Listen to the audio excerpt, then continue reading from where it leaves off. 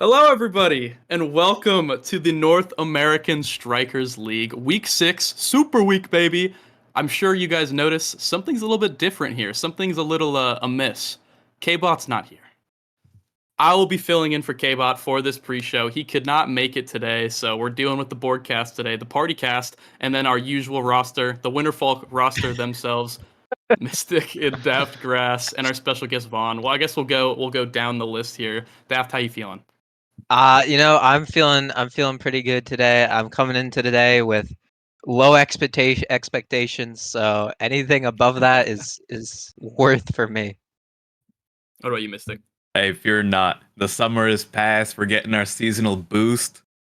I don't know. Sad boys can handle it. And we did win last week, looking pretty strong.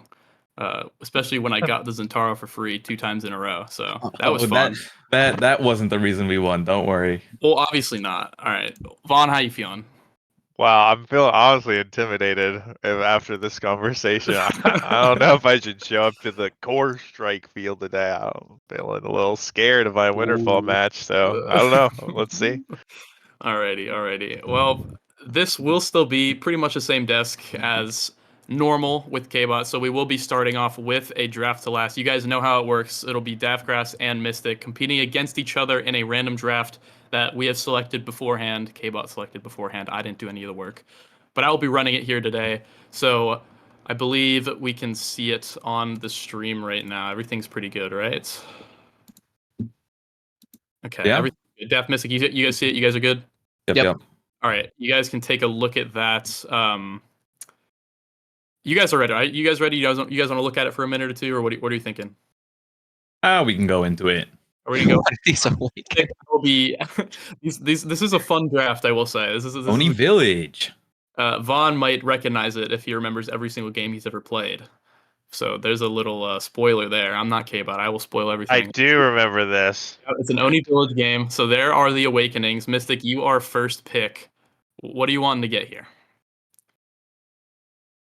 Do I deny the spark? Do I not care? Lots of options. I'll take a hot shot. Hot shot. Yeah. Alrighty, Deathgrass, you are up. Hmm. This is a kind of a tough one. Honestly, I want to take stacks here. Stacks? Yeah. Alright. We'll lock in stacks on stacks, Mystic. Let's see. Can't have Julie having two size trainings for fun. So we'll take the BD here. Built different. Alright, Deathgrass. Give me that spark of strength, baby. Spark of Strength. Mystic, back to you. Last pick. Then what do we have? Um, Couple things I'm left. honestly gonna go peak here. Peak. You sure you don't want to do Timeless Julie? That is really tempting right now, but we're gonna have to pass. Alright, we'll lock in Peak. Def, what's your last pick? Just give me the timeless. Alright, Timeless Creator. Okay. How are we feeling about the draft now after looking at it? Little I think- interesting. I gotta say, whoever's probably the first pick, Kai, is super handsome. Like, I don't know about how the draft is gonna go down, but probably just an incredible player. Okay. I'm liking that. Do you like the hot shot pick? Do you remember what you picked first? Do you remember this draft? Oh Vaughn, or yeah, do you no, I remember that it definitely happened? remember what I Okay, picked okay. first because I know Okay, this well- is. Oh wait, no. Sorry, I think I'm. Am I? No, I'm the second Kai. I don't think I'm the first Kai. I think the I don't first Kai actually is. remember. I think the first Kai is Gumi, so I just rizzed up Gumi. I'm like Yeah. 80% sure that that's Gumi, and then I'm the second pick. So I The remember what I Gooby- took. The first guy does have a jack button, so that does seem to be Yeah. the case. I'm pretty sure this is almost 1-to-1 how it went. Like I'm almost positive this is exactly what happened in our game. Alright. This is game 2 of Boys Raw. We will reveal it now. Boom. Exactly Yeah. how it went. You guys are Oh. students of the game. That's what I'm gonna call you Dang. guys right now. Oh, that's Who do you so guys think won funny. this draft in general? Let's go. Let's start with Vaughn and then come all the way back and reflect Mystic. Oh, Vaughn, what are you cheesy. thinking won this draft? We can start with me. Okay. So I remember this set because we had been up 2-0, and then they did the Sad Boys to us where they brought it back. And in set 4, I died a bunch, like a lot. So I remember Gumi got a hot shot, and I was like, damn, the only way we win this with hot shot is we abuse because Dude was gonna get timeless. I was gonna take it. So I was like, we just have to get the ball up enough where we can burn through the primetime hotshots consistently. So I was like, it's got to be stacks because if on stacks on Oni, speed helps you live way better than on other maps because you can play speed zones and just be untouchable.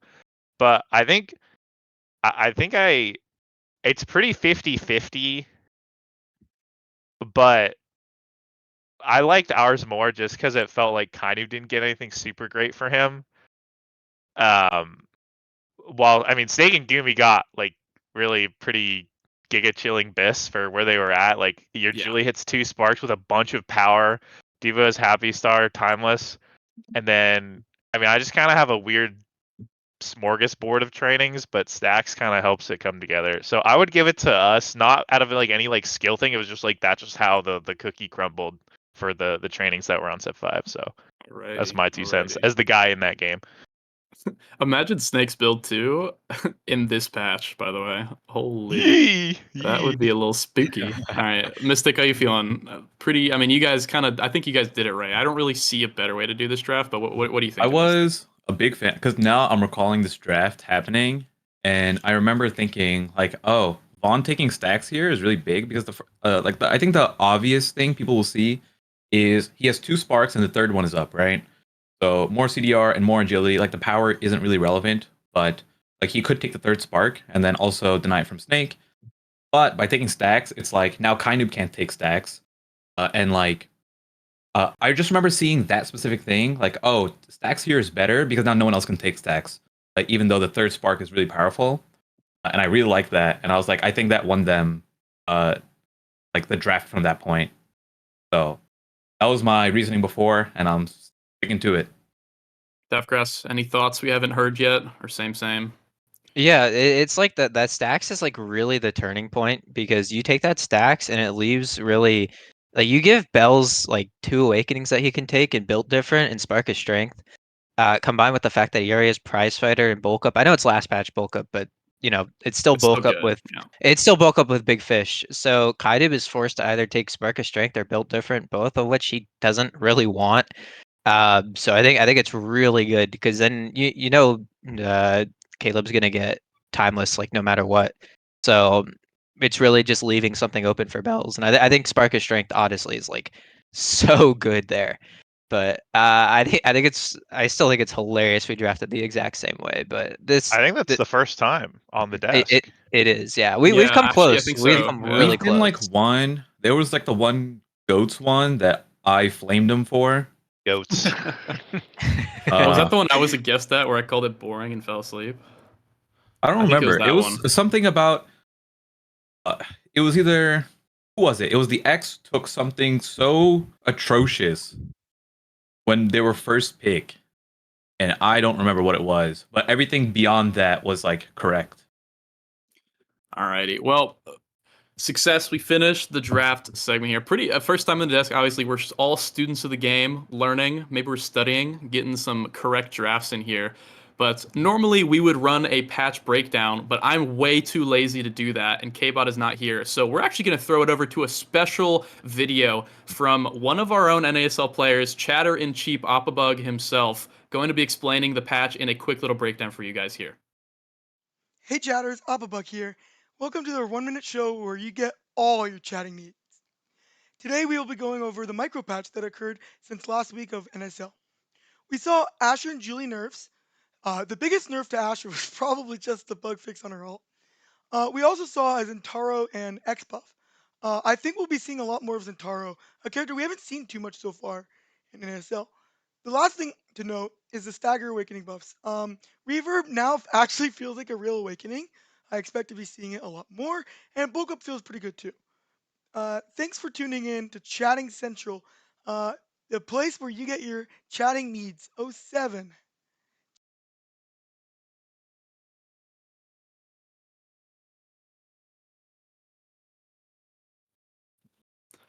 Welcome back, everybody. Quick little video for you guys. Hope you liked it. There'll be more of those type of videos to come here on the North American Strikers League and the BestieInSlot channel. But anyway, we will be going over here to the standings, go over them really quickly before we get the schedule and then kind of wrap this up because we're already running a bit over, started a little bit late here. But I mean, as we'll see soon, we kind of have control of when we start because we are the first game. Spoilers. But taking a look at the standings, we got Demons Raw on top after defeating Sad Boys Death via Inkies last week. Great. Definitely not what to look for, but Demons Raw putting up a great performance, getting that 6-0. Sad Boys still in a strong 5-1 up there with Finesse on tied for second place. Core Overflow looking still pretty good, 4-2. They're going to need one more win to 100% secure them, I believe, into playoffs. But looking at the schedule, as you can see on the right with the remaining matches, they should be able to get it done with at least one of those teams there. Sundubu Strikers, Goats Esports, Chikara Chatting. I'm calling that the soup. Definitely going to be tough for all of them, especially with all their remaining matches, but exciting to see who will make it as we get into these games. And then the scalers of the league, as what I'm calling them, Winterfall, Orbits, and Oshino Coreflip, 1-5. I mean, there's a chance, right? There's a chance for all these teams. It's not a good one, but there is a chance. Daftgrass, what are you thinking about those chances for those 1-5 teams? Hey, 1-5 comfort zone. I mean, look, after we play this one today, the last four that we play are not the top 5 teams in the league right now. So, hey, there's a chance. Mystic, what are you thinking about these standings? What games are you excited to see? I actually have to take a look at what matches are happening today, but in general, I am seeing that Demons Raw and Finesse will be playing relatively Oh, yeah. soon. So that is a match I'm excited for. But thank you for that. For today's matches, what do we got here? So yeah, Oshino that's Corp. what we'll be You know what? going over next. But then I'll hold off. But overall, Winterfall is rising. It's time for the seasonal change. All right, and then one quick question for Vaughn as well. You guys are 5-1. Not the 6-0 you probably would have wanted, but still pretty in a good comfort zone, right? So you're pretty secure into these playoffs. What are you thinking? What are your goals for the rest of the season? Are you guys gonna be trying stuff out, having some fun with it? What are you guys gonna do? What are we gonna do? I think it's time for a lot of experimenting. I'm of the opinion that I don't think Demons Raw will drop a match, and how the playoff bracket is gonna work. I don't think for people who don't know, first seed picks their first opponent between seed 3 and 4. Seed 5 and 6 starting losers, and then seed 2 gets whatever left. So I'm like 90% sure it does not matter if we finish 2, 3, or 4 for playoff stuff, because I would be surprised if Demons Raw picked us for their first round opponent. So I think it's time for us to maybe pick some more things. I think everyone kind of knows what our comfort stuff is. So you never know. Maybe you'll see some different picks. I won't. Hey, well, no, go into too many details. But I've been fiending for a rune game the last week or so since the buff. So I think it's just let's play out the season, not worry too much about our standings now that the undefeated dream is dead. Congrats to Demons Raw again, because they played super well against us. And I think we're just gonna chill. We're still gonna try to win and play our best, but I don't think that pressure's on anymore, so it's kind of nice, I'll be honest.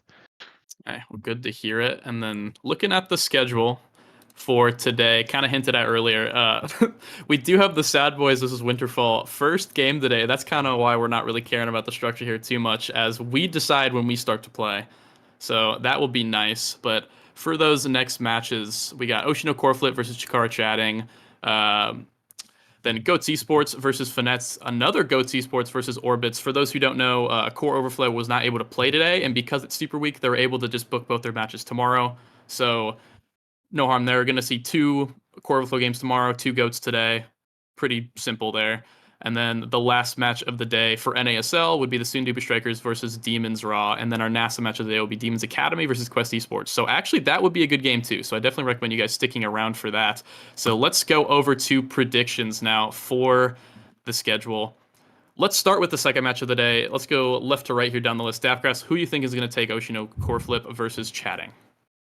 Honestly, this one for me is kind of somewhat close, but I would have to give it to Chatting just for history wise, Chatting, alrighty. Mystic, what are you thinking? I'm actually going to say, for the exact reasoning that Dav said, because of history, I'm giving it to Oshino Coreflip. If anyone Okay. remembers from the liftoff I'm pretty sure Oshi put chatting into losers, although it wasn't with the exact same roster. But All right, keeping it Vaughn, what are consistent. your thoughts? I think every time I've been on the desk, I've predicted Oshi, so I have to stick to. Even when they've been 0-5, even they've been like 0-0, I've always predicted Oshi, and I always will. Let's go, Oshi, Mirimeg, the point god from LAN, Kashi Koma, Amy, NPC 935, but he has other characters now. I think he's actually pretty good. And then if Merchant is actually here, he'll play well. That's literally the only problem with the team is Merchant available? But I love Oshi. I always have. So it's an Oshi sweep. It's an Oshi sweep. Also Vice buffs. So hey, True. Vice buffs. I'm gonna all have right. to agree. I will be putting Oshi. I mean, it feels like Oshi no Core Flip with their win last week. They're on the rise. They finally found their footing. The scalers, I believe in the 1 in 5 scalers. Chikara chatting hasn't been looking as strong recently, just given all these things, especially in the other weekly tournaments as well. So I'm gonna give it to Oshi. Let's move on to the next match of the day. It will be. Let's clear all this real quick. See, I'm a bit of a noob here. All right, there we go. Perfect. Finesse versus Goats. And then I believe there actually is a. Okay, so Orbits versus Goats is actually the last match of the day, and then Demons Raw will be playing a match before that. So that did get swapped, but other than that, same schedule as normal. We'll start with Vaughn this time. Vaughn, who's going to take this one? Yep. Finesse versus goats. Got it. Got it. I'm gonna say it. Hey, run that. Take that off. It's a goat Oh, sweep. no. Okay. Putting the I'm better gonna believe in logo goats. on. I'm gonna say it. Fudgy's a beast. I think Kilius is playing really well recently. I've liked the cut of his jib. I think at the start of the season he wasn't playing too hot. I think he is. Hey, Kilius, good shit, young man. And then Apalme is just always. I never once think like, oh, Apalme isn't gonna perform, right? I feel like he's a pretty. His standard deviation is pretty low. I feel like he always is gonna show up to play at least to the level I expect. So I'm gonna go for the upset pick here. I think it's cooler if they win. I think Finesse is favored. And if I'm a betting man, I go Finesse, but I talk with my heart. So it's a Okay. goat sweep today. Mystic, what are you thinking? If we get the exact combination of Palme, Super Surge, Juliet on Night Market, they take it. So we're going goats. No way. Okay. Goats Esports. You got a lot to live up to here. Daftgrass, are we going to continue the streak here, or are you going to go Look, finesse? look, I think Finesse and Goats play a lot of the same type of style. You know, you have a Palme on something really forward. Joker normally plays something really forward, and they both just rely on getting the ball up. But I think Finesse has some of the better individual players, so I'm gonna give it to Finesse. Okay, finesse. I will also be giving it to finesse. I am not speaking with my heart. I am a betting man. So I'll be giving that to finesse. And for the next one, we will go over here. So we have Orbits versus Ghosts. So this actually will be the last match of the day, but we're still going to run through it here because that's how it is on my list. Daftgrass, what are you thinking? Actually, you know what? Honestly, You know what? I'm stopping you. Mystic hasn't Oh, gone first yet. Let's let Mystic go. damn. damn. I Goats, need it to be goats, fresh. goats. Goats for the 2-0 sweep, baby. It's a goat sweep week. Vaughn, what are It's you a thinking? code sweep. Mr. Oh, Vaughn? cheesy. Sorry. You're good. Oh, he's I'll, thinking. I'll explain why I'm distracted when it gets to our No, it's prediction. okay. It's It's okay. a goat sweep again, baby. It's a goat sweep. It's a goat sweep. I love my Westies. This is like the only true Westie team other than Soon Dubu left. A relic of a season long gone. Disneyland holds a dear place in my heart. It's a goat sweep. Even though I think they've lost orbits every time they've played, so we're gonna We'll see. But I see. believe this is the day. All right, Grass. Now it's your turn. What are you thinking? Yeah, I don't didn't we had this whole show match situation. I look, I was a Goats believer, but I've seen Hook play today, so I'm giving it to Orbits here. Orbits. Okay. This is a tough one for me. I think I'm gonna give it to Goats. One because I think their logo is way better. But two, also we lost to them recently in the tournament we're practicing in, so I kind of have to give it to them. So yeah, there's that, and then we will go with the Demons Raw versus Soon Dubu Strikers. I think we kind of talked about it a little bit earlier, so we can kind of run through this possibly a little bit quicker. Any extra thoughts? I guess up to your choice. Vaughn, what are you thinking? Nah, these guys clear. All Just right, let's move it on. I'm sorry. all right, Vistic. Hey, nothing to talk about here. All right, Daft Grass. No comment. Oh my goodness. Breezy breezy. Hey, let me get to the close of the camera. I'm sorry. But we're doing it's a demon's row sweep. Breezy, no! It's a demon sweep. Let's go to the last match of the day, the NASA match. We'll actually predict this one too. Why not? Let's do Demon's Row Academy versus PPL. Or actually, I don't even think that is right. I think it's versus Oh, Quest. You know that what? was like a Actually, we'll previous hold match. off on this Yeah. one. We will hold off on this one for later in the show because I think that is wrong.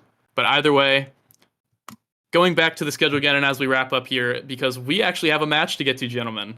Actually, wait. Predictions. I almost forgot. Oh my gosh, I almost forgot. Our match. That's why I was confused. Our match. Vaughn, what are you thinking? You had something prepped earlier. What were All you right, gonna yeah, say? I have an announcement for stream. Knowers, longtime fans of Zap Boys know we have difficulty showing up for our games. I'm happy and pleased to announce we're holding up our tradition. Ali Bell's IRL Shigagi Land CCC champion is officially oversleeping our game, so we'll be subbing in BPL Hamster Quest, which happened 5 minutes ago. So, oh my God, Poggers, Hamster Quest, let's go. Um, Also, on the desk every single time, I think I've also predicted Winterfall, so I'm gonna stick with my prediction. It's a Winterfall sweep, The baby. Winterfell I got, sweep, I got baby. Winterfall. Let's get Hey, it. get down the list. Just keep talking. Hey, Mystic, keep down the going list. as I fill them I out. don't need As to I hear fill them anything. Send it that way. Send it that, or send Yeah, it this way. Yeah. it's a Oh, Winterfall sweep. It's we're a Winterfall scaling to sweep, season baby. 3. We're scaling to season 3. Will we not be playing with each other? Spoilers. Don't say that. All right. Well, anyway, I think that's basically it for us. We will be getting started here very soon, casting it over to our two great casters, Gordo and Lumos, be casting this first series. We got to get ready for our game, so there'll be a little bit of break as we kind of get into game, maybe do a little bit of practice tool combo. I'm just kidding. We're going to literally jump right into game. I don't think any of us have warmed up today. So thank you guys for tuning into the pre-show. Hopefully it wasn't too scuffed. I know K-Bot's been gone, but we will be jumping into our game here soon, and I'll pass it over to Gordo and Lumos. Thank you guys for tuning in. 07 Soldiers. All right. Thank you very much, K-Bot. You or not K-Bot, Borg. You're not K-Bot, but you've been holding down the role plenty well on your own. Welcome everybody to today's stream of the North American Strikers League. My name is Gordo. I'm going to be joined by Lumos for our first couple of games today. Lumos, how are you doing, my man? I'm doing really good. I'm really happy to be back in the casting seat, and hopefully we'll get some good games here. Yeah, looking forward to it. Looks like the odds have been evened a little bit between Sad Boys and Winterfall to start us on off for the day. Given that it's looking like it's going to be a little Hamster Quest action coming through for the Sad Boys, the desk had a Winterfall sweep coming through, but there's a little fraudulent activity going on the desk, I'm not going to lie. So how exactly do you feel about this game? Yeah, everyone knows the desk is actually a Winterfall desk. It's not a NASL desk, it's a Winterfall desk. So a little bit of bias there, but I mean, I've played with Hamster Quest. I'm going to have to believe in him. I think Hamster Quest with the Sad Boys will be able to get a good idea here and probably be able to take this pretty convincingly, honestly. Yeah, I'm going to lean a little bit in that direction as well, not to hate on our boys on the broadcast. And I do want them to make the rest of us look good, right? I mean, we got K-Bot and I, we might be plat peakers, but we've got our boys over on Winterfall to try to represent over in the broadcast crew. And we'll see how they're going to be able to do today. They're coming into the day at 1-5, as they covered in the pre-show. There's definitely going to be need for a bit of a win streak to be able to get yourself up into that top 6, make the playoffs, and perhaps more importantly, dodge out on that relegation. It's going to have to be a big run from a lot of these squads down there at the bottom of the table. Yeah, a lot of teams are 1-5 or close to it. So this playoff race will be very interesting. If Winterfall lose this, it's not that big of a deal. I mean, everyone loses to Sad Boys, so basically, like the only one that can take a win over them is Demon's Raw. But in terms of playoff pictures, as long as Chatting Goats don't win, there's a lot of random 3-6, like 5-way, 6-way ties that can end up, and it's going to be interesting to see if those end up taking place. Definitely, and we're going to kind of see that continue to play out in our second match of the day once we get into Oshino Core Flip versus Chikara Chatting. We'll cover that match more once we get there, but they're going to be right in that category as well. So a lot of the bottom of the table, last couple of playoff slots going to start to really solidify themselves over the course of this super week, and then maybe with a little bit more to be determined as we start to come into our 7th and final week to round out the season. Yeah. We're going to queue up now already. Hopefully, we're going to get the Sad Boys and Winterfall all in here before too long, as they've both had some roster changes. Winterfall finally settling in on the full desk roster. Daftgrass, Mystic, and Borg last week. Now going to be performing with them going forward.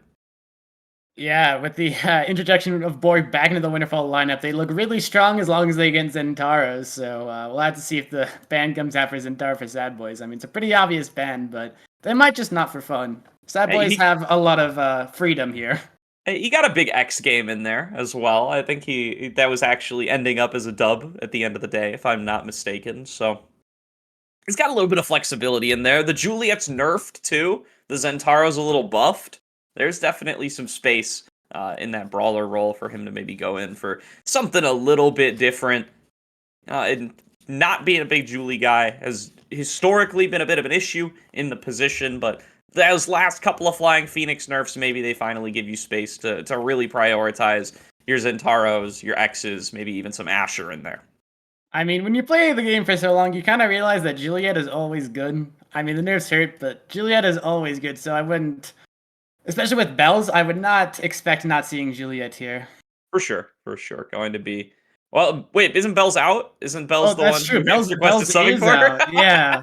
So maybe not. I mean, yeah, I guess Hamster Quest, I think, has a Juliet. It's been a while since I played with him, but be interesting to see what they go, because I mean, Hamster's been playing a lot of more midfield on Quest Esports down in NASA, and of course Vaughn is the midfielder for Sad Boys.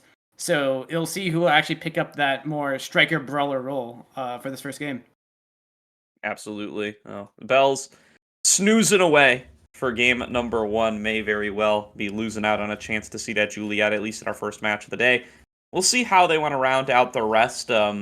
Definitely been a pretty tight set of characters that has been locked in for Sad Boys over the course of the last couple of weeks. They've had a lot of success, but You Already Lose really just been swapping between the Aimi and the Dubu game by game. Vaughn showing probably the most diversity there. Gotten some Era gaming, some Juno, some Drakkar, some Rasmus. But, the Juliet plus either Aimi or Duo has really been what they've focused on the whole way through. If Hamster Quest doesn't dip into that Juliet, it really might change up how they end up drafting, given that's usually the comp that they're running with.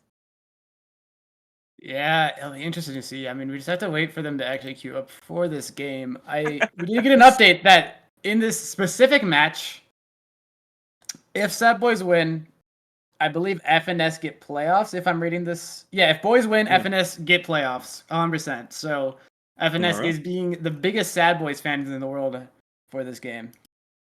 Yeah, that makes sense. It's definitely going to take some crazy... There's 3 more games, so... Yeah, it's going to be really tough for Goats and or Chatting to make it up to 5 in the first place. But in theory, they could. And as long as...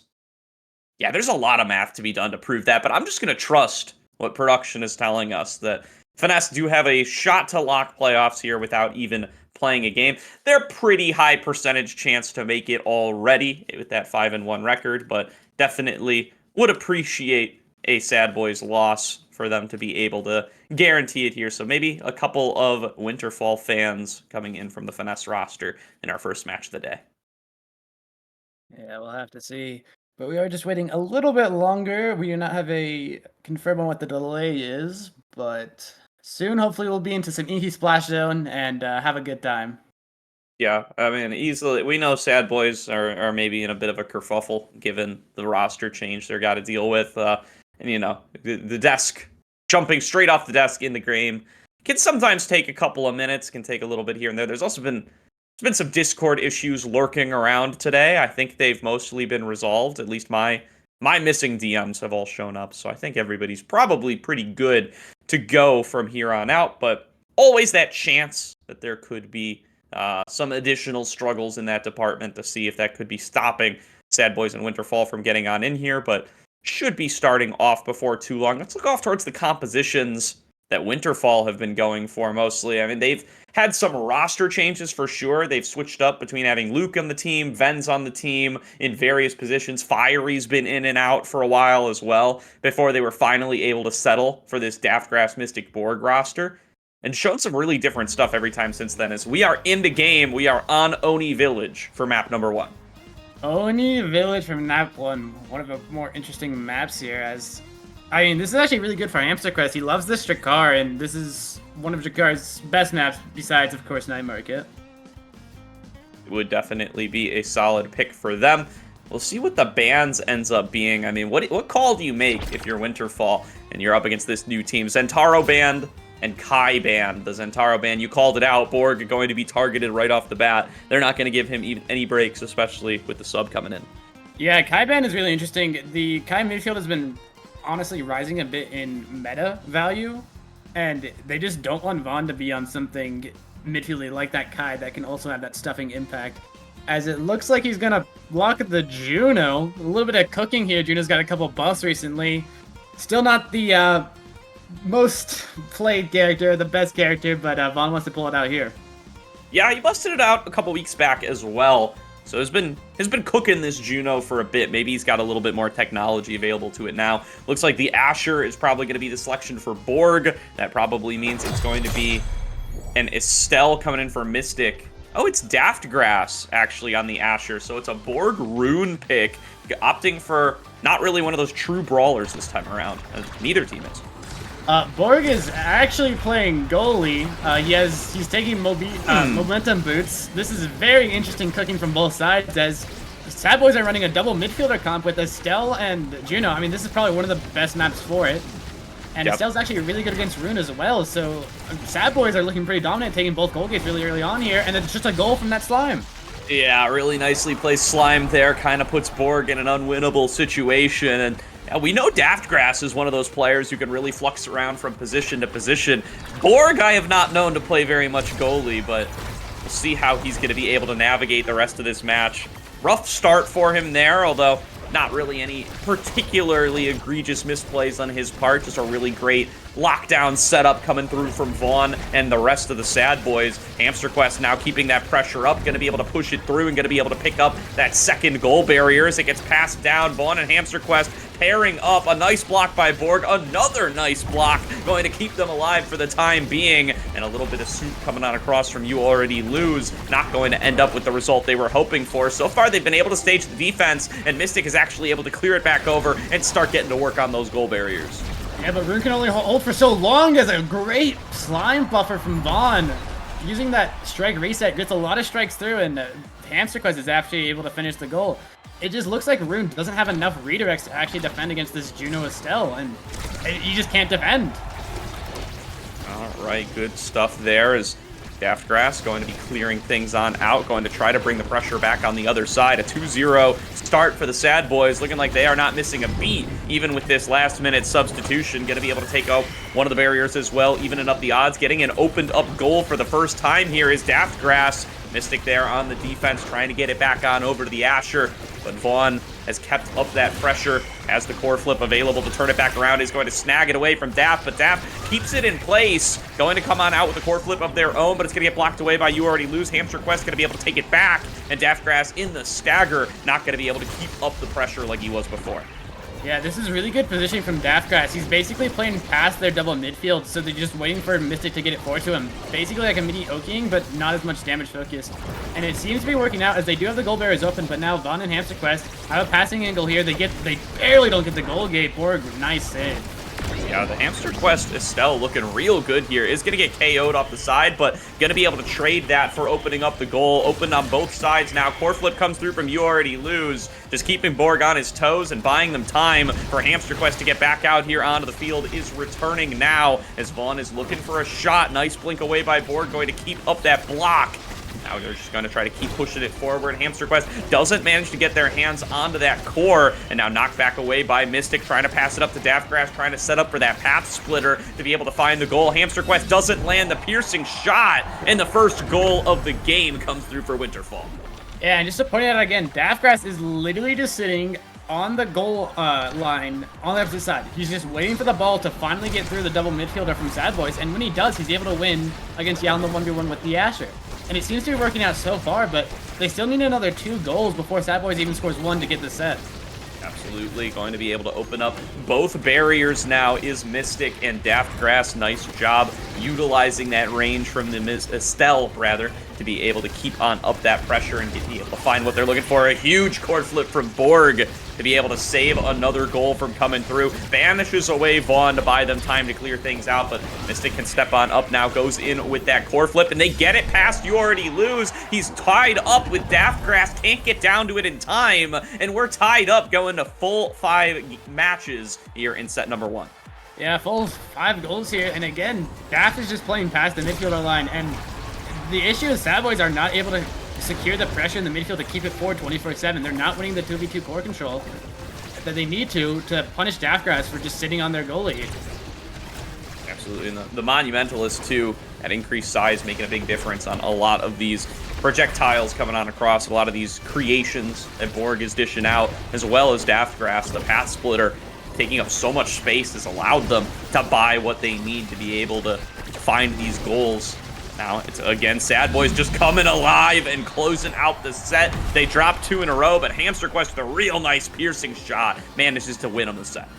Yeah, honestly, they're just able to clean up the play and just win that 2v2 in core control, not allow it to get even close to Daftgrass, and they're finally able to finish it off. And with this Awakening draft, there's Timeless Creator, which just honestly needs to be denied by the Rune, most importantly, and Vaughn will deny it.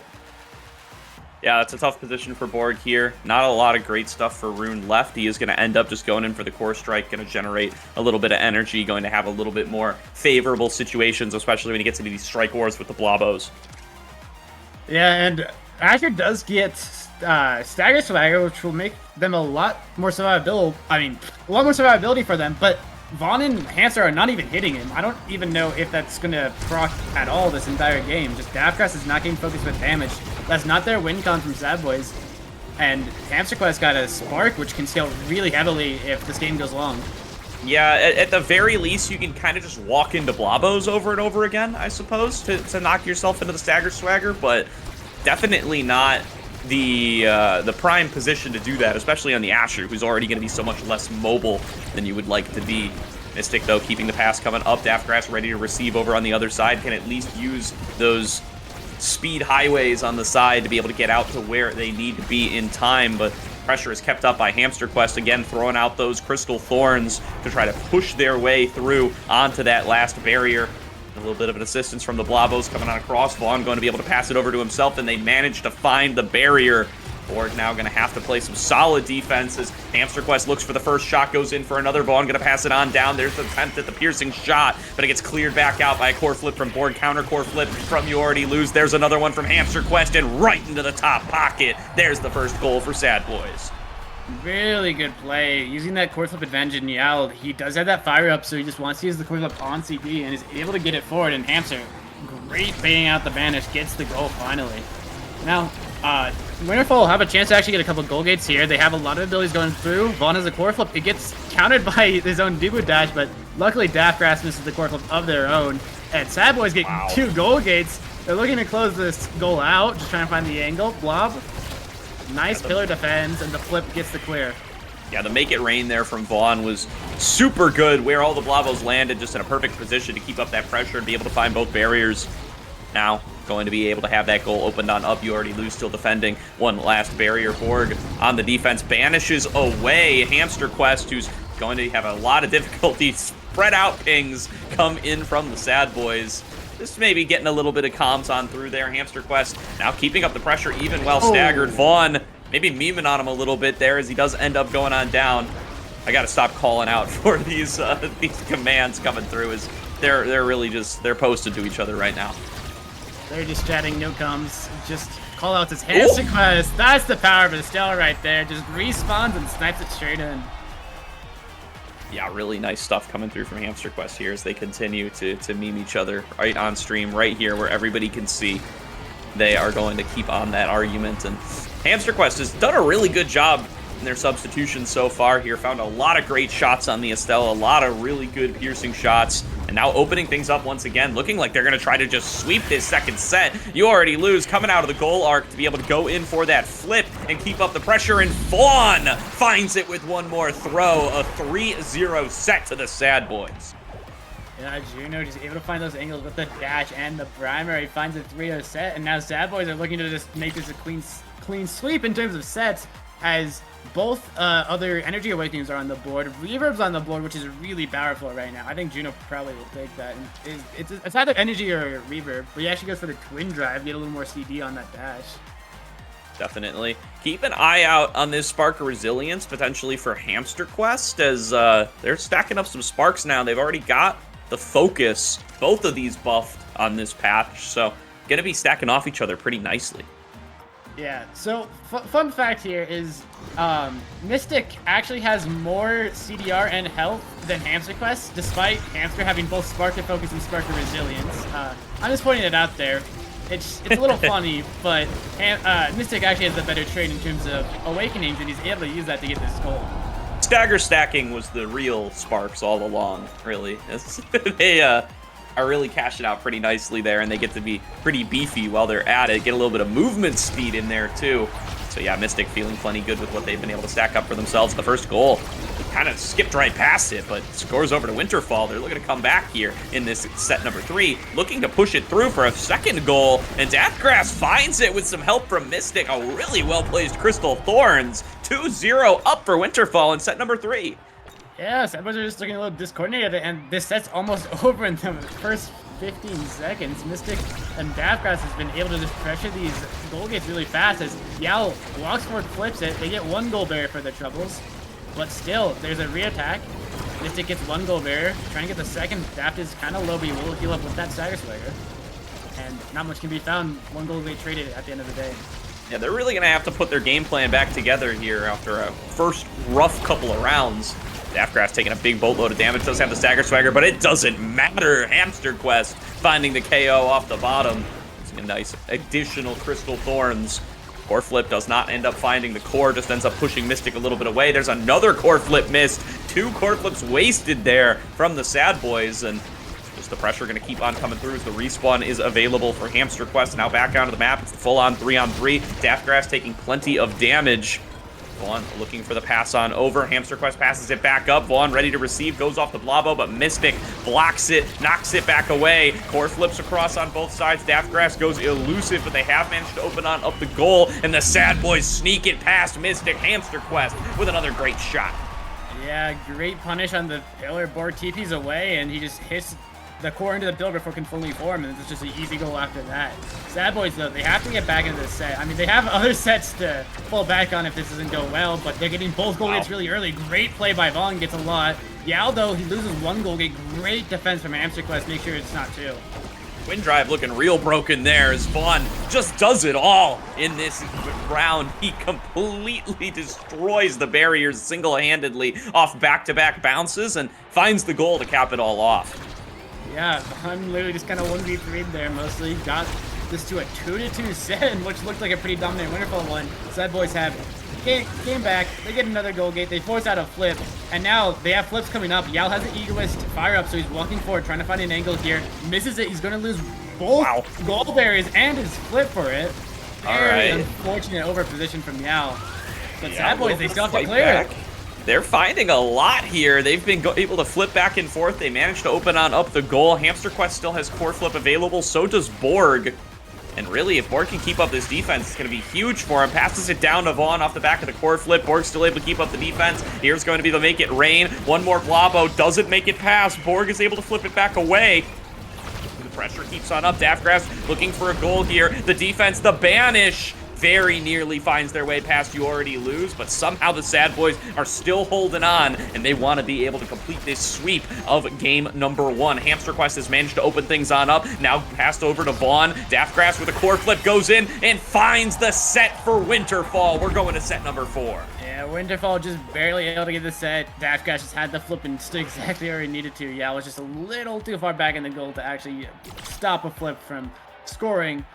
But again, Spark is up again. So the thing about this funny stagger Spark difference in the Estelles is that Spark's still better at 3. And with Hamster Quest getting his 3rd Spark here, he might become a little bit of a monster. Yeah, and somehow dodging entirely out on the agility spark, which is the only one that was slightly nerfed. The other 3 are all stronger now, popping off of each other. This is going to be a pretty online Estelle at this point. I think it would have been funny if Mystic did take the bulk up, but the stacks on stacks is a little more consistent, especially when you need a lot of speed on this map. Absolutely here, especially risking that Hamster Quest might eventually find that last spark and really be crowned a mayor here. That is going to be a lot of pressure coming out right away, and one more Crystal Thorns Hamster Quest. Angry that we're even here in a 4th set is going to score immediately, 9 seconds. Yeah, great find. They get the gold berries really early on, and they get the goal. And Vaughn, actually talking about his build, he has double creation trainings and then double charges, so both of his abilities have multiple charges. And with how low Juno CDs are, it really makes it a little aggressive overall, but Daftgrass still is able to find these goal gates against Yuri Lose. Yeah, Vaughn's got 2 kits coming in here. He's just straight up going to keep up that pressure for very long. But Daftgrass has a little bit of a breakaway. Doesn't even touch it, actually. It's just Mystic with a piercing shot in the bottom corner. Follows it all the way through, and nobody can get their hands on it. That's a 1-1 scoreline. Yeah, who needs to score the goal when you can just stop the goalie from saving? But it's 1-1 in the set. It's looking pretty close here. But there is the scaling with Spark of Agility. If Hamster Quest gets that, it will be pretty hard to beat a 4 Spark Estelle. Definitely. Sure, Sad Boys would prefer to not even get to that point. They could close it out right here with a nice little set 4 win, take it 3-1. Going to have to score a couple more times to be able to get there, though. Here comes the Pumpkins. Keep up that pressure up the Dubu. Now, Daftgrass pushing forward, going to be able to find it. Here's the core flip, and they get it through again. A nice assist comes through. Mystic, the one who actually gets credit for the goal up the Crystal Thorns. And 2-1 now. Winterfall looking pretty good in these back half rounds.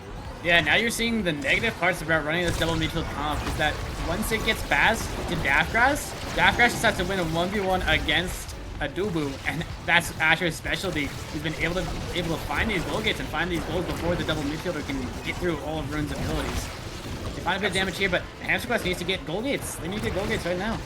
Absolutely here. Vaughn really needs to be able to utilize the double kit that he set up for himself, really be able to find these breakaways and keep up the pressure. Otherwise, they're going to end up giving opportunities to Daftgrass, like you said there. Great block by Yuri Lose, getting that core flip to get it away from the barrier. And now lots of damage coming through onto Daftgrass. Going to be able to find the KO, though. Empty goal arc now. It's going to be up to Vaughn and Hamster Quest to make up the difference. And they find a little score up against Borg. They've got the core flip available. Vaughn with an opportunity to potentially shoot. Just going to keep sending out the Blobos, though. Doesn't want to waste it frivolously. Wants to step forward, goes in for it. Dodges it out on the special from Borg and finds a corner where he can't reach it. 2-2 in set number 4. Great core flip again by Vaughn. Waits it perfectly and finds the angle just barely. But now it's 2-2 in the set. And Winterfell looks like they have a little bit of energy advantage. We'll have to see if that matters. But they lose a goal gate really early on. That's really unfortunate against the snap. Now Vaughn is looking for the second, but Mystic is keeping it forward. Vaughn just needs to find this. Oh, great! Slime Buffer gets the goal gate, and now it's looking dangerous. Forces the flip out of Borg. Hamsterquest doesn't win the strike war, but Daftgrass, he has to respond here. Good dash from Gal. Hamsterquest in the 1v1 just wins it with the Crystal Thorns. And that's game 1 going over to the Sad Boys. 3-2 in set number 4. Sad Boys will take it, go 1-0 up in this series. Going to be out. Reveling in a little bit of an MVP coming on across here for Old Vaughn. A nice performance there for the Sad Boys as they go up 1-0 and are now 1 away from being able to go up to 6-1. I'm sure that would lock them playoffs. Yeah, Sad Boys already locked playoffs, but it will lock them definitively in playoffs as, honestly, I mean, Hamster Quest, that's a great sub performance from Hamster Quest. 7 goals, 3 assists, 19k damage.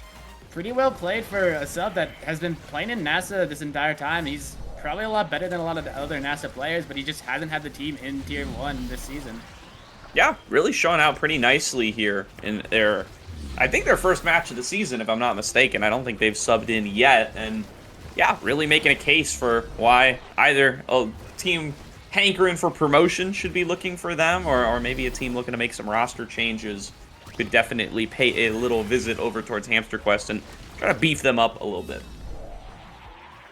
Yeah, greatly played, and like honestly, a double midfield comp is pretty hard to pull off, and Sad Boys were able to pull it off against even an Asher. That's like your worst case scenario. Double midfield is playing against an Asher that can just beat your goalie a lot of the times, but luckily, the power of Juno and the power of Hamster Quest Estelle was able to secure the game before Daft was able to actually score enough goals. Absolutely here. Done a lot here. Most of the goals going over to Hamster Quest there. They a pretty nice stat line when all is said and done, taking plenty of shots, getting plenty of redirects, and coming out with the credit on a lot of those.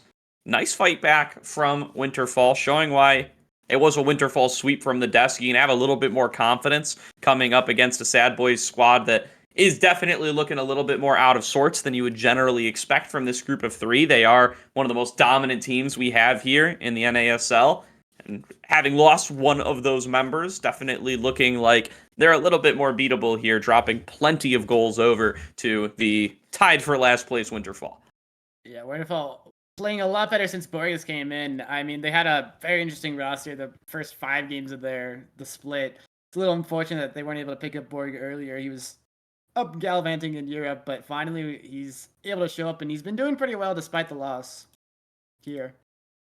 Yeah, absolutely. Definitely got to have been a little bit out of practice there. I don't think he played too much EU Omega Strikers, but looking pretty good on his comeback, especially off-rolling on goalie for game number 1, showing out on the rune.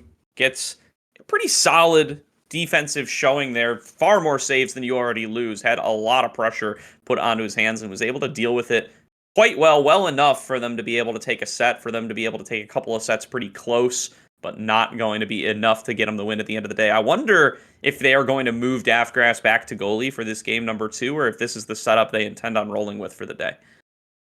Yeah, we have to see. And also, I did see Bells in chat, so there might be a sub for Sad Boys to get Bells into the roster. And honestly, if Bells, if it's still running the main roster, it might just be a 3-0 in terms of sets. It could be. It could be a little side-by-side comparison for certain. We'll see what we end up finding here. There's a lot to be said there for sure. If it's going to end up being the full Bells roster. Indeed, as we were just waiting for them to come back and actually keep the game. I mean, Winterfall, they have to basically pull, like, it seems harsh, but, like, when you're playing against Sad Boys, you have to either pull out an Inky Splash Zone or a Miracle, and we'll have to see how the maps roll for the next game. For sure. An Inky Splash Zone. I love Inky Splash Zone. Is there a chance we can get the water guns on every map, etc., etc.? Are people still doing that meme? I feel like it's been a few weeks. I think everybody's gotten a little bit more used to it nowadays, but I'm gonna keep it alive as long as I can, as long as Inky Splash Zone is going to continue to be in that rotation. Yeah, hopefully we'll have to deal with it much longer, but we'll have to see. We have to see. As we are going to be getting to game starting, let's see what map we roll. I'm going to be an Inky Splash Zone believer here, just for the content, you know. Absolutely. Let's see what we can get. Loading on in. Loading screen. Inky Splash Zone! We cursed it by blessing it. We got Inky Splash Zone. Bells is back in the roster, so as much as an Inky Splash Zone, with Bells Von Yao, we'll have to see if Inky's is enough of a nerf to actually put a dent in the Sad Boys' power. I'm pretty happy about that one for sure. We'll see what they are able to make happen, even with Bells in the roster. Is it going to be enough to offset Inky Splash Zone, the GOAT? Full Zentaro bands coming across. It's going to be a Juliet ban. There was one Juliet vote, one Dubu vote there. I want to call out for Winterfall. Yeah. Maybe not fully synced on what they wanted to ban there. It's always funny to see that in coordinated play. You just, like, either they're 15 their bans for fun or they're just not actually communicating. And either way, it's really funny to see different point bans. Flip it. 50-50. We'll let the game decide what we ban. So true. And it looks like Von's going to be pulling out the Juno again, trying to prove that Juno is in fact not weak and actually just a good character. But Rasmus for both forward on each side. Probably this, I don't know if this is a Estelle goalie or a Kai goalie. It's probably the Kai goalie, as it will be Daftgrass on the Kai. So it's probably the Kai goalie. We'll have to see. All right, we're just so everyone knows, the Twitch stream is a little behind reality here. It's on like a 1 minute delay. It just hit Inky's Splash Zone on stream. Chat is furious with us, by the way. I want you to know they are fully blaming us for the fact that we're on Inky's here, and I don't care. I'm embracing it. We embrace the Inkies as here. Vaughn actually gets a great angle to get the first goal gate, and now Water Gun is up. Yao pops it. Not gonna find a lot of value. Actually gets it forward to Bells, but Daftgrass great strike clears it away. Bells almost hits it in. Good strike again. But Vaughn has the Super Surge, and he's able to just secure a lot of the map pressure as Daftgrass barrages it down into Bells, and Bells just waits to strike out to secure the goal. Yeah, Bell's gonna end up finding it, scoring the first goal now that they have returned from the depths wherever they were, and it is Daftgrass in the goal, by the way. Kai going to be the selection for him as Borg is piloting the Rasmus, joining Mystic, running back the Estelle, and immediately going to find that barrier, going to throw on out the water gun. Bell's ready to take it away, looking for a second goal. Passed on down by You Already Lose. Vaughn going to be ready to receive. There's going to be Bells passing it on up, low on stagger. Vaughn looking for the capture there, and that's a real long dash thanks to the Super Surge that they've ended up with. Plenty of long dashes and blinks going to be found in this game due to that starting awakening. But Bell's taken very low. Mystic looks for the KO, can't quite find it, but wasting more resources and gonna get taken down by the Juice for their troubles. Mystic off the map. Yeah, a little unfortunate water cannon moment, but Borg gets a goal gate, and with this water cannon end up flip, he might be able to score a goal. He's trying to find the angle, but Yao is a great clear. But the Giga Blast gets it straight to Borg. What a save by Vaughn! The Super Surge is making the biggest difference, and Vaughn saves 2 goals in a row. Being the real goalie for Sad Boys. Vaughn on second goalie duty right now, and now taking it forward. Bells looking for a big shot, doesn't get it off the pendulum swing, but gets it off the strike. 2-0, and Sad Boys, wow, coming out of nowhere there with 2 huge saves to end up winning that round. Yeah, Vaughn played an entire season of goalie last season in NASL, so he's able to pull out the second goalie to really save that for Sad Boys after he will be going up 2-0 in this first set. And now they have a lot of flips to get this first goal game. Daftgrass does have a flip of his own. But Vaughn, great punish from Mystic, gets the kill. But Bells secures the goal by CCing Daftgrass, and Yao actually gets the goal to secure the set. That's the thing with the Sad Boys. Even when you're winning, you're losing. They manage to get themselves the KO. They find themselves a little advantage on the map, but a great pendulum swing knocks Daftgrass just out of the way of being able to save a goal, and that's a 3-0 set for the boys. 3-0 set for the boys, and in terms of Awakening, the 1-2 for Erasmus, it's not really, like, it's alright, it's not the best, but Egoist goes to Borg. Energy could scale. Twin Drive and Primetime traded for the midfielders. Dubu will probably grab, he's going to grab this perfect form, and Daftgrass wants to go for the Spark of Agility, wants that scaling on Sparks to get a little more speed and really make a presence in the midfield with this Kai. I definitely one of the characters that likes all the stats in the world, would love to be able to get Spark stats on him, but definitely a long journey though, and is going to probably require some set wins to get there. Another real early goal barrier found, and You Already Lose just going to bust it out with the Juice, finds the goal. Vaughn with a nice shot from the Blabo, going to find the first one in 13 seconds. Yeah, Vaughn is really showing that Juno is weak and absolutely playing out of his mind, securing these goals, and looks pretty dominant for Sad Boys as they're up 1 in this second set, and they're looking for this goal gate. But Mystic has a chance here. Good dash from Yao. Bells can't play it, but he does get the goal gate in the end, and the water cannon is up. It will be popped. We'll just find a clear and a kill, and wow, Bells finds the goal. I love Inky Splash Zone. Is there a chance we can get the water guns on every map? Another big KO found there off of the water gun for all Sad Boys, and Mystic just cannot catch a break, just getting rocketed off the map repeatedly despite his best efforts, and looking like it might be that sweep you were talking about pretty early here, my friend, as there is just not a lot of space to play for the side of Winterfall. Yeah, they're just not able to find anything, and on Inky Splash Zone, when you get that first goal bear, you have an insane advantage with that extra water cannon. As Vaughn, again, great play from the primaries and the strike resets from the blobs, finds the goal 8. Now Yao has the water cannon. The water cannon will force 2 elusives out and get the ball forward, but Daftgrass is still able to clear. Flip from Vaughn, can't find the angle. He gets it to Bells. Bells can't find the angle with the pendulum swing. Vaughn dashes forward, and Bells is finally able to hit it in with the secondary. And they've got so many contingency plans put in there as well off the back of the Make It Rain. There's so few places that Daftgrass can even hit it, where he won't find it face-to-face with the Blabo, getting knocked right back into that goal. Smack back where it came from, and very, very tough to play there from Winterfall. Great setup, pretty much checkmates Winterfall there. Yeah, and for the Awakening, size on Rasmus, one of the most important things to get on the Rasmus, and quick strikes on the Juno will make that core control a little more impressive. I mean, strike resets means it doesn't affect that much, but Borg does have, I believe, double energy Awakenings with that Catalyst, and Daftgrass actually goes for the Timeless Creator Deny, despite being down 2-0. I usually don't agree with denying when you're down 2-0, but we'll have to see if it works out.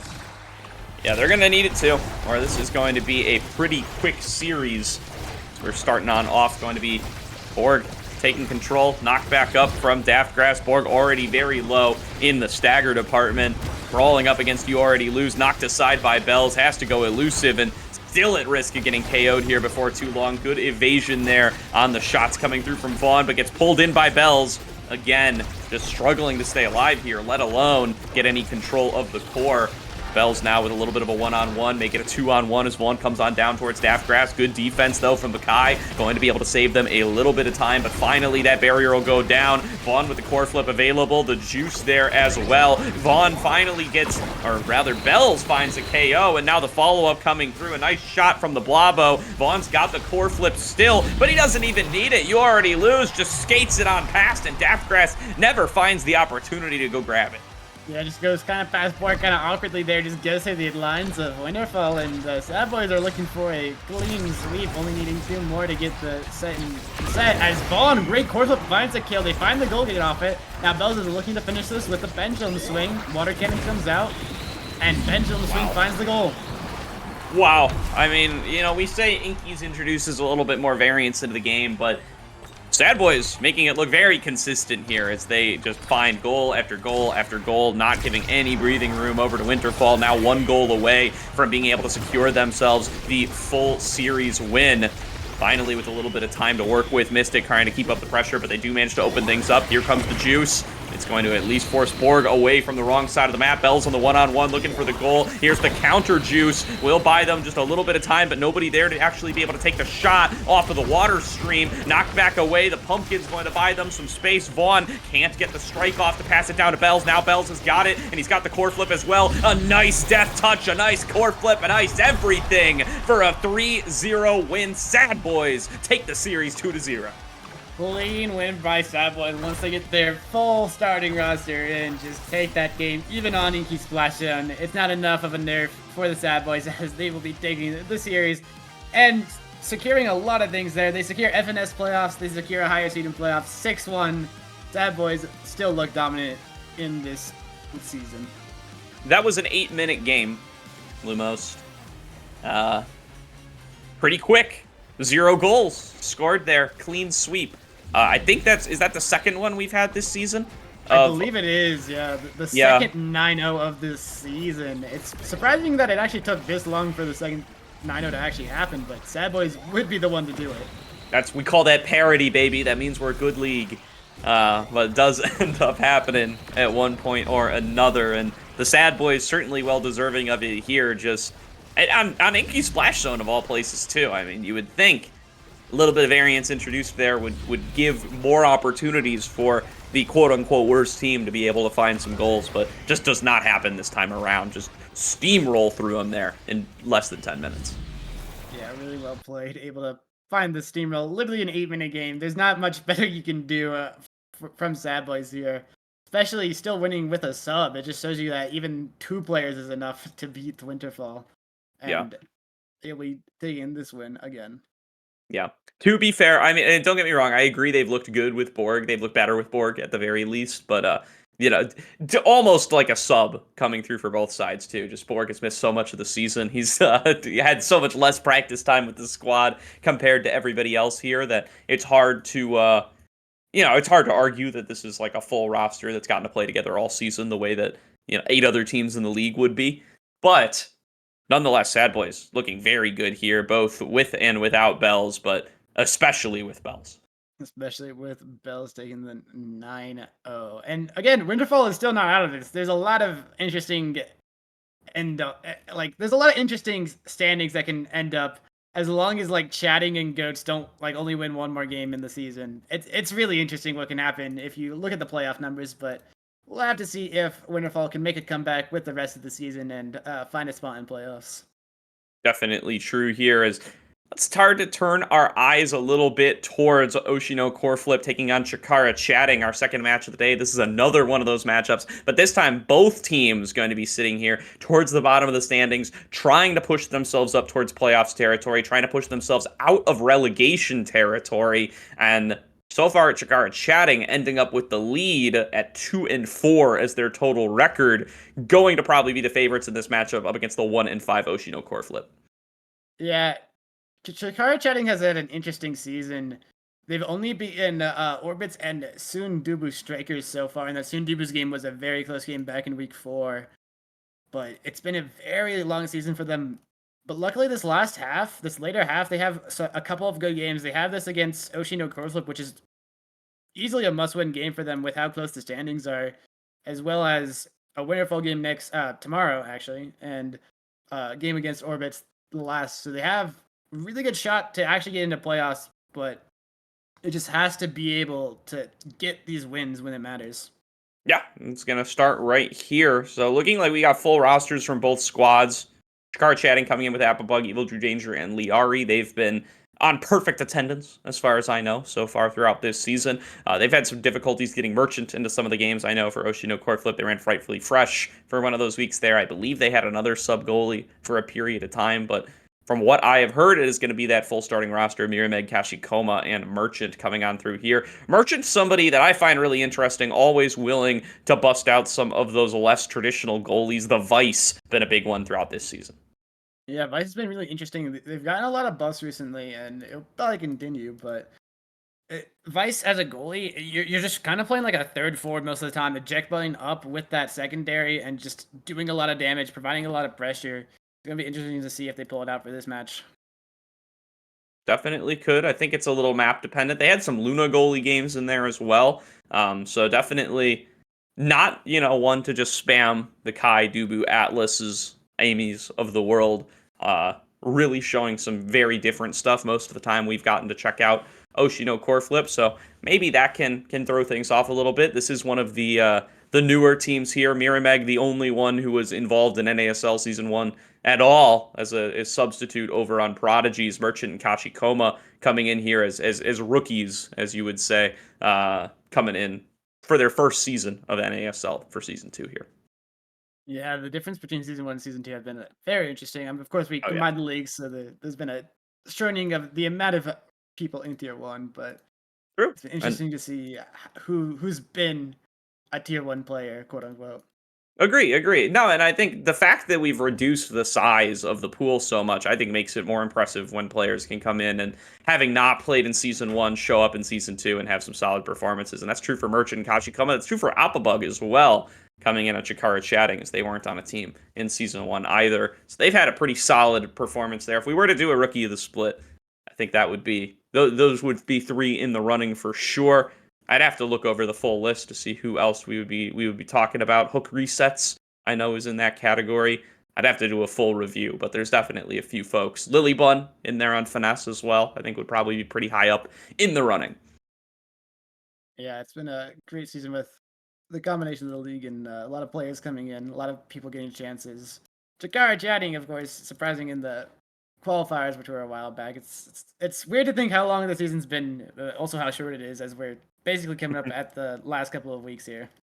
Yep, definitely how these always play out, right? It's a long season and a short season at the very same time. We do just have those 9 matchups, and now that we're best of 3s, we get a couple more than we used to before, given that even though there's less teams total. And then having a couple of break weeks here and there means it takes a couple of months to get things all said and done, but week 7, we're very nearly at the finish line here. Well, week 6 right now, week 7 going to be next week. And then we're getting into the playoffs, which are going to run over just the course of a couple of weekends. Will be a really fun time to just race through those and see who we end up crowning champions at the end of the day. Maybe seeing one of those potential finalists just in our last game. These teams, though, contending to even get there in the first place. And really going to come down to who's able to perform on the day. I mean, the winner here is going to have a huge leg up in the race to get towards that potential 6th place. Yeah, it's honestly a fight for 6th and 5th. Like, honestly, if you look at the standings, 1 through 4 is pretty much decided. It's not officially decided, but everyone knows it's probably just going to be Demon, Sad Boys, FNS, and Core Overflow. But those last 2 spots are in big contention. Sundibu have a large lead, being 3-3 already. But even someone like Winterfall can still take that 5th spot if matchups go right.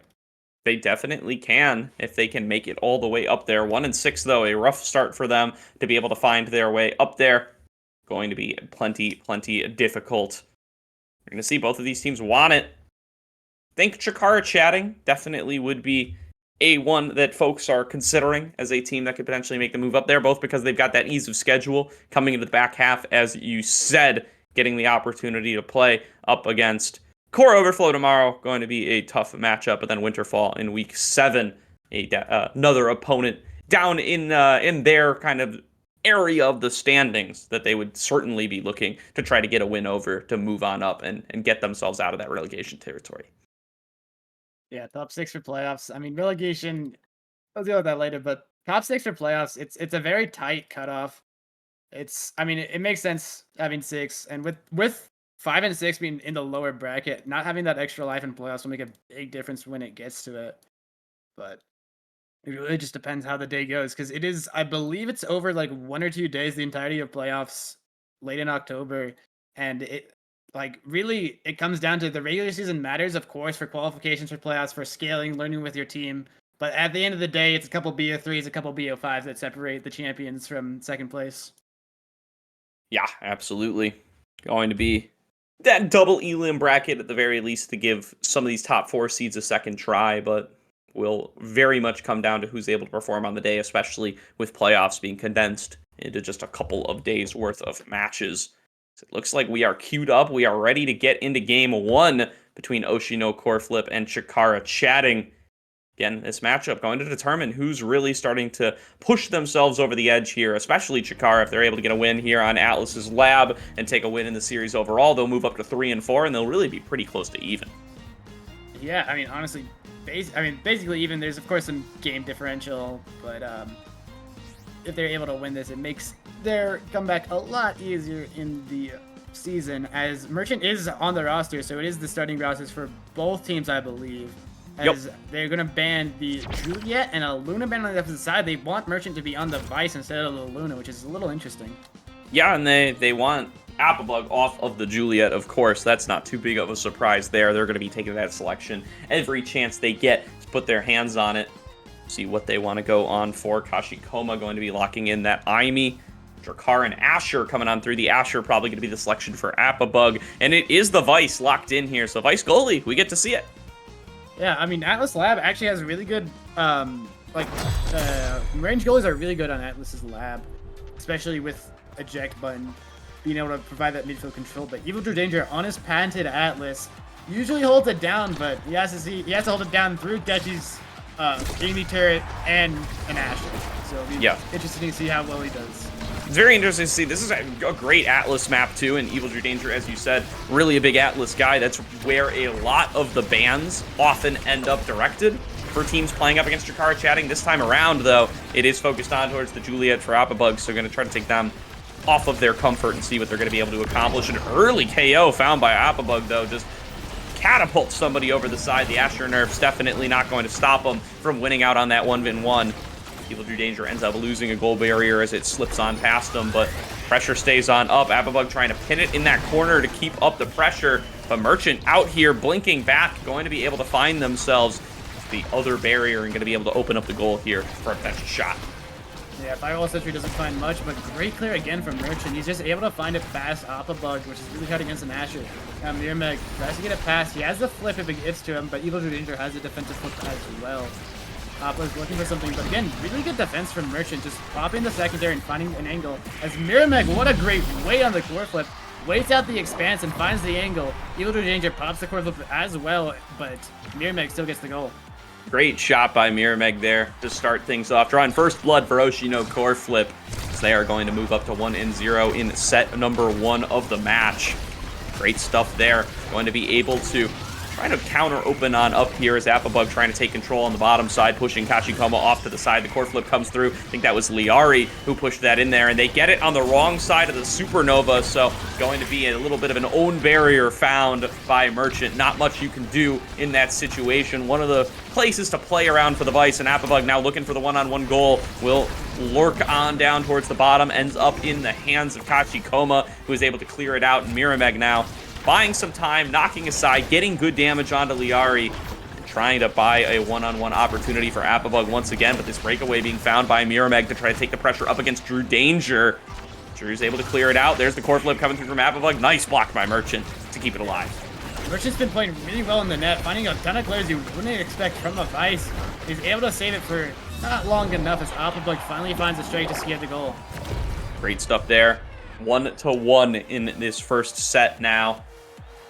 Been a good playback from Chikara Chatting, trying to find their moments to play up against this Vice goalie in particular, just looking like it's a little bit of a different setup than they might be used to, and the mobility really underrated there when they've got that eject button, can blink across the map, blink right back, be all over the place, and put Evil Drew Danger onto the back foot, trying to pay defense up against it. A nice save there on the second barrier, going to buy them some crucial moments to keep on playing.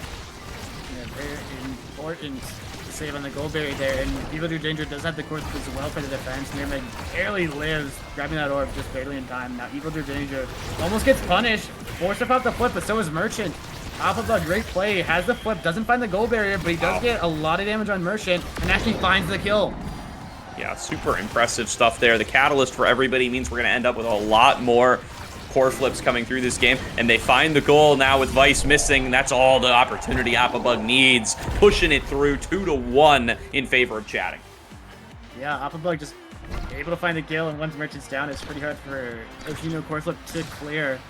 But it goes the same on the opposite side. Evil Drew Danger, he's been holding it down pretty well, but Merchant's actually been doing a lot of damage onto the goal gates, getting a lot of great angles to find it fast. Evil Drew Danger, as again, Kachikoma gets one goal gate. Oh, barely, not actually. Core flip will secure the goal gate, but he still forced the core flip, and it's a return on the opposite side just with an interesting angle off the rebounds. Yeah, really great stuff there. Oh, another great save by Merchant.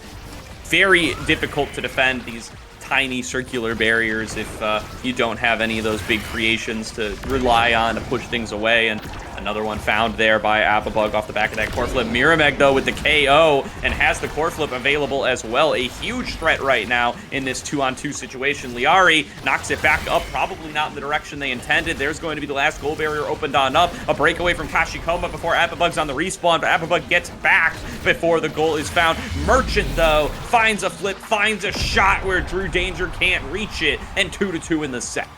Yeah, Merchant, great find there with the core flip, finds the net. Again, Merchant is playing really well on this Vice. I'm going to commend him a couple more times here because Vice goalie is really hard to play, and Merchant just keeps on finding the angles to get it clear, get these goal gates, and sometimes get the goals.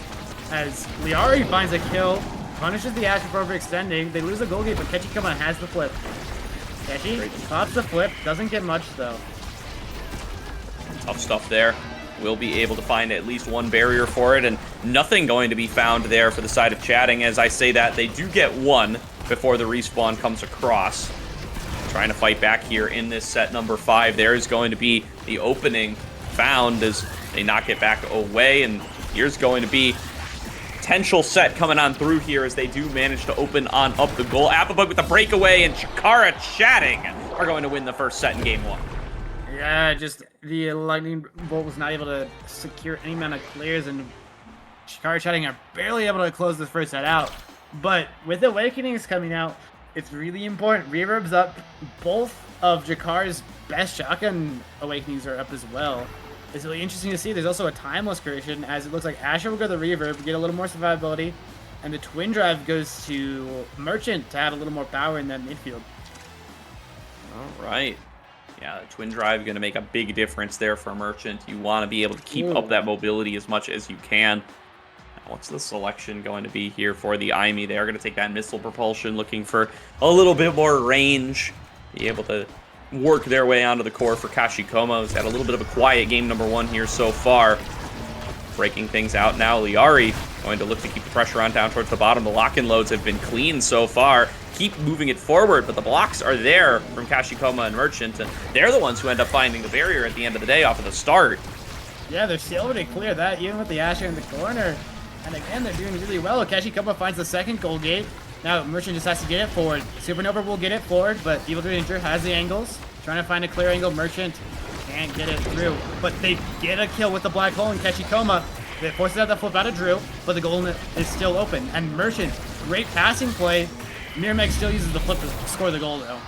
Yeah, there's just no chance for Evil Drew Danger once Mirmeg gets that flip off. Just had too many resources stepping up into the one-on-one up against this Atlas. They had the numbers advantage as Liari gets knocked off the side and advised the time that is needed for Oshino Coreflip to be able to take that win. Trying to fight back in set number 2 now, but nice little angle found off of the black hole, going to be able to open things up just ever so slightly for the side of Chikara Chatting, and Liari getting hit by another stun to buy space for Merchant to come up, looking for a play onto the barrier themselves. Tries to pass it up to Mirmeg, doesn't find it, but Mirmeg able to carry it through anyway after Kashikoma receives. Now keeping up the pressure on towards the goal. The Supernova gonna push it through for Merchant, and it's 2-0 for Oshino Coreflip. Yeah, again, I'm going to shout out Merchant. He's just playing so well. With the twin drive eject button, his secondary is on such a low cooldown. He's just able to provide so much forward pressure, and he's playing the angles well. He's finding the angles to his forwards, finding the goal gates, and finding these goals. As Kashikoma has the flip in the midfield, it gets one goal gate for it, and Mirmeg can't get the second. Right, opening things up again. Apabug trying to take control over on the top side, but they get it past once again, and now have already opened up the goal. Mirmeg finds themselves in the same position. They've got the core flip, they've got all their resources, and they slam it through for a 3-0 set for Oshino Coreflip. Really well played by Oshino Coreflip, but you have to remember, Apabug got the reverb, and Liari got the spark, so there is some scaling for the side of Chikara Chatting, as there is one spark. Spark of Agility is up. There's also size, there's hotshot, there's a lot of good things here. Heavy impact for Vice is really good. Amy will go the fire up, as it is a catalyst start, so that fire up will make a big difference. Yeah, it's going to be huge in this kind of setup. There is going to be probably best in slot for Merchant with that addition of the heavy impact, and the spark are going to get stolen away there. Or never mind, no, Liari's the one stacking the spark. So Liari's going to get their second. Big Fish is going to go to Apabug, and the scaling continues as written. Big Fish is weaker one as Apabug gets the Big Fish after Mirmeg. Mirmeg wants the tempo swing. Max health damage is actually very important as Apabug is stacking up the stagger. For sure, and maybe they're going to be able to find themselves, both barriers right off the start here. Chikara Chatting trying to fight back in set number 3. Kashikoma taking it on towards the bottom. Liari just trying to get their hands on it. We'll be able to get it over towards Apabug, who, again, sneaks right past the bottom. The immobility of the Asher making the difference as they are getting circles run around them this game, and even going to have to go into the dodge just to try to avoid getting hit by that Supernova. That's a long cooldown, though. Another KO found off the bottom. That is going to be Kashikoma taken off the map. Liari potentially going to join soon. Both Ashers on top of each other, looking for the barrier beam. A great stuff by Apabug as Merchant tries to flip it away, but just gets scored on. Clean strike work from Apabug just beats Merchant's core flip, and it's just unfortunate that Kashikoma was caught out by the black hole and died really early on with core flip, and it was a great punish from Chatting to find it, but that's a really important kill on Liari. Gets a lot of pressure. Evil Drew Danger is still able to get the goal gate, but save the goal gate, but he dies for it, and now it's a 3v1. Wow, just a crazy situation here. It's not even the goalie. Liari's there for the assist on the defense, but they do manage to open up the goal, if nothing else, just managing to avoid the score. Going to be a big win here for Chikara Chatting, and they do manage to do it. Stun coming on through onto Liari. Apabug throws down that pass splitter, gets a great angle up against Merchant as they're trying to fire out the power cord, and a 2-0 set now picked up for Chatting. They are looking to close this out and get themselves up 2-1. It's an insane comeback in the set, in the goal from Chikara Chatting. They're down to a 3v1, and they still didn't get scored on as Merchant. Good clear. Only means one goal gate falls, but now Kashikoma and Mirmeg both have flips, but it gets past the Fireball Sentry. Mirmeg has to get this pass, but he can't. Merchant is able to clear there against the save the goal gate though. Double flip.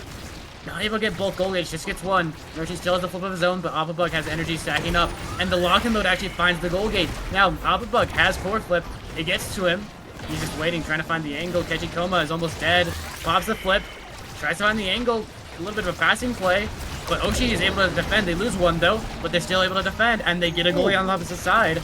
Miramac now has to win Evil True Danger in the 1v1, trying to cook, and he finds the strike angle. Miramac keeps Oshi in the set. Miramac just in Evil True Danger's head there, manages to get him to blow several key resources. The core flip misses, the astral projection misses, and Oshino core flip come up with the goal as they try to fight their way back into set number 3. They're coming alive now, 3 players strong once again. Shikara Chatting going to be the first one to find the goal barrier in this game, or in this match, in this round, whatever you want to call it, as they do manage to open on up the goal. Nicely played there. And again, Miramac, potential one-on-one situation, this time not even up against a goalie. It's Liari having to fill in. There's the flip, there's the pass up to Miramac, the counter flip from Merchant, and 2-2. They are fighting back in set number 3. Yeah, great comeback from Oshino core flip, makes us 2-2 in the in the third set. This is a really close game, but Oshi seems to have some pop-up potential to find these angles. Again, they're not able to find one goal gate, but Applebaum will find one on the opposite side. Now they're trying to stack for the second, but Keshi and Mirchin are able to strike it away. Mirmeg keeps it forward, but Applebug has the flip now. Firewall Sentry, the flip is wasted by Applebug, and now Merchant gets one goal gate. Mirmeg will get the second, and he has the flip for the goal. Flip, expanse is a little long, but they find the angle with a great glitch pop from Kachikoma. What a combination of plays coming through there from Miramac and Kashikoma. The knockdown from Miramac off the core flip to set up for that glitch pop to push it through for the goal. And that is now going to be 2-1. Chikara Chatting up 2-0 in that set number 3, looking so good, are now going to find themselves up against game point. Insane, and it looks like size is weak as neither of the Ashes will go for it. Egoist and quick strikes. Prime time for Merchant is actually insane. With that heavy impact, the amount of power chords he's going to be spamming now is insane. Woke up to the Amy, just a little more power. Honestly, the Awakening Draft goes a little interesting, but importantly, there's more energy from Miramac. There's more primaries from Merchant.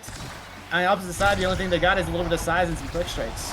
Yeah, surprised that Applebaum didn't want to end up going in there for the bulk up, for the additional stagger to scale up with what they've already gotten, but they decide that it's more important to have that extra energy and that extra strike speed with quick strike. We'll see what they're going to be able to do. They're going to need to find some outplays here, and they find one. Merchant with a great block off the strike shot, but Liari going to be able to knock it in. And actually, I think that was power chord. They do not have a strike shot. Yeah, the power chord was able to find the good defense there, and honestly, they used a lot of abilities there. Applebaum got killed out, but the Celestial Intervention made it basically worthless, as Keshikoma and Merchant both flip and they don't get any goal barriers. They need to find something here, but Evil True Danger is able to hold, but now Mirmeg can't get it past the expanse, and Chatting get one goal gate. All right, Mirmeg trying to take back control, just running back and forth over it. Finally, they managed to get the flip, but it just comes off the black hole. And now going to be an opportunity for Appabug to try to take it on down. They managed to open up the goal once again. Merchant blinking forward, playing up at midfield. A core flip comes through from True Danger just to try to clear it back out. They know they have a big advantage to play with right now. Appabug has wandered all the way back over just to pop the flip. Nag trying to knock it on over towards Liari, who can't get control and push it forward. Kashikoma now pushes it in. Appabug tries to take it, but Kashikoma sneaks it past for the second time. Astral projection forward from Evil True Danger to try to clear. Liari knocks it up to Appabug. Another power chord to clear it out, though. There's the path splitter. Very nicely placed by Appabug, but the core flip from Merchant will buy the crucial time, and Merchant finds a big KO onto Liari in the bottom corner to try to fight their way back into this Ferocito core flip once again. They've managed to open on up the goal. Miramek throws down the path splitter, but it doesn't end up finding a target, and Appabug is nowhere to be found. Gets back just in time to flip it back away and buy some more space for Chatting to keep playing. Yeah, it was a great punish on Evil True Danger, but Appabug with an insane flip keeps him in this. Now Merchant with the Supernova. Angles go a little wide. Appabug had a chance to score there, but great defense by Merchant keeps it up. Now Mirmag almost does the flip, but now Appabug has another shot. Power chord clears it. Appabug can't get it forward. Merchant has the flip. Mirmag almost has his. Mirmag just trying to build up that flip, but Evil True Danger gets it to Bug. Bug can't secure it, and now Merchant with the flip. Ace the flip from True Danger and gets the goal. What a close round there for both teams. Plenty of scoring opportunities on both sides, but at the end of the day, it's Oshino core flip that finds it. It's feeling like that's the story of the series. If you give them time to play, Oshino core flip have managed to continue to come on out on top. Slight underdogs in this matchup, managing to make a lot happen here. Now, Appabug, though, with a little bit of control up onto the top side, going to be able to find the first goal barrier, and has Liari for the backup. try to turn it back around off the bottom, pushing forward. Evil Drew Danger comes out to midfield to be able to back them up.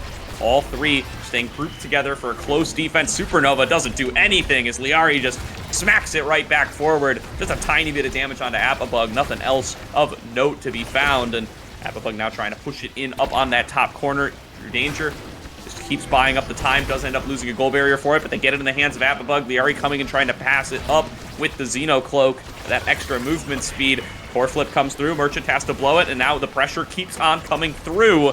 Liari knocks it off the bottom. There's the core flip coming through from Appabug. Supernova going to have the defense. Mirabeg now with core flip and with an opportunity to play up against Evil Drew Danger. Core flip from Drew going to knock it up. Appabug misses the strike, but Liari is there to receive at midfield, just keeping it pushed forward up into Merchant's face, but Appabug cannot find a angle to shoot at. Yeah, Mirmeg had a flip of his own that he wasted, but now Keshikoma just trying to find the angle, but a great expanse forces nothing out of it. Now Merchant has the flip, Mirmeg almost has his. Expanse makes it awkward, pass splitter won't find much, but Appabug just wins the strike war, and Appabug keeps chatting in this game. Very nice stuff there from Appabug. They need them to come alive here in this game number 1. In this set number 4 specifically, if they want to take it to set number 5. Now just 1 goal away from getting there is Chikara chatting. A very close game number 1. We talked about how much this series means to both teams. They want it. They want to take it the full distance. Appabug goes for the shot. Can't find it. Great block, but it's not done yet. Mirabeg with the breakaway. Gets it on past Drew Danger. The expanse is not enough, and they're taking them out. No opportunity to use the core flip there for Liari as they are off the map. What can they do with this, though? Appabug with a little bit of a breakaway to both buy some time and maybe even go for a little bit of a shot. Knocked back away by Drew Danger off the apple protection. There's going to be Liari back on the map to try to keep it going. Knocked back up towards Mirabeg. Mirabeg looking into the bottom corner. Kashikoma has the core flip, but doesn't get a chance to use it as Appabug finds a one-on-one against Merchant once again and takes us to set number 5. Yeah, Merchant is just being sat on, and he's just not able to find these clears. Appabug just finds it past him, and it's the final set. Awakenings are a little interesting. Liari still does have 2 sparks, can't get the 3rd spark here. Probably will actually get the 3rd spark here. But Rapid Fire goes to the Atlas. Looks like a Merchant will go for the extra special. Spark will probably be taken by Jakar. Goes for the Spark of Resilience, wants a little more survivability over the power. Goes for the Super Surge and Amy, very powerful Awakening. Stagger Swagger will make Appabug hard to kill, but the Perfect Form might give a little more value if these CDs are important. Absolutely here, and Mirmeg definitely perhaps itemized for a little bit more damage here and can rely on that tempo swing for the sustain. Appabug just has to go for stagger straight up and pushed up towards the top corner here. Goes evasive just to be able to protect themselves up against Mirmeg. These fully decked out kits for both squads. All going to come down to this set. Wow! Both barriers found in an instant there. Look at how quick Mirmeg is, thanks to everything they've set up for themselves, and they just slam it on through. The Super Surge plus Bulk Up is finding the kills as Evil Drew Danger gets taken out with the core flip. That's a very important kill from Kechikoma as they secure that first goal. It brings them to a more of an entity advantage state for Oshino core flip. Very important as Merchant. Oh, what a dash back. Core flips to get a goal gate and to save his own. But he still does lose one, and now Appabug has the blast cutter, has the flip, pops both of them, but gets nothing. Great save by Merchant, keeps it clear. That was Asher Nerf's diff right there. That could have very close to being a KO just in that last set. Really hard to find, but now pushing up in the top corner, there is going to be the opening found once again by Oshino core flip. Pushing it forward. Merchant there with the Supernova. Doesn't find it. Core flip can't find the shot there either. And they're just going to keep up the pressure. Mirabeg going in for the dash. Can't find it. Kashikoma going to be coming on in at midfield. Drew Danger knocked aside by the glitch pop. And a second goal is found for Oshino core flip. Insane play by Oshino core flip brings them up 2-0 in this last set. And they're looking powerful in energy. They're playing really well. And they keep on finding these angles to get these goal gates, get the kills, honestly. You get a lot of pressure, but now Appabug, he returns. He gets 1 goal gate. Mirmeg is low. He will grab up the orb to reject. And Appabug actually pops the flip, trying to kill Merchant. And he no longer has the flip to get a goal. And now Merchant aggressively flips. Viral Sentries will secure the goal gate. Drew Danger, great flip to defend, but Merchant again gets it forward. Up to Mirmeg. Mirmeg flips, gets the goal gate. Black Hole keeps it forward now. Keshikoma just has to find the angle, and they coordinate really well, and Oshino core flip take game 1. Wow, Oshino core flip scaling with game time. They find themselves the win here in game number 1 to go 1-0 up in the series. 1-5 so far in the season. So crucial for them to find this win over Chikara Chatting. And now just one win in the game. One game win in the series away from being able to take themselves up to 2-5. Insane play by Oshino Gorflip to take this first game. It is 3-2 in the sets, but Oshino Gorflip, just look at those damage numbers. Insane pressure from them, able to find a lot. As you see, Merchant got 4 goals. It's a little insane for a goalie, but Merchant played really well there and was able to help Oshi get this first game win. Map win. Yeah. I mean, Merchant ends that one with equal shots to Mirabeg, more redirects than anyone in the game, and the most damage in the game as well. Vice goalie is doing it all. Vice goalie is a little powerful in the hands of Merchant. He's shown it a couple times. We'll have to see if Chatting changed their ban to that Vice instead of the Luna, but just has to see if that adaptation is made. I mean, Chef Merchant, he'll play the Luna in goalie as well, right? You're gonna be up against something you're not used to against this team very frequently, and Chikara Chatting perhaps thrown a little bit off guard there by the Vice play in particular. Yeah, I mean, that's gonna be a big question for them coming into game number 2, right? Are you gonna direct a ban towards something like a Vice? That's a difficult pill to swallow at times. Yeah, it's pretty hard to change up your bans, but you have to do it when you go into this BO3s. You have to adapt after game 1. If they just run it back, especially on a different map, I think Oshi is even better with how well they're playing the Vice. It just seems like they have this comp under control, and we'll have to see the adaptation made by Chatting in the next game. We certainly will. We are a minute 30 in to the queue. We are getting ready to get into game number 2 here, and an opportunity for a slight upset, but a crucial win to their season for Oshino core flip if they're able to carry this through for another one. Like we said, they've had some struggles. They haven't been able to run Merchant each and every week, but showing why they are certainly not to be trifled with once they get their full roster together. Merchant coming up with a huge game number 1, and now going to be a big threat coming into game number 2. Somehow, Chikara Chatting are going to have to find a solution to. I know it's a fan favorite squad right there. Plenty of folks in chat hoping to get Chatting back onto their feet and maybe being able to make a run for playoffs, and winning games like this. That's got to be a big part of it. Yeah, you have to win these important games to actually have a chance at playoffs, as we will be into the second game just shortly here. Yep, I see the queue popping. It's happening. We've got a little starting icon. We got a loading screen. And we've got ourselves Gates of Obscura for game number 2. Gates of Obscura. Very interesting. It's a very complicated, I guess is the word for it. It's a very interesting map. Complicated's the word. I'll give that one to you, Lumos.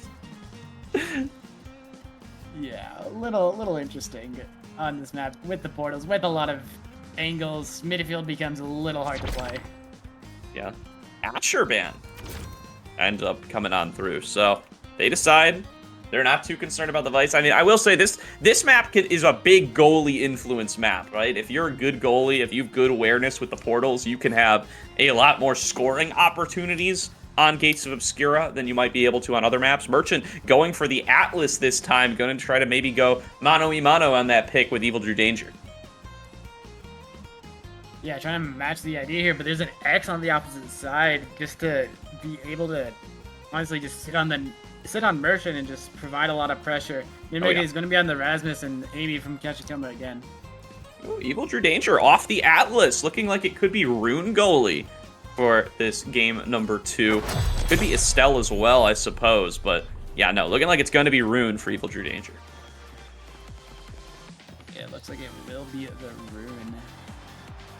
And the Rune is very powerful on this map. It's Rune's best map here. Let's see how effective it will be. Yep, best map, but only one team going to opt for it, and it's going to be Evil Drew Danger as they end up giving up one of those barriers immediately. Appabug on the X, of course, deciding to move away from the Asher and ban it away instead. They're going to try to find a little bit more success in the Brawlers without access to Julie or Asher this time around. Pass through the portal, nicely played there, gives it into Appabug's hands, and they're able to clear out those remaining barriers. flip found on over, though. Mirabeg going to pull it in with the death touch and going to force it through with the pendulum swing. First goal is found there for Oshino core flip. Yeah, very important for his goal, and it just shows you the power that, I mean, Apabug's still in level 2, but this Rasmus Amy looks pretty powerful on this map. It's been a little interesting to see how the meta evolves on the Gates of Obscura, but so far it looks like Oshi might have the better comp here as this Fireball Sentry comes out. Not able to find much, but a lot of core flips come out for not much value as Apabug finally finds the goal gate as double core flip from Oshi no core flip gets used. And at the end of the day, Apabug actually gets the second goal gate, and Oshi need to be able to get the second goal gate soon, but Liara is staggered. They can find the kill here, but they need to find it soon. And this is where I start to realize that I'm going to hurt myself trying to cast on all of these portals coming on through for Gates of Obscura. Apabug back and forth across the map here, turning the cross side as Apabug is trying to find themselves the score, but Merchant is able to keep pushing it on through, and Evil Drew Danger's got to be ready to receive on the other side. Mirabeg now looking for the shot, passes it up to Apabug, goes in for the bell ringer, can't quite find it, or the bull rush rather.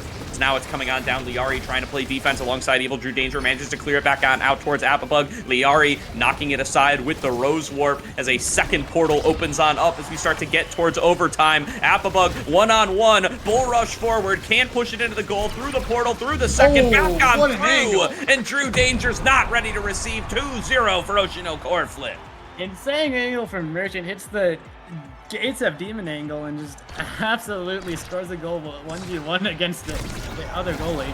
As corner portals are back, and you see just Apabug just wants to sit on Merchant. He's literally just teleporting and sitting on him as Evil Drew Danger with the flip won't actually find much. They do get one goal again eventually, and the pillar does stop the portal from being useful. As Apabug now in the 1v1 has the flip, pops it, doesn't get the goal just yet, but does with the strike. Now, Liari with the flip, trying to find the goal, can't find the angle. Merchant is low, but he has the Celestial Invention, has the flip to survive, and Liari is now almost dead as Merchant finds the kill with the Pendulum Swing. Yeah, Miramac going to finish off the job there and going on through the portal over towards Miramac, back on up. There's going to be the core flip. Merchant goes for the long way around. No need to use the portal this time. Trusts that Miramac and Kashikoma can get it done, but they don't. Liari's able to get back up in time. Miramac now with an opportunity for a breakaway to try to make something happen. Kashikoma has access to the core flip, throws down the sentry, but doesn't find much for it. Merchant now one-on-one up against Apabug. Kashikoma comes up for the assist, goes in for the core flip, passes it down to Miramac, throws down the death touch, can't find it, back through the portal, back to Apabug. There's a score for Shikara Chatting. That is a portaling moment if I've ever seen one. The gourd flip to the gourd flip through the portal, and Apabug finally gets the first goal for Chatting, but again, Oshi, they need to find one more and they take this first set, and that's a pretty dominant start if they can get it. Absolutely here. They want to be able to finish on offset number 1, but Shakara Chatting not going quietly, and Shakara Chatting opening up both goal barriers here in 10 seconds. Apabug again in a one-on-one, going down towards the bottom corner, cleared back out, nicely placed glitch pop by Kashikoma, but the job's not done as they go back in through the portals. Apabug pushes it in with the bull rush, but can't find it, as there's going to be the knock away found once again by Kashikoma, going on down towards Miramac. There's the core flip from Apabug, another score for Apabug, and Chatting back on into this one. It's 2-2 in set 1. Yeah, Apabug is just sitting on Merchant, and he's finally able to find the goal again, but Oshino Flip almost has triple flips here. As they're going for, they get a lot of damage on Liari, they get them staggered, and they get a goal gate, but now they have to find the kill on Liari, as they waste a flip to do it. Now, great play from Miramac, gets Evil Drew Danger's flip out for nothing. Merchant wanted to have some cooking angles here, but he's going to lose a goal gate for that, as Liari is still staggering in the midfield. Merchant is still looking for the kill, and Kashikoma finds it with the cyber swipe.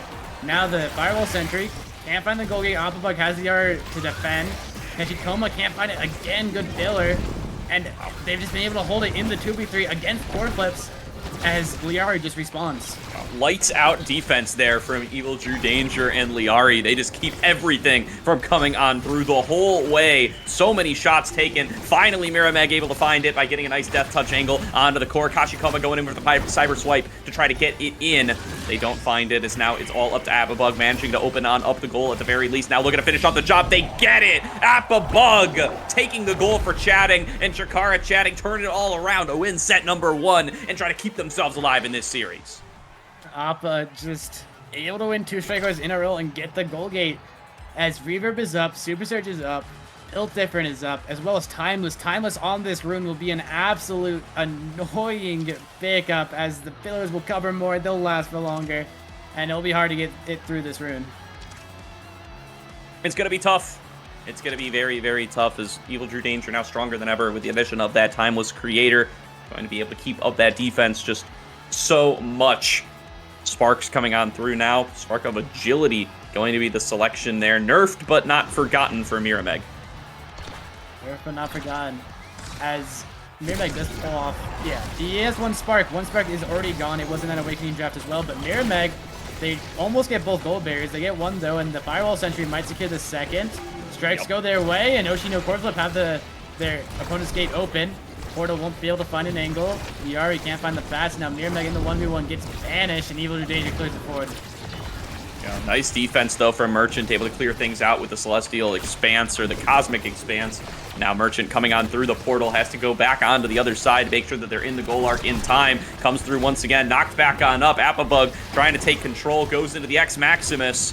Is able to push back Merchant for a short period of time, finds one barrier.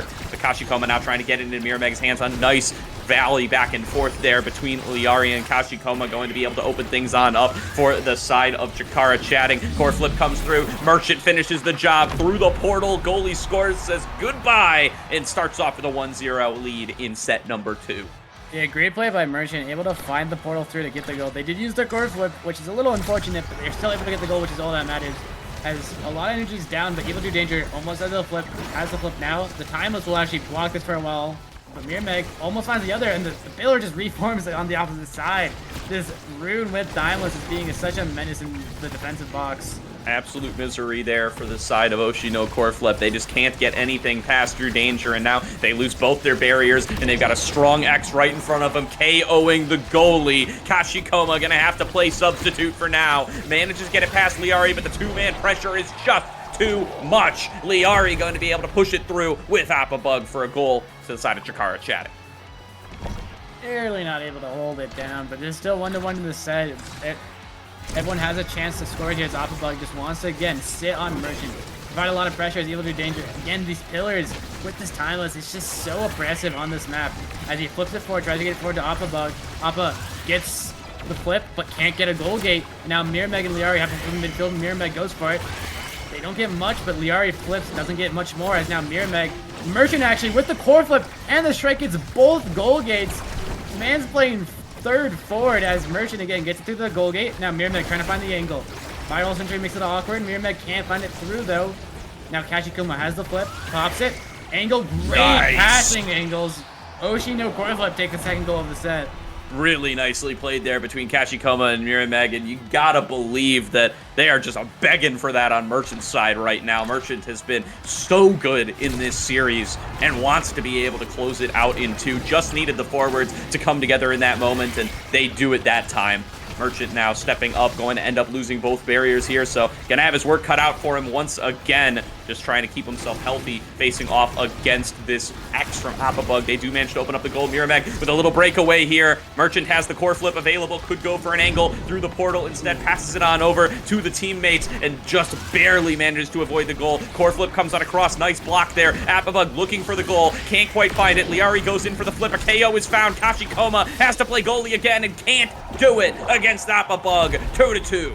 That was very close. If they ever got it to Mirameg, that might have been the end of the set, but Merchant just gets found out, he gets killed, and Appabug is able to get the goal with that very long-range strike with the size plus the X Maximus, as now Mirameg needs to find it through, but the pillar, again, is being so oppressive. Great Core Flip, actually, gets one goal there, and the second Core Flip will get the second, as Evil Drew Danger uses it defensively and doesn't find much.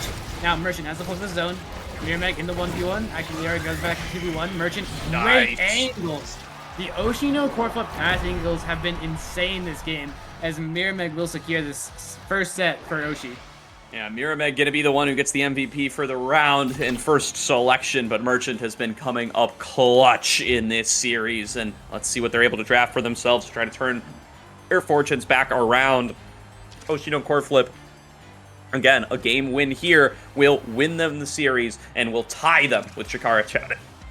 Yeah, the deny on Monumentalist on the rune is a bit interesting. There's a conversation that if you take Monumentalist Timeless, it extends too large and you don't actually get value out of it.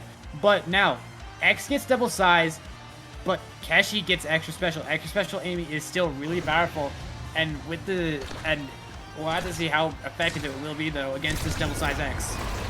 Yeah, it's going to be a very, very big bug here. They're going to have to try to squash if they want to be able to win on out this series. Apabug very powerful here up against Merchant and Kashikoma. No goal barriers down yet through the portal. Out on the other side, nobody there to receive it this time. Merchant, though, gets it past him. Apabug going to be able to find the first barrier, knocks it on back on over, getting set up for Liari. Can't find the second barrier quite yet, and now Mirameg up on the top side going to be looking for the assist from Kashi. They are going to be able to fully open it on up. Core Flip comes through. Expanse has to be used, and as does Astral Projection, but too many tools have to be coming on through. Another Core Flip. Lightning speed here from both teams as they're able to find a barrier on each side. There's going to be the second one. Actually, a nice block from Drew Danger will prevent it from going on through, but the Sentry going to keep on up that pressure as they banish it away for a little bit of extra time. Through the portal, back on over onto the other side, trying to get it to Apabug. Kashikoma ready for the block, though. Over through a second portal now that's opened as we get into overtime. Liari goes for the shot, and Apabug finds it again in addition to a KO. Yeah, Apabug just barely finds the KO. And the goal, getting this Core Flip up at the exact same time. That was such a chaotic round. Portals were, the flips and the angles were insane, but Chatting get the goal. Now Apabug gets a goal gate and still has the flip. Mirameg needs to get the goal gate of his own. He has to find it around this pillar, but he just can't as the second pillar comes out. And so hard. So insane how powerful this rune is. It's Apabug, great defense though from Keshikoma, and Merchant secures them the defense and the goal barrier. Now Apabug again has a second shot here, but Keshikoma almost has the flip, but just not yet. Liari with the flip, gets it forward, gets the goal gate. Kechi has the flip defensively, but Merchant can't get it clear, and Liari just slots it in. Another nice shot there found by Liari. 2-0 for Chikara Chatting. They want to take us to a game number 3. They are going to be able to push it on over 2-0 start.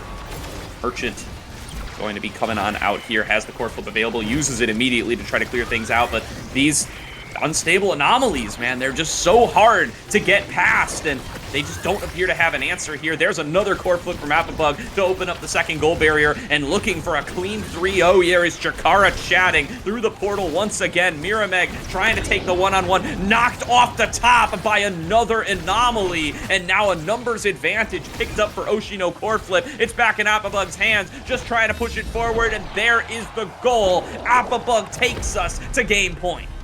Yeah, Chatting wants to take us to a game 3 as they're looking dominant. This X is looking really good, just sitting on Merchant and denying him from being able to do anything. As the Awakenings here, I mean, there's like stacks on stacks for X. There's spec for X. There's 1-2, but that's about it. But we'll have to see what he did. He goes for the twin drive. It's a deny against the Atlas and probably the Amy, but there's a rapid fire on the Atlas. A little more defense is very important to get for Merchant. Absolutely here, 1-2 punch picked on up for the rune there, and Spark going to come through again here for the side of Mirameg. Going to have that in addition to the Spark of Agility that they picked up earlier, and they're going to have to hope that these two are going to be enough to at least give them the chance to draft a third one. Kashikoma taking it down towards the bottom. Mirameg pulls back Liari using that Death Touch. We need to see some clutch plays coming through from Oshino Core Flip here, as that last set looked very difficult for them. Hard as Banish comes out. Evil Danger has the 1-2, but it actually doesn't really do enough damage to really find a lot. But Keshikoma is almost dead. But Merchant, with the expanse, finds a kill into Apabug. Liari does find a return kill, but the Celestial Intervention saves it. And now it's a 2v3, and they have to be able to find something here. But Liari, with the flip, secures a lot of time and secures a goal gate in a 1v2. Merchant still has to get this clear, and Apabug gets the second goal gate. Oshi, they just can't find it through. Liari trying to get a goal, but just not. Now, Core Flip from Evil Drew Danger. Great deny from Mirgent. Mirgent with the flip of his own. Tries to find it past these pillars. They last a little bit too long, but the pendulum swing secures it. Now Banish makes it awkward, and nice. Mirameg secures the goal. Mirameg accomplishing so much there in just a couple of seconds, managed to find themselves a really great goal there, and given that they found the KO on the Apabug there, they needed to convert that into something, as they have had so much difficulty in even situations. You've got to win once you find yourself an advantage. You have to find the angles, and now Mirameg has an opportunity here. Gets the second goal gate again. Double core flips for the fourth, and Miramac just slots it in. Oshino core flip are looking alive in this game. What a look there from Merchant, astrally projecting the core through the portal, finding a perfect angle there for the score to come on through for Oshino core flip. They're now 2-0 in this set number 4, trying to take us to a set number 5, and looking like they have a good chance of doing so. There's the first barrier already found. Miramac now with the momentum, with the core flip available through the portal again. Merchant has not given up a single thing so far in this round. Finally, one will get found by Appabug. There's the core flip for the second one. Goal opened on up for the side of Oshi, but back on through the portal, back and forth. Miramac finds the second barrier, and the banish for True Danger to buy a little bit of time and to get themselves a big KO as well. Appabug keeping up the pressure, and Liari to receive the goal. 2-1 now in set number 4. 2-1, they find a good kill, and they're able to turn that into a goal. Finally able to find something here, but Oshi, they need to just get this last goal and take us to a set 5, and hopefully Miramac will able to scale with the sparks as Merchant core flip doesn't find much good defensive core flip from Liari. Expanse is trying to find something, but Appabug is just hit to half health and not much else. Now Merchant has to clear. Can't save one goal barrier, but Appabug is getting low. Kachikoma has the flip, but misses it, and Appabug still gets the second goal gate. Miramac gets banished. Pillar won't do much. It actually owned goal gates a bit, but Appabug gets killed with the flip. Merchant with the flip won't find much. Liari trying to find anything. Pillar will keep it forward. Now Kachikoma, 1v1 against Evil True Danger. Evil just dashes away in the Pillar defense. Now Liari in a 1v1 of their own. Trying to find the angles as Appabug respawns, and Liari just slots it in. Wow, even up against the absence of Appabug, Liari finds it. Chikara chatting now a goal away from taking us to a game number 3. The momentum's been lost for Oshino core flip. It's now in favor of Chikara chatting, and it is so difficult to try to come back from this stage. Let's see if they're going to be able to force a set number 5. They need to get these barriers early. Appabug has the core flip available. It's going to get used by Kachikoma. It just gets stuffed back away once again. Here's the second one, defending onto the goal barrier. Really nice stuff from Merchant so far, but there's 2 members right in his face, keeping that pressure up. Liari's got the core flip available. Appabug's incredibly low. Can they finish him off? They find the KO onto Liari, while Appabug is still so low. It's a double KO for Merchant as the double anomalies come on through to buy them the additional time. Core flip comes through from Merchant. This is their opportunity to play for it. They pull it back in for Miramac off the back of the best touch to try to find the second barrier, but all of the respawns have come on through, and all they found for it is a single goal barrier. They've evened the odds, but that's the best that they can hope for. Miramac with the breakaway on the bottom side, going to be able to find it here up against Evil True Danger. Kachikoma passes it back on up. Core flip is missed by Miramac. There's another glitch pop. Doesn't find the target. Goal is opened up on the other side. Kachikoma throwing on down the sentry to try to push it on over. Has the core flip available again. Miramac looks for the pendulum swing, but can't find it. Core flips come through from both sides, but Kachikoma's doesn't land. A core flip from Appabug. A counter core flip from Merchant. Blocked away as it comes on through the portal. Liari goes in for the shot. It's back in the hands of Miramac as it comes on through the portal up on the other side. Kachikoma looking for it. It comes back through the portal. Pass back on up towards Miramac. Can't find it yet. Liari going to knock it back on up towards the top side. Liari looking for another shot up the piercing shot. Can't find it. Goes on through with the core flip and sneaks it in up against Merchant. Chikara chatting. Take us to a game number 3. A hold and a half. It looked like Oshi was going to take us to a set 5, but chatting, what? That was so well played from chatting. Take the set and take the game, forcing us to go to a game 3. The rune was a little bit too powerful with that Diamond's creator, able to have a lot of defensive value, and it brings us to a game 3. Woo! We got ourselves at least 3 more sets here. We are not done yet, Lumos. Chikara chatting, not willing to go out quietly, denies even a set number 5. Yeah, just doesn't even want to go to set number 5. It was looking close there for a bit. Oshi had some signs of life, but there's not able to secure that last gold. Evil True Danger just kept on holding it down, and it just happened. Good be Liari finally getting that in with a good angle. No one was expecting it. Merchant was playing a little too far forward, and Liari just finds it. Oh, what a great game there for game number 2. Back-to-back great games between Oshino core flip and Chikara chatting. And it is going to take us to a third one here. Hopefully that can be as close as the prior 2.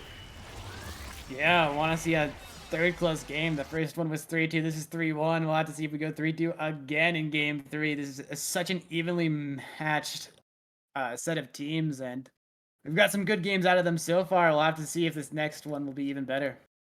Absolutely. Plenty to play for still. Both of these teams need this win to keep their hopes of moving on up. It's not strictly, not by definition, you can lose this game and still potentially make a run on towards playoffs, I believe, especially if you're chatting, because you'll already have 2 wins, but you can't be thinking about those kinds of edge cases right now, and it definitely starts putting your fate in the hands of other teams more so than it would otherwise. When you have the chance to take wins at this point in the season, you need those wins. Yeah, wins are very important. There's only 9 games. You have to win some of them. And Ochi needs to find this to make it in their hands, honestly, in their control to see if they win. I mean, it's still not technically fully in their control. The playoff picture is a little weird, but they need this win for it to be close. Definitely do. That is what the hope is going to be. I'm surprised we didn't see the Vice ban, right? We were talking about the Vice ban. It didn't come through, but the pick didn't come through either. Just didn't feel like that was comfortable for Gates of Obscura. Might really come down to map selection here, at least given how much that's changed the picks that we ended up seeing from both teams so far. Yeah, especially on Gates of Obscura. Of course, you saw the Rune goalie, and honestly, you need to run a super defensive goalie. Rune is really good on that map as a defensive goalie, akin to an Atlas. Basically, the pillars are being Atlas expanses on a lower cooldown, and he has 2 of them. But it really only works on that map due to weird portal things and midfield being weird in that map. But I understand the Atlas pick, and I think if it isn't Gates of Obscura here, I might have cursed it, but if it isn't Gates of Obscura, the Vice will be able to carry, and it is Amy's app. All right, Amy's app, the newest selection for the map, is going to be one we haven't gotten to see yet here tonight. Merchant is hovering the Vice. The opportunity exists. We could see the pick come on through again. Yeah, the Juliet will be at the ban again, just getting Appa off the Juliet. He might go back to the X and just try to sit on it as the Rasmus is banned, just as a, we don't want to play Amy's app Fishing Simulator 2022, and so Mirmeg will be able to pull out the Asher. It'll probably be a mirror of the Asher on both sides. Catchy Cover will probably still run this Amy, and it looks like it will be similar, but there's an X on the opposite side for Appabug. For sure. The X for Appabug, very successful in the previous game, although the Asher is going to be available for Mirrormeg, so best of both worlds for what we've gotten to see so far, as is that Vice that has been so crucial. And it's insta-locked, by the way. Still a little bit of time to decide for chatting on their last pick, but Merchant knows what he's going for here. Yeah, we see the return of the Atlas for Evil Dude Danger and a Jakar X midfield on Amy's side. It's a little interesting. I think I'd prefer the Amy Asher, but we'll have to see if X is able to OK him enough for Jakar chatting to get an advantage in this game. Absolutely. On to the... Surprisingly enough, was Rasmus banned? Did I miss Rasmus a ban? Was, yes, okay, Rasmus all right. I was going to banned. say, how is nobody on Rasmus right now? That would explain it. Yeah, Rasmus is banned, and the Starting Awakening is heavy impact, which is really good for Merchant, Mirrormeg, and a bit of Kashikoma, and most importantly, Jakar. Just the extra CDs is insane, as Oshino Gorflip get this first goal barrier. Now Kashikoma needs to get this past. We are in the midfield. Good, cleared by Merchant, gets it forward. Now, level 2 is coming out. Firewall Sentry goes wide, but Mirrormeg hits it down. They're trying to get this goal. Good expanse. Evil Dude Danger has a flip as well. Mirrormeg's a little low. Appa's looking for the kill, but Evil Dude Danger is able to keep everything alive as Kashikoma has the flip, but they finally take out Merchant. Ooh, shot Merchant. there. The power chord. Great stuff from Merchant. Sneaks it in as they blink back. And Evil Dude Danger just is not ready for it at all. It goes on through. Yeah, insane play by Merchant. Again, the eject button plus this dash is making a big difference here. They do lose a goal barrier, but they get a kill on Appabug, and now Kashikoma and Merchant almost have the flip. They need to get this goal gate in the 2v3, 5 seconds on the X. Not able to find it with the flip. A little awkward here. Absolutely. Mirrormeg up on the top corner, going to be able to open up that goal barrier, but pressure's on up from Merchant once again, going to have access to that core flip before too long. Appabug managing to knock it over with the Bull Rush, looking for the shot. A great use of the Supernova to get themselves a little bit of space. Core flip attempt from Merchant does not find the mark, and it gives a chance for Appabug to get the score, tying up in 1-1. Yeah, Merchant just a couple inches off hitting that core, but a couple inches off getting that clear with the power core. Just a little small misplay costing the goal. But it is still 1-1 in this first set. There's a lot more. With how the games have been going, this is really close. As they get a lot of damage on Liari there, they might look for the kill soon, but Mirrormeg is just trying to keep it forward. And it does get to Appabug, but he's not able to find much just yet. For sure. Opened on up, Merchant looking for the shot. Mirrormeg wants it in their hands. An attempted clear out from Kashikoma on the sentry, but it expires and never really finds its way past Appabug. Nice use of the Supernova to clear things out once again. Liari breaking out onto the bottom side, looking to knock it in up against Merchant, but Merchant's kept it clear up on the top so far. Mirrormeg now with the core in their hands. Astral Projection not going to do much to keep it away. Appabug finds Kashikoma on the bottom corner, knocks them down a pretty low stagger, but it's Mirrormeg who actually ends up finding the KO at the end of the day. Not exactly sure how Liari was found there, but Appabug gonna find one on the bottom side as well. In the 2-on-2, Merchant has to keep it safe, clears it back out with the power cord, but knocks it into a corner where nobody was ready for it, relying on Mirrormeg. Merchant can't get down there in time. Yeah, just not able to do it. He's attacking that pass splitter animation, not able to find as they go up 2-0 down, and they're down a character. Liari was just found out by Merchant a lot. As Mirrormeg has a flip here, it's looking dangerous here. Ocean needs this goal.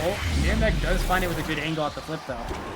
2-2, set number 1, keeping it very close here, as has been expected from these two teams the whole series long. And where these matches have been all season long for both of these teams, as they are showing plenty here, looking very evenly matched. Now, what exactly can they find? Who's going to be able to come out on top and keep those playoff run hopes riding strong? Merchant knocking it on down. Kashikoma wants to take control. There's going to be the KO found off of the middle from the Supernova. Really great angle there. Dream found by Merchant as they knock it back on up towards Mirrormeg. Throwing down the path splitter. Can't find it onto the core, off the back of the core flip. Kashikoma finding it up on the top side, though. Knocks it on through. The stun is found. The KO is found. The goal is found. It all comes up. Oshino core flip. Great end of the set by Oshino. Core flip gets them an advantage in the awakening drive, which is really important, and Merchant gets first. He can get this twin drive or something different as it... Oh, rapid fire is pretty good here. Prime time is pretty good here. Specialize is pretty alright. But honestly, like, Merchant can get a lot of, hot shot. He's going for the hot shot. He's going to have a very low CD on this primary with the hot shot and the heavy impact. And it's going to hit like a truck on the core specifically, as Amy will probably go for this rapid fire, denied away from Liari. Size will go to the Asher, and looks like Appabug will go for the specialized training, just a little more power on the R, as Evil True Danger takes the Stagger Striker, doesn't want to be killed as much. But most importantly here, in the midfield, you see Liari does get missile propulsion. The amount of power of missile propulsion on Jakar is a little insane. Able to core control from a lot further away and hit the core neutrally a lot more. As you see there, just able to hit it forward, get the goal gate single-handedly through Kashikoma and Merchant. Yeah, Kashikoma would have loved to have been able to deny that, but going for the rapid fire instead. Now going to have to knock it on over and see what Liari's going to be able to make happen with the additional power on the lock-and load that provides. Appabug already taken down incredibly low here as Mirrormeg has control up in the top corner, taking lots of damage through onto Liari. Evil True Danger has kept the goal barrier standing the whole way through, though. Will not give up a bit, but the KO is finally found, and it's Appabug who takes one off the top corner and buys some space up against Mirrormeg. Kashikoma now with the core flip available, going to need to buy a little bit of time, and Merchant rockets Appabug off onto the other side. A 4 KO streak picked up for Merchant off the back of that one. Now Mirrormeg already back and available. The tides have turned back in the favor of Oshino core flip as they score once again, maintaining the lead. Yeah, Merchant is looking insane on the Vice, which a great kill on Appabug, as well as just keeping the game alive, keeping the saves coming. As Merchant goes at the flip, look at that hot shot, just gets Golgi off the rip like it's nothing and has a second one in 3 more seconds. The build is getting a little bit insane here from Merchant as they're getting a lot of damage. Look at the power there. Almost gets a goal there, but it's the goal gate's open, and that's all they can ask for as Kashikoma now finds an angle. Cyberstrike will find the kill. Now Mirrormeg and Kachi are just going to pass it in between until they find the angle. Liari has the save, but not for long enough as Merchant secures it with that hot shot, with that power cord. Oshino core flip taking control in game number 3.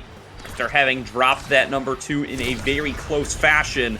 Now looking angry with it. Merchant back on the Vice, looking unstoppable on defense here and able to provide so much value back out towards midfield once again. Keep your eyes on how much this guy's going to be able to score as the game continues to go on. Another big supernova to clear things back on out. Miramac going to be able to receive up on the top side, ready for Kashikoma for the backup.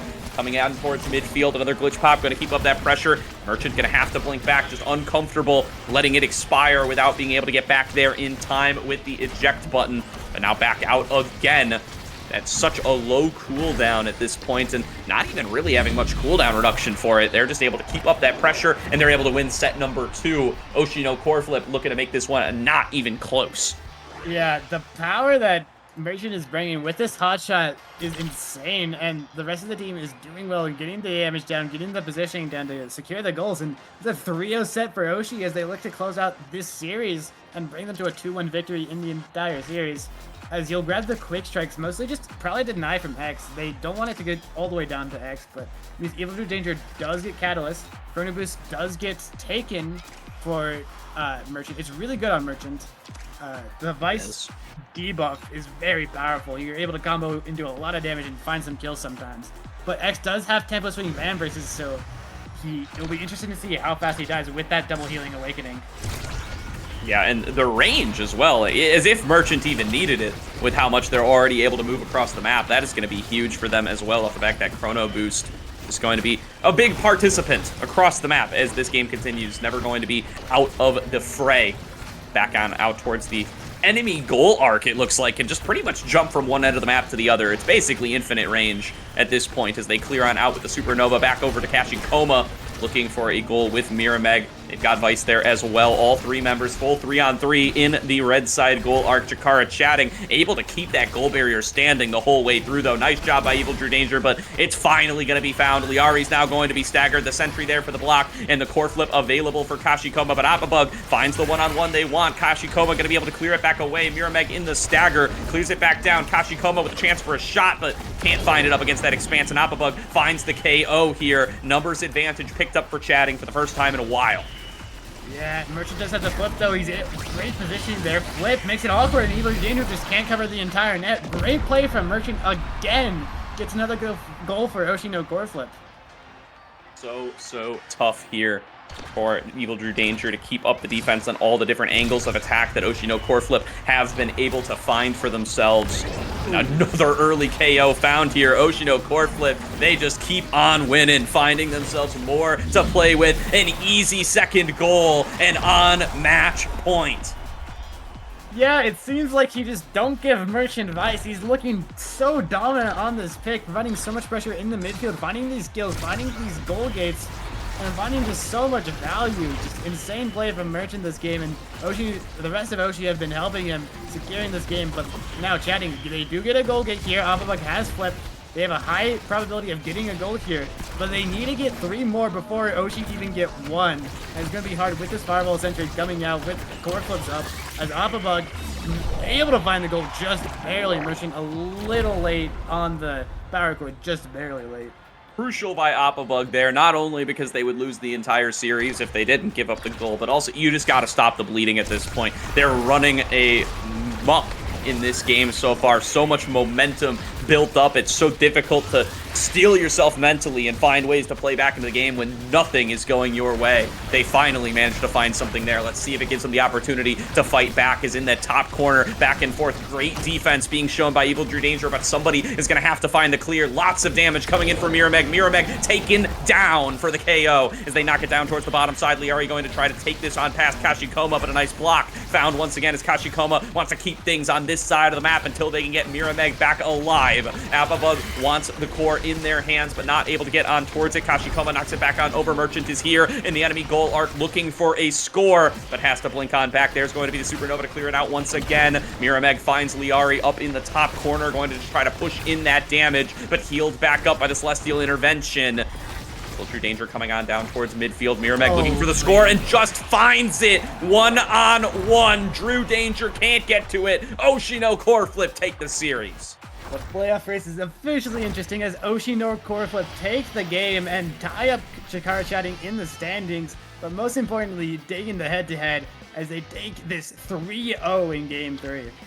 Huge stuff there being found as they are going to be able to move things on up, take themselves to 2 wins. That puts them in the same category as Jakara Chatting. That puts them in the same category as, who else is 2? Goats. Goats is also in that running, and now going to be, unless if Goats wins today, then they move themselves up to being very likely to be that 6th team in playoffs. But if Goats loses, we're now in a 3-way tie for 6th. Yeah, if Goats loses, I believe it actually goes to 4. Depends what game. Do they play win. Orbits? Who do they play? So they play 2 games today. So they play Orbits, true. and they play FNS, I believe. Yes, you are correct. So if they win against FNS, and then there's no like 3-way or 4-way tie. But if they lose against FNS and then Orbits beats them, then it's a 4-way tie at 2 and 6, I believe, or 2 and 5. 2 and 5. All right, good stuff. Well, looking like that is going to be a pretty sizable race to be found between all of these teams. We might have 4 teams sitting in that 2-win bracket, and even, if some of them end up at 3, it's still a very close race with a couple of games left to play. We've still got plenty of matches tomorrow. We got the Week 7 matches next week. There's a lot of room to move on up in these standings, and showing a really great recipe for getting that run started from Oshi no Core Flip as they move themselves out of the 1-win dead zone. Yeah, Oshi's really important win for their season, and it really makes everything more interesting. But good game from them. Chatting, they have to come back. They only have 2 more games left. It's against Winterfall and Cal, so they have to win at least one of those if they want a chance at playoffs here, but we'll have to see. Absolutely, we will. Well, we've got more matches throughout the day, but they will be without myself and Lumos, as we're going to hand things over back to the desk, back to another caster duo. Lumos, they'll catch you on stream later on tonight as you and Orbits take on Goats Esports. Anything you want to say about that matchup before we dip on out here? Well, we haven't lost to Goats ever, at all. We've played them at least 3 times, never lost to them. It's not going to happen this time. It's pretty simple. If we win 3 times in a row, we'll win 4 times in a row. It's that simple. Good stuff. So you're moving up to 2 wins as well with Oshi here. We're going for the 2 and 5 4-way tie, and eventually we'll go for the 3 and 6 6-way tie at the end of the season if everything goes to plan. Let's go. I'm here for it. Would love to see it. Well, thank you very much for joining me here, Lumos. Thank you, everybody, for listening to our casts. And we will be back here probably next week. At least I will be. Until then, going to see you guys in just a few short moments as we throw it to a quick break before we continue on with today's matches.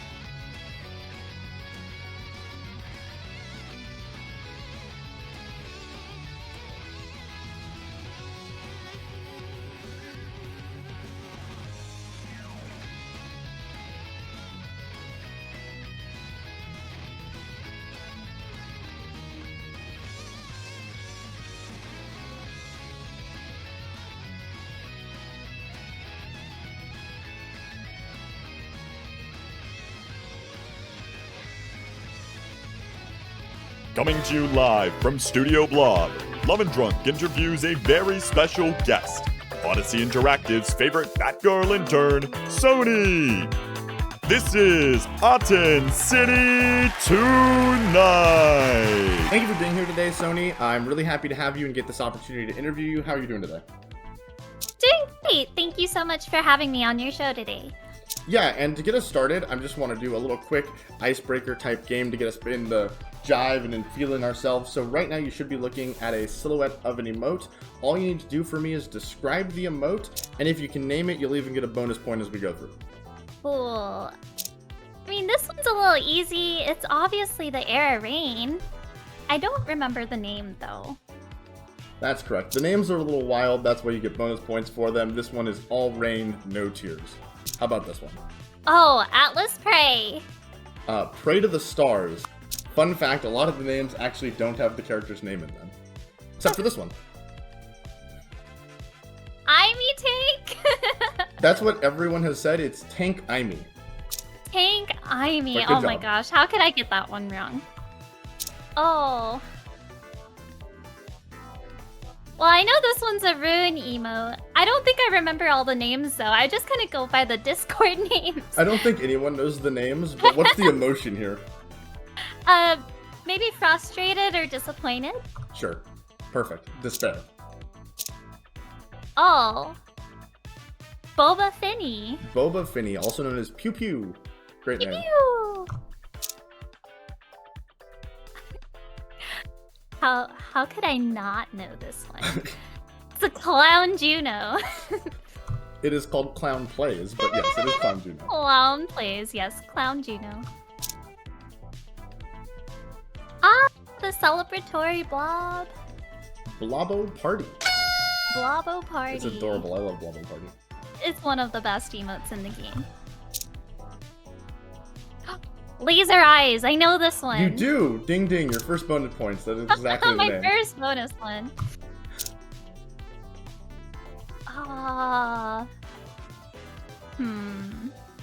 Well, it's a Zentaro emote. I know Okay, that much. Cool. The only way I know how to explain it though is ... That's actually exactly its name. ... Or I guess Oh my god. ellipses.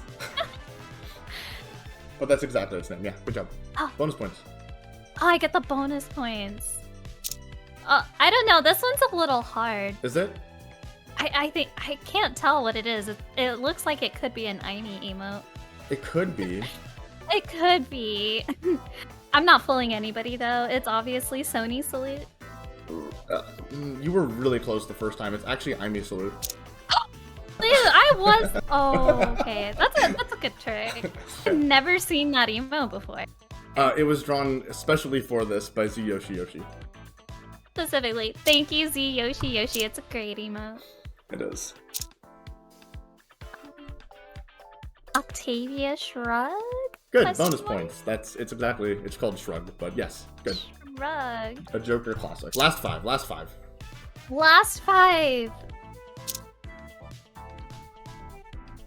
Ooh. It has to be an Asher emote, right? We haven't had an Asher emote yet. I don't think there's a single Asher emote.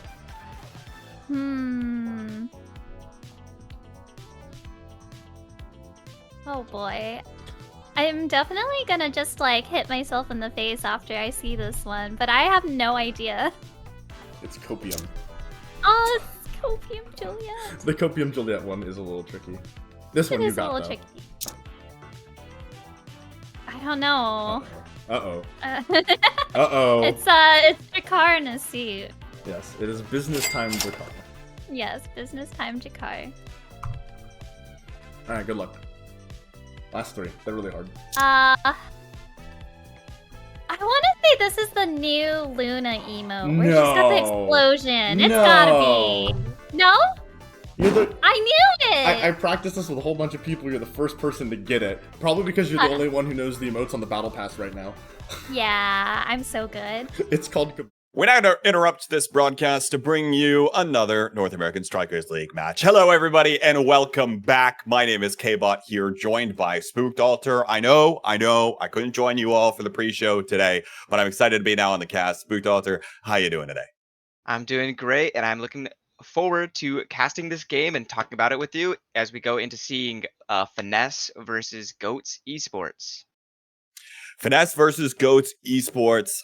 This one should be a good one here. Worth noting, of course, Finesse looking towards the top of those tables, but Goats are trying to make a resurgence, trying to force themselves into the playoffs picture here. And certainly if they're able to find a way to pick up a win like half the desk was suggesting they might have been able to earlier today, then hopefully we'll be able to see them come out on top. And again, racking up a win here could be very impactful with a couple matches left to go, with Sundubu yet to face both Demons Raw and the Sad Boys, and so many other factors playing together here. A win here certainly helps Goats Esports. Of course, Finesse looking to pick up a little bit of extra practice here, still with their main roster locked in. That is Lilybun in the goal box for the duo of Puffy and Joker, and that will be the roster they're playing with today as well. So we're getting into things right now for this game one as we enter our loading screen. Game one we played on IME's app here. IME's app, definitely a little bit more KO-centered map, which benefits, honestly, both teams in their playstyle, so it's going to be nice to see here what happens here. I would say it might benefit Goats before, as we've seen, Kilius is really strong on this map. What he was able to do when they were fighting Sad Boys, he's able to hold that barrier down really well with the Jakar goalie, so if we're not seeing that banned, which it looks like we're not, it's definitely going to be a good time for him defensive-wise. Rasmus and Aimee both getting taken off the table. Of course, that Aimee tends to be one of Lilybun's comfort picks in the goal box, and the Rasmus gets banned away by Finesse. We don't tend to see Joker or Puffy go over to the Rasmus, and instead we see very characteristic picks for the both of them as the Asher and the Estelle get locked in for this iconic Finesse duo. Yeah, definitely a good duo here. We see a lot of kill pressure with that Asher in the pit, and then I think we see Fudgy Waffles on Luna, and Kilius on Vice, and then it will be a Palme on Juliet, if I am not mistaken. Yes, I am correct, which just means a lot of KO pressure on this map. It's going to be a Deadeye plus a Prize Fighter star, so a lot of power coming out, a lot of damage we're going to be seeing here. As we go, start kickoff here, it's going to start with the Joker. He's going to be getting, Fudgy Waffle's going to try to get that advantage on it, and we're going to see how this plays out. Honestly, at this round start, it's going to be a little slow, but as we see one barrier gone, so maybe I'm mistaken, and we're going to get into some pretty good action soon. Joker already looking for the dash forward on the Asher here. Can't quite find it, and does already commit that primary, attempting to ship it back. But one thing I'm looking out for here is Fudgy's Luna. He's been picking up this character every here or there for those times when you need the little bit of extra damage. And you can tell that Goats is really trying to lean into that damage. We're playing on IME's app, large amount of KO potential there in the map alone, and now you pair it with Deadeye picks on both your goalie and your midfielder. But nonetheless, that's not going to stop the synergy of this Finesse duo. Joker finds the pass up to Puffy, who's able to put the first goal in. Yeah, I've been seeing Fudgy playing that role more, as you've said, and they've been practicing it, doing a lot of techs. They have definitely a lot of good combos and kill confirms that can be done when you're at like half health and at the middle of the map, so definitely a lot more to watch out for, especially on a map like this here. And we're seeing a lot of damage already getting dropped. Now that we're in the second round, a goal has been scored on the side of Finesse, with another barrier being broken. They're all hitting level 2, so we're going to see more damage and seeing more of this game's going to come out. Lilybun with an amazing barrage save, and now the core is coming flying with the Joker trying to get it in, but Kilius is going to be able to bring it out. And now, as we get to see here, they try to shift to the field. Kilius getting what seems to might be a barrier, but Lilybun once again is able to hold it down, as Puffy is getting a lot of damage taking, so Joker might be in trouble here if Puffy goes down. But it seems that he was able to get the shot on, so it doesn't matter if they don't die and you can get that goal in anyways. How about that from the Joker? Of course, sometimes you just have to be unpredictable with your movements, right? And if he's able to use that dash in that way to get up there, intercept the pass, an unsuspecting pass, really. Kilius was just looking to shove that off to Fudgy, but wasn't able to make that happen there. Now, though, we see the KOs come back the other way as Fudgy picks up 2, and Albion finds the ace as well. There will be the first goal on the board, and the KO comp is now online. Goats just needed a bit of time to warm up. Yeah, now that they've hit level 2, they're going to be starting to crank out a lot more damage here, as we see that Palme now is stacking those Prize Fighter stacks, and the Joker has no Prize Fighter stacks, which might be a slight edge that will help them where they need to. And now that they've all hit level 2, they'll be able to do a lot more damage. The core flip coming from Kilius, unfortunately not able to get that barrier. Lilybun is able to gracefully protect it now, as we're going to be seeing the Joker trying to commit, but takes half their HP just from one combo from Fudgy. Definitely a lot of damage we talked about, but Joker's going to be able to get that barrier, because what you make in offense, you kind of have to sacrifice a little bit of that defensive pressure. But with a core flip, it's going to be dodged, and it's going to be blocked by Puffy now, as we see both barriers down and a KO from a Palme.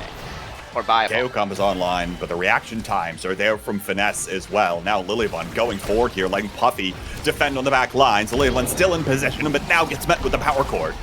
Joker tries to make it happen, but now with the character disadvantage here, it's going to start to collapse. And now Puffy, hang on a second, this is still goalie holding down the line for a moment, but now doesn't have any cooldowns, and the shove is going to come through. Fudgy going to poke it back for Goats. And you'll see things start to come on now. Will Goats be able to capitalize on that the timers that they have when they do find these power play opportunities? That'll be largely telling of what happens here. But other thing I'm looking for, especially as we go forward in this one, with the recent Stagger Awakening buffs, we'll see if survivability is able to start coming online for Finesse here. Oh no, Crystal Thorns just come up a bit short. Puffy's still able to shove it back though. And again, you see the synergy, you see the team play, and the passing come through for Finesse there. Gets them the first set on the board. Winning draft in a comp and a game like this where you know it's going to be KO heavy, less core control centered, is going to be very important here, as we're seeing a lot of things like missile prop on the field, quick strikes in prime time, and egoist for that dodging. It's definitely going to be strong to see, as we see here that Joker is going to be taking the quick strikes, and then Fudgy obviously taking the missile prop for that extra damage. It's going to be super helpful. And then other things that make sense here are going to be like egoist for the health, which Palme, or not the health, the meter that you can evade more, try to live a little bit longer, which are going to be really nice to see how they play in here. Tell you what, other thing I'm taking a look at here is the hot shot on Kilius. Now you're talking about having that Supernova ultimate that has Deadeye at the max range, and now you pair it with an increased core speed. This thing's gonna go flying, and while Finesse has been able to react to it so far, we'll see if they're able to keep that up, especially if Kilius is able to pick up a few more power awakenings or even a specialized training later on down the line. Now, KO happens, Albion able to be there to shove it right back. Apolme secures the goal once again. It feels like once the pressure really starts mounting, the defense starts to crumble really on both sides of the pitch here. Finesse with their passing plays, and of course the KO potential here out of the Goats composition. Yeah, the Goats composition is a little bit more offensive favored than Finesse's, as they have Fudgy Waffles and Apolme both playing respectively a Luna and a Juliet, which have a lot of potential to do damage and play forward and stuff, but not as much defensive pressure, especially with Kilius on Vice, who might not be their usual pick, but they're still very comfortable on, as we're seeing here, with the plays they're able to make, but it doesn't have the same defensive pressure that someone like a Drakkar would have, or a Kai would have. Core flip now from Kilius. Fudgy tries to connect on the boost, but can't get there in time. Now Joker got a lot of space to work with, and Kilius doesn't have any cooldowns available to send it away. Again, keeping things even here is Finesse, slowly trying to edge things out. Other thing there, the KOs that were found were quite fantastic to open up some of those plays, where you saw the trades happen. I mean, Apolme literally just dash punched right after the Supernova landed. Now Puffy low on Stagger here as Apolme's looking for this one. Beautiful Rose Warp from Puffy there to pick up the orb. It enables the KO to come through from Joker. So now it's a power play for Finesse. Joker tries to keep it in the corner here. Puffy finds the double piercing shot, line it up and knock him down. And now the pass down to Joker will get interrupted with that power chord. We see the hot shot come through, but Lilybun was able to react in time. Now collects it once more, sends it forward. There's the Crystal Thorns, piercing shot now. Doesn't quite have the angle, but it still gets down to Joker nonetheless. And Finesse will go ahead in the second. Right there, Kilius tried to put his secondary down to get that ball, but as we said, Vice is a lot offensive, but little to no defensive pressure, as other goalies would have, and that secondary just doesn't come out fast enough for plays like that happen too fast. So once either of these teams really get going and get in that perfect corner right here, as we see Joker trying to find that corner, stuffing it in is really simple. But as we're seeing here, if we can keep it out of that corner, stop that situation from happening with these things like this Supernova, it's going to be really hard to get in there with your positioning or get the fort in there, as the Supernova will push it out. See what else happens here. Joker trying to set it back behind that, but Kilius able to send it away nonetheless. Puffy starting to collapse here. Joker still in position, is a nuisance and finds the barrier. Now shoves Kilius away with the path splitter and will open up the opportunity for that goal to go in. Finesse 2 sets up. Goats have been close. What isn't quite working for them? What needs to jive a little better? I don't know, it's really hard to say. There's a lot of times where I've been seeing where, as happened earlier, they were trying to get a kill onto Puffy, but he was able to grab that orb with the Rose Warp and then get a kill off and make the power play for them instead. Plays like that have to happen, or not happen, I should say, in order for them to keep up with this momentum. But as we're seeing here, the specialized training denial from both Fudgy and Apalme, which is really strong, as we're going to see now that the Stagger Awakenings and the Stagger Swagger are both being taken here. You see, I mean, towards the end of that, the other thing I was looking out for in that last draft, no real cooldown awakenings came online. The only thing there was that twin drive, but Joker was more than happy to pick up first, preventing even Killiest from grabbing that himself. So now we're talking about still not having many opportunities to find these KOing plays. Meanwhile, Finesse just continues to keep ramping up things. However, they did deny some pretty impressive defensive picks, with Fudgy picking up that Stagger Swagger. That's going to mean that potentially there's more opportunity in due time for these KOs to come through, and you see it there as Joker is taken off of the pitch with the dash punch from Apalme. Now looking for the pass up, trying to find the core control here. Now Fudgy boosts in, finds the barrier. Apalme here's the ego of speed, just punches it back and barely even needs the flip himself to put it back. What an amazing play from Apalme. Now he can carry over this core flip to start the round maybe, or to save it for a good spot.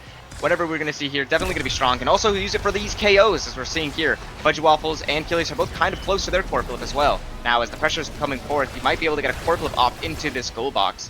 Puffy taking a lot of damage. There's the core flip, and it will get the barrier now. Joker able to also grab one, so it's a trade-off here. Killies now is core flip for a defense, and Puffy looking really low. Fudge trying to line it up, but he's not able to find it. Core flip coming up from Killies to save the ball.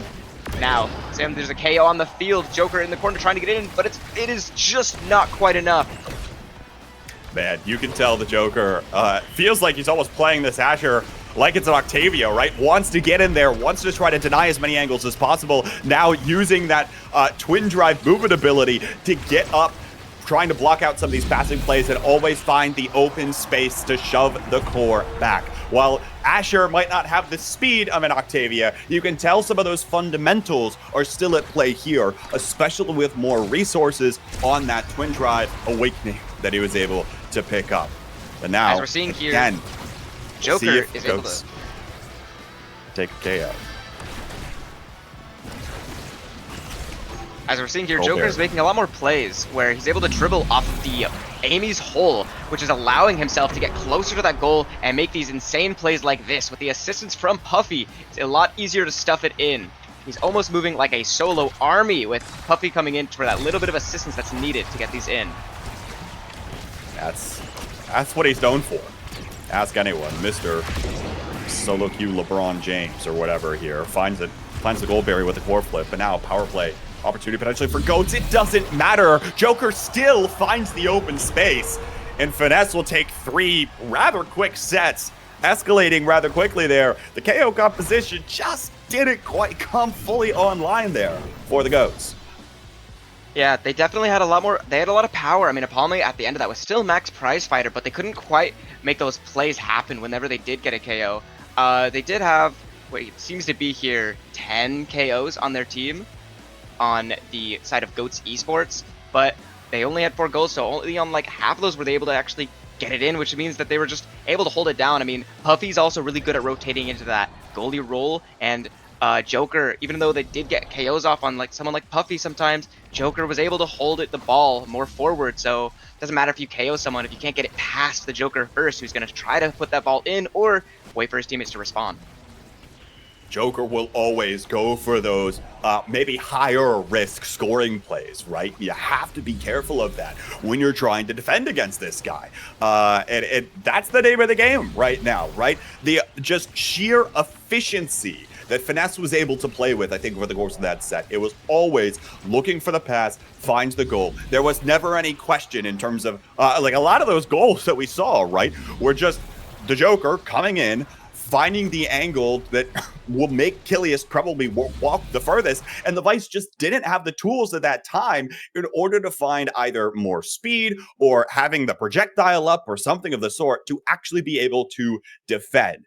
That's probably something, again, as you kind of pointed out earlier, that Kilius isn't exactly used to seeing. He's normally probably on this Drakkar or something of the sort, right? That has that more consistent lock and load shotgun that can cover that empty space. But now he doesn't have that. He has to find better clearing angles on this Vice, trying to get it around the Joker. And the second that he picks up Twin Drive, it's almost like it's an iron wall in your own goal box facing into your own net.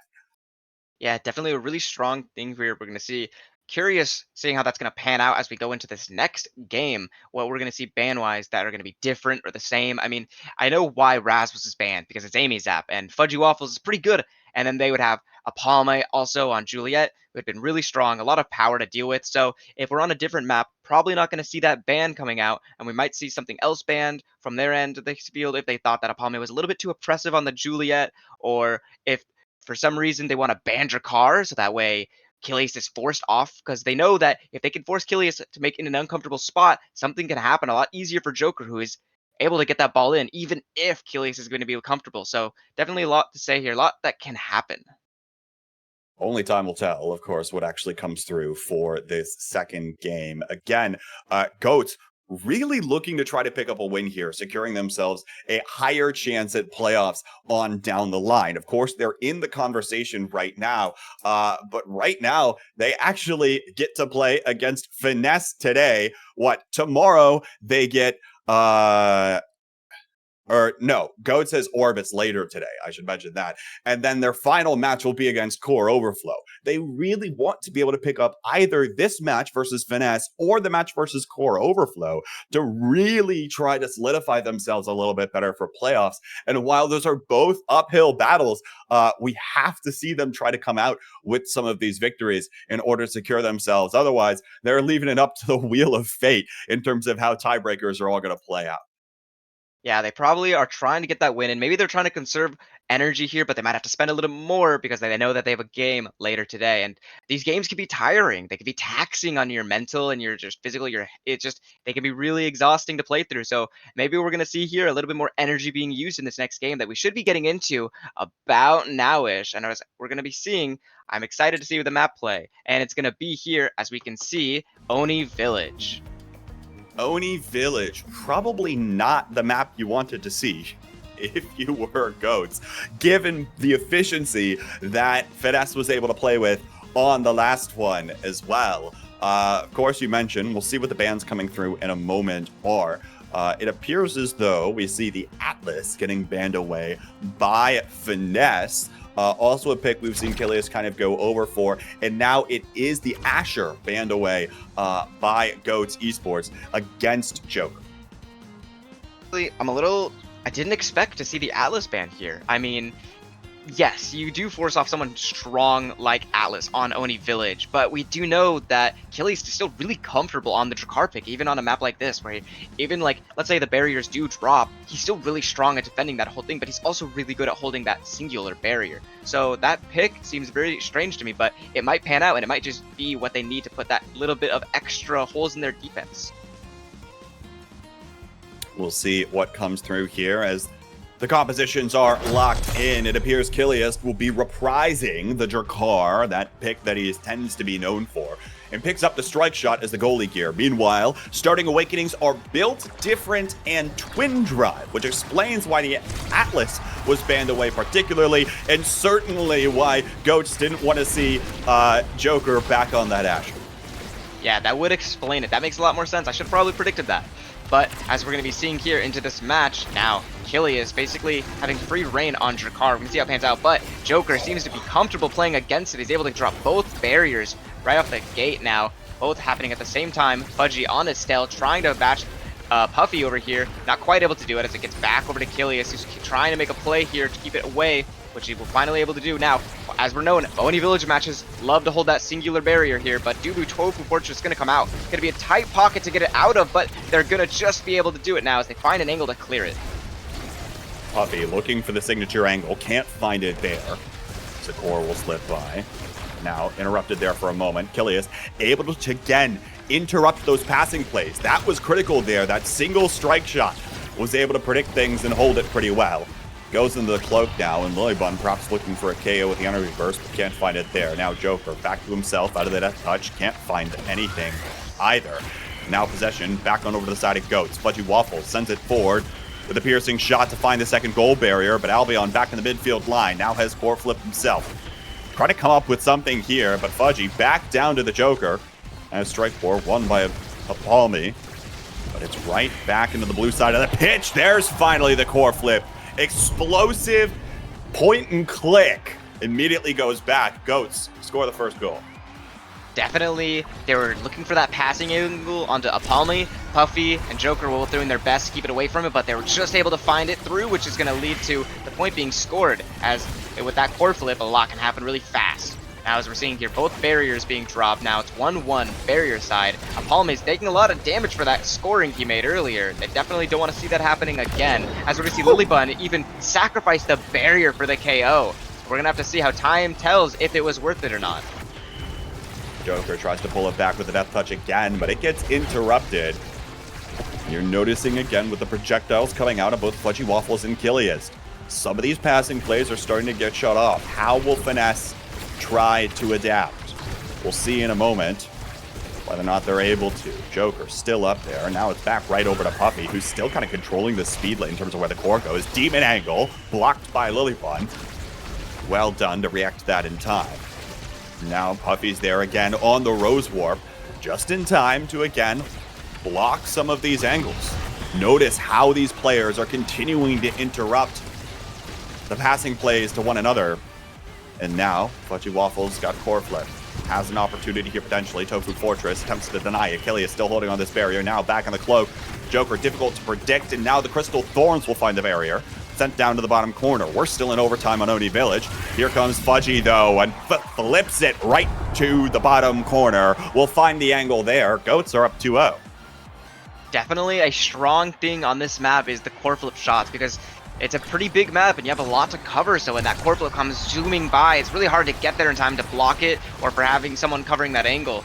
Definitely a lot more plays that can happen, especially on a character like Estelle, as we saw Fudgy already do the core flip piercing shot maneuver, which is a very good way to stun out that goalie or pesky midfielder that's blocking your shot and be able to get that through now. As we're seeing here, both teams have lost one barrier, which is fine on a map like Oni Village, but losing that second one, which happened to Kilius right now, a lot harder because now that barrier's open and a lot more can happen. There's that strike shot. Again, interrupting the dribble out from the Joker, who you have to imagine was quite happy to have a little bit of open space to work with. But it doesn't go back nonetheless. Death touch out just a little bit late.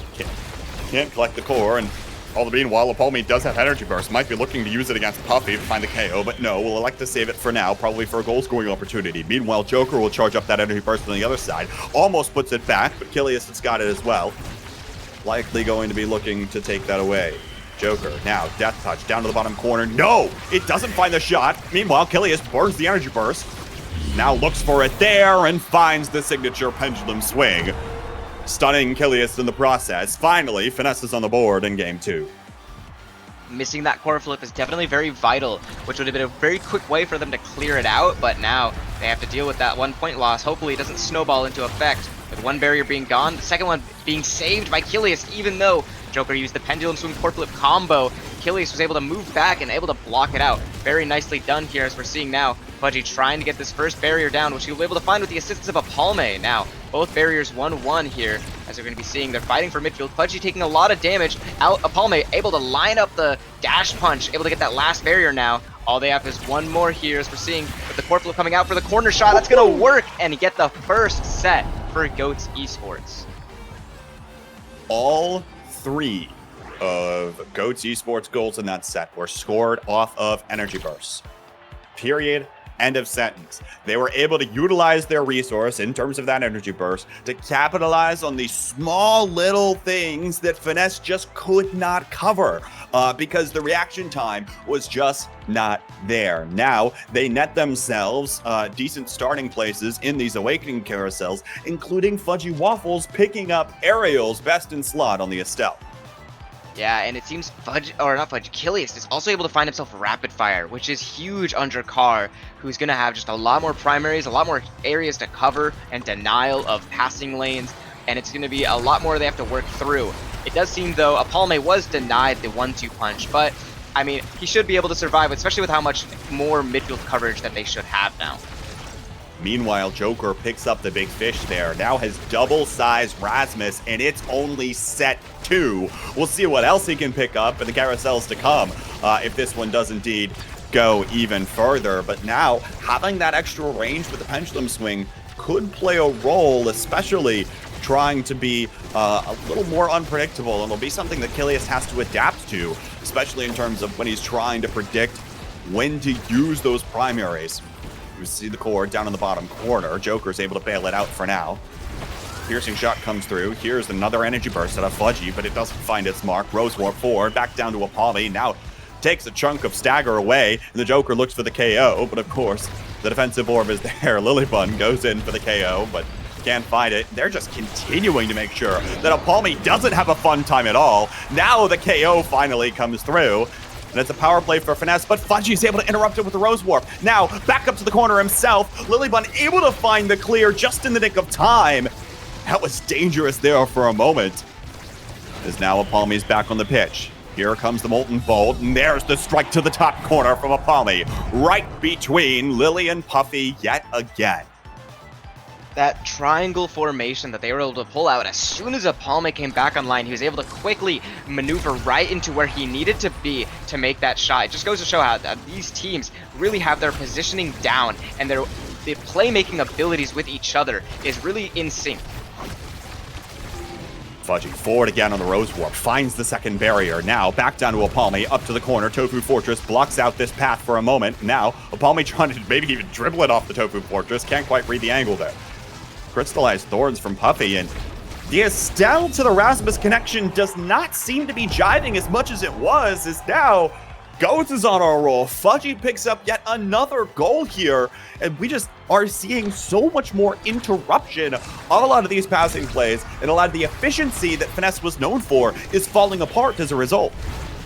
Yeah, definitely it seems that they have their groove down with these characters that they might be a little bit more comfortable with than the Vice and the Luna in terms of passing plays and making it happen without that KO comp. It seems they're definitely a lot stronger off with a composition looking something like this. As we're seeing here, the Core Flips are going to be missed by Kilius, but then it's going to be down by Fudgy Waffles, trying to stall for Apalme to come back as both teams have one barrier gone now. Fudgy's trying to make a play under that barrier. Strike Shot's going to come out to deny that angle coming in, that pressure. It's going to be halted now, and Apalme is back. This Rasmus just does not feel like it has the same amount of stuffing power. Uses every single resource just to find the last barrier there. And now Fudgy feels like he just blew over the other barrier in the speed lane with the piercing shot. Now Puffy just not there in time on the Rose Warp, and Fudgy counters with one of his own. It's Goats on the 3-0 sweep in set 2. They are 2-0, and they're looking to respond to last game's 3-0 with a 3-0 in sets of their own, including now Fudgy getting first pick, potentially going missile propulsion here.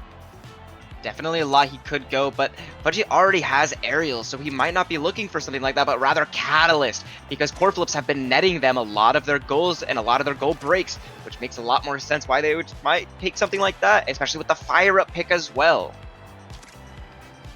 Many energy awakenings there on the pitch. You see the Egoist picked up by Joker. Perhaps a little bit of extra speed will help. And the fire up picked up by Kilius as well. Continues to mount a lot of these, as you mentioned, and as you pointed out, talking about these energy bursts that Goats are able to use to continue converting on some of these goals for these just slight things. It's not even necessarily inaccuracies in the position from Finesse. They just don't have time to react in a lot of cases to what's going on. But now barriers finally fall. Joker not quite in position, tries to go out with a death touch, but isn't able to pull it back.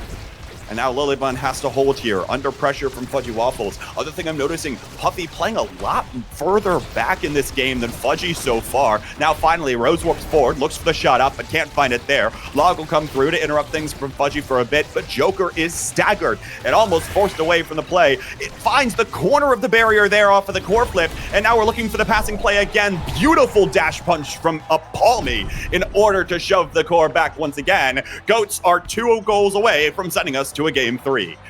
What a great sequence, and as you can say, as you said earlier, it's not even about inaccuracy, but sometimes Fudgy Waffles hitting that nice little, as some people would say, the Fudgy angle, where he's able to grab just the very corner of that barrier. Let's be clear, Fudgy claims like 200 different angles, okay? I don't know about that. True. Now, barriers down on both sides. There's a KO that comes through, and the projectile from the Rose Warp stuns Lilybun, who lets the core go by there without being able to react again. It feels like this time around, Goats are just playing a little bit faster, they're interrupting the passing plays, and the Joker is just not as efficient on this Rasmus on this stage. Yeah, Rasmus does have a little bit harder of a time connecting if he doesn't have the speed to handle this. Maybe that's why he thought the Egoist would have been the help, but it seems that they're making him evade with how much damage they're applying into him to not really let that Egoist shine with its 80% speed boost now, as we're seeing Puffy is on the offensive here, but it does seem that Fudgy's going to be able to hold the ball and wait for a Palmy to get the kill, which is going to mean Palmy's trying to go up there, but Lilybun ready to evade, but the shot's going to miss from a Palmy now, as they are in there. It seems that they're just quite able to squeeze it out, but a Palmy's going to get the KO, and now with core flip, Joker coming back online, trying to block it, which he will find the core flip block. Once, but maybe not twice. Fudgy now down on the Rose War. Puffy has to find the hold, and now will be assisted with Joker, who buys a little time. Lilybun is back online, and now the Joker will win the strike war in the bottom speed lane. But it's a Palmy collecting it on the top side of the map. Joker can't quite find it with the pendulum swing, as Killius is able to react in time. Now back in the cloak. Will be able to cover things as well. Joker low on stagger, tries pulling the core back, but can't find it there. And now almost knocked away, but still can't play much of anything. And Fudgy Waffles yet again finds the goal from the midfield line. Goats, even perhaps more dominant than Finesse in game 1, despite probably what everyone would have predicted entering this one, where you would have thought that Goats would have been able to take the Imazap map, and Finesse probably was going to take the Oni Village map. The exact reverse thing has played out in the first 2 games, and now we're on to a game 3. Definitely not something that would be expected, but it does seem that Killius, who was able to have a little bit more defensive pressure, Fudgy Waffles having a little bit more mobility on Estelle, definitely helped them line up. And especially on a map like that, or on a match like that, I should say, where energy was so abundant, that last goal, Fudgy Waffles barely had enough energy for, which can be attributed to him landing maybe a little bit more damage with the Rose Warp that he was applying onto the Joker, which would have netted him that core flip, which made that goal possible. It seems they played a lot more energy conservative, or just using their energy a lot better that game, and it definitely paid off.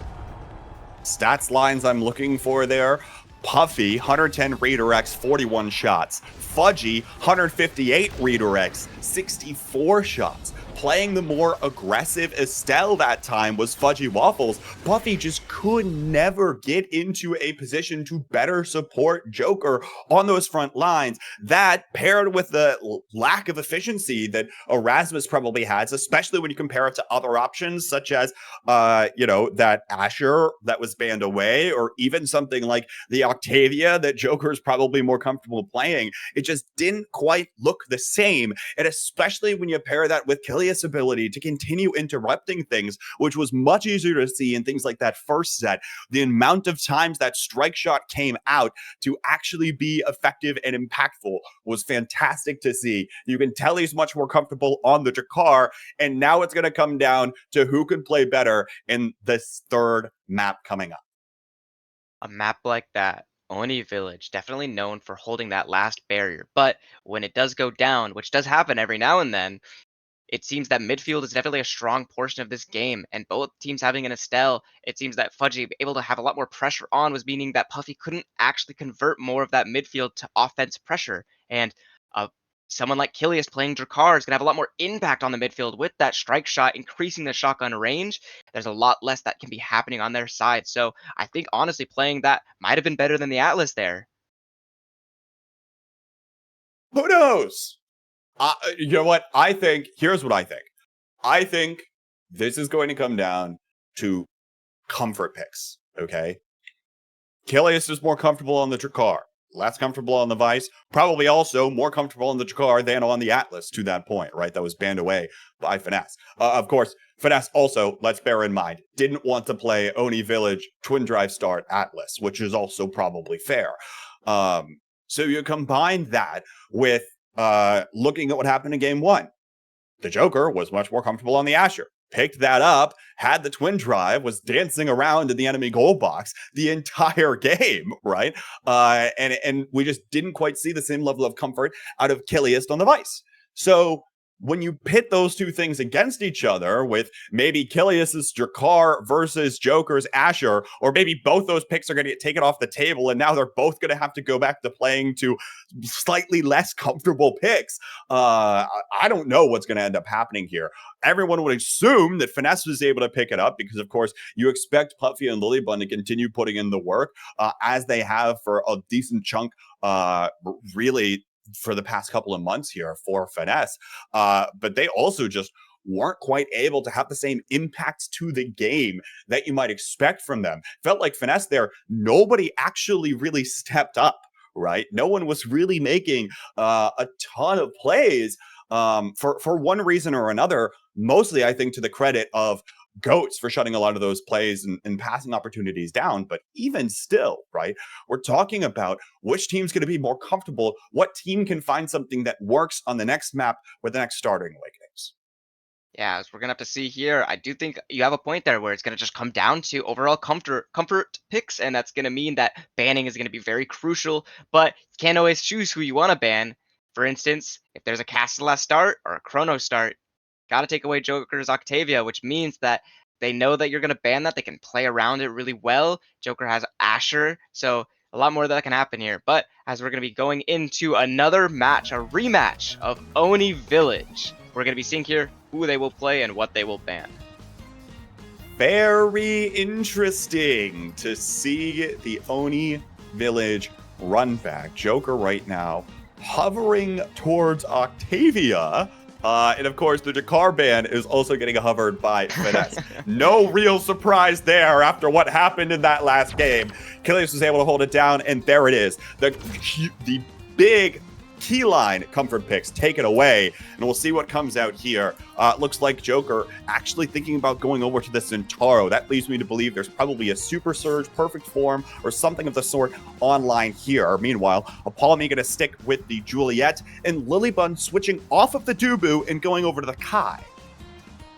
Kai, I've heard, is very strong in this map, and it looks like Kilius is actually going to be going that Atlas here, which they banned out last game, so we're going to see here if it was the right ban over Drakkar, but we know he's pretty comfortable on the Drakkar, so it's going to be hard to say, and it seems it's a all-fire-up start. That'll be the second for the day, so we're definitely going to be seeing a lot more energy, which might favor Goats Esports as they were able to make a lot of those shots off, but maybe with more energy, Finesse will be able to find their way through.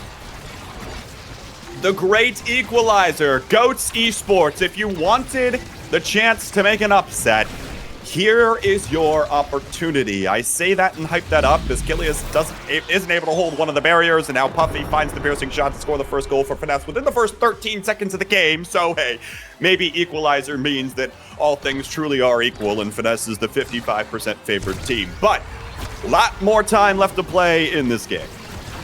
Yeah, as we can see here, Kilius already showing that he's a little bit less comfortable than he would be as if he was on Drakkar, but that won't matter if his team can keep it forward as much as they can right now, as we're seeing here. But now that it's coming back, he's going to be able to defend it now with Fudgy trying to get this goal in, but Joker pushing up with Zentaro trying to get it through, which he'll be able to find now. They have forfeit because of that fire-up start here. We're going to be seeing if they can bank that past the Joker. It might be a little bit over, but it does seem Fudgy is able to find that first barrier, that last barrier, I should say, with a Palme coming out of nowhere with that dash punch, waiting above to snipe it in, get that goal in for the 1-1. Beautiful collapse coming through there for a Palmy, but now we're talking about energy burst coming online. Puppey had to burn a dodge once, but now we see two immediately right off of the rip from this kickoff, and now a Palmy tries to shove it down, but Lilybun will block with a barrage. Joker tries to send it back, but Fudgy blocks this time. It's right back down to the bottom corner here, and Puffy's got the energy burst this time, sends it up the top side. Fudgy still able to deny it. And that's the chilling fire-up Oni Village gameplay that everybody loves to see. Now, there's a Rose Warp. Lilybun still able to get there in time with the momentum boots on the Kai. And now Strike Shot comes through. Beautiful play from Kilius to keep it online here for Fudgy Waffles. And then sends that core down to the bottom side. Goats is ahead and on set point for the third map. That was 5 core flips before the first 30 seconds. If that isn't the definition of a fire-up game, I don't know what is. A lot more pressure to see on both sides here, a lot more defensive capabilities with that extra core flip power. A lot more we're going to see here as we're trying to see Fudgy trying to get this ball through a Palme, but not quite able to fire up going in as we're seeing 3 core flips already used. Fudgy unfortunately missed his, but I would say it's overall worth it as a Palme was able to use his to get the last barrier now. With both barriers gone, we're going to see here, will they be able to connect without any core flips quite yet online, but almost there because of fire up. Beautiful job to hold it down in the corner there, but not for too much longer as Joker is able to use that core flip to secure that bottom barrier. Fudgy still looking to keep it up, still looking to keep it in the corner, and Goats very clustered. They don't have a lot of space that they can buy, and Puppy was single-handedly able to keep it in that corner for so long. Now Joker finds the interruption there. Beautiful pass in from Lilybun, but can't quite find the angle as it was responded to in time. Now, beautiful angle all night clear from Lilybun, preventing the piercing shot from connecting, and now Joker finds the redirect to the goal to send us to a 5th point. You might have missed it, but I'm pretty sure Kilius accidentally used his core flip in the corner there on nothing, which would have been very helpful for maybe defending that last point there. Really unfortunate to see here, but he'll get it back in no time because it is a fire-up start. Now, as we're seeing here, Fudgy Waffles trying to defend, but it does seem that they're able to grab both barriers with an amazing play from Joker. And this is the power of the Zentaro that I was talking about a little bit earlier there as well, right? Especially when you compare it to what we just saw in the last game on the Rasmus. The Zentaro just has more tools to keep the core in front of him, but apparently the Estelle from Fudgy Waffles has more tools to continue scoring goals. Presses the Crystallized Thorns button, and it just happens to find the mark and find the net. As Goats are up 1-0. They'll get priority here in this first carousel with 2 sparks online, meaning that those picks are dropping in a little bit of priority. But of course, Fudgy will pick up the quick strikes here first. Yeah, we're seeing Catalyst quick strikes, both energy awakenings, both very strong to see here. And that's going to be really nice to see how it pans out. But a Palme is able to find themselves 1-2 punch, making those dash punches a lot stronger, whether it be for KOs or even for stuffing. See what happens here. Other thing as well that's worth noting, especially on Oni Village, is the core speed that you get from the 1-2 punch, right? With that Juliet, able to just send the core flying. It catches the speed lane, and maybe Lilybun won't be able to react there. Loses both barriers as it bounces between the two of them. Palmy burns the fiery flurry there, trying to interrupt things from Lilybun. Now baits out the Giga Blast here as well. Fudgy starting to come forward here, looking for the pass to a Palmy. There's the core flip, meets the corner. Barrage holding by Lily for now.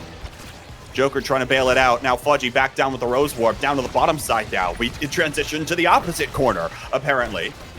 And Fudgy passes to himself with the Crystallized Thorns, attempts to predict the pass of the piercing shot. Not happen that time around, and now beautiful expanse comes out there of Kilius, continuing to protect this goal barrier. Core flip out of Joker. Puffy's got 1-2 in a moment here. Here's the Oni's blade, finds the other goal barrier, and now Lilybun finds both the core and the KO there.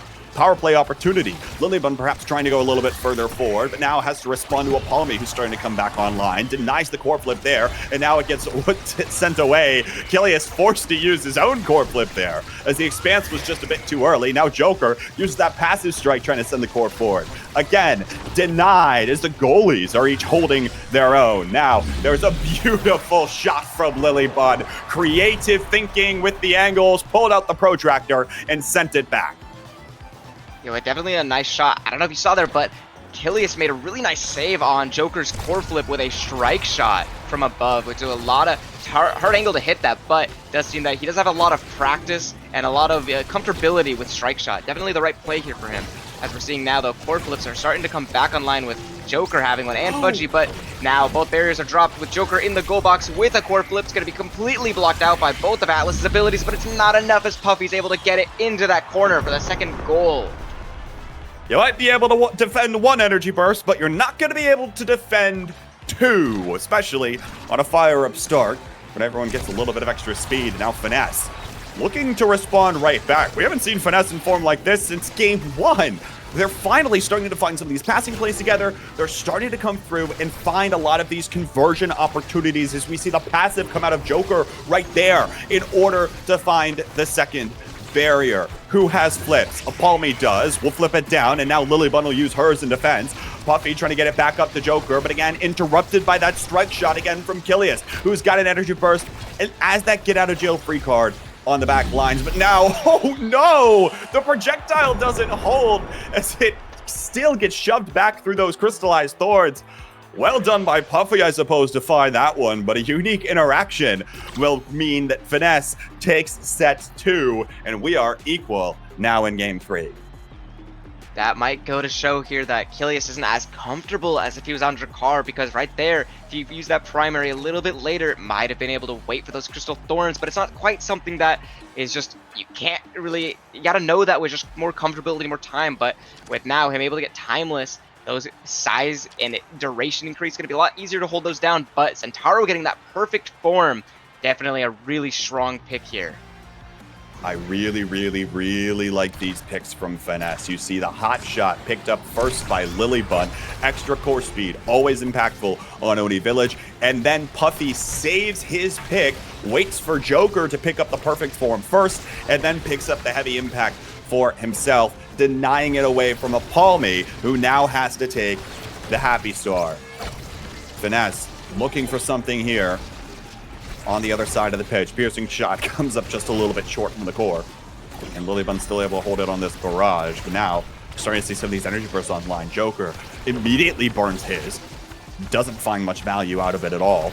And now, Lilybun will use hers in order to deny that dash punch down from Apalme. Puffy trying to get it out now. Core flip down from Fudgy Waffles. Will find the second goal barrier. Dribbles it up to himself. Now looking for the pass to Apalme, but it's interrupted by Puffy that time. Joker on the dribble again.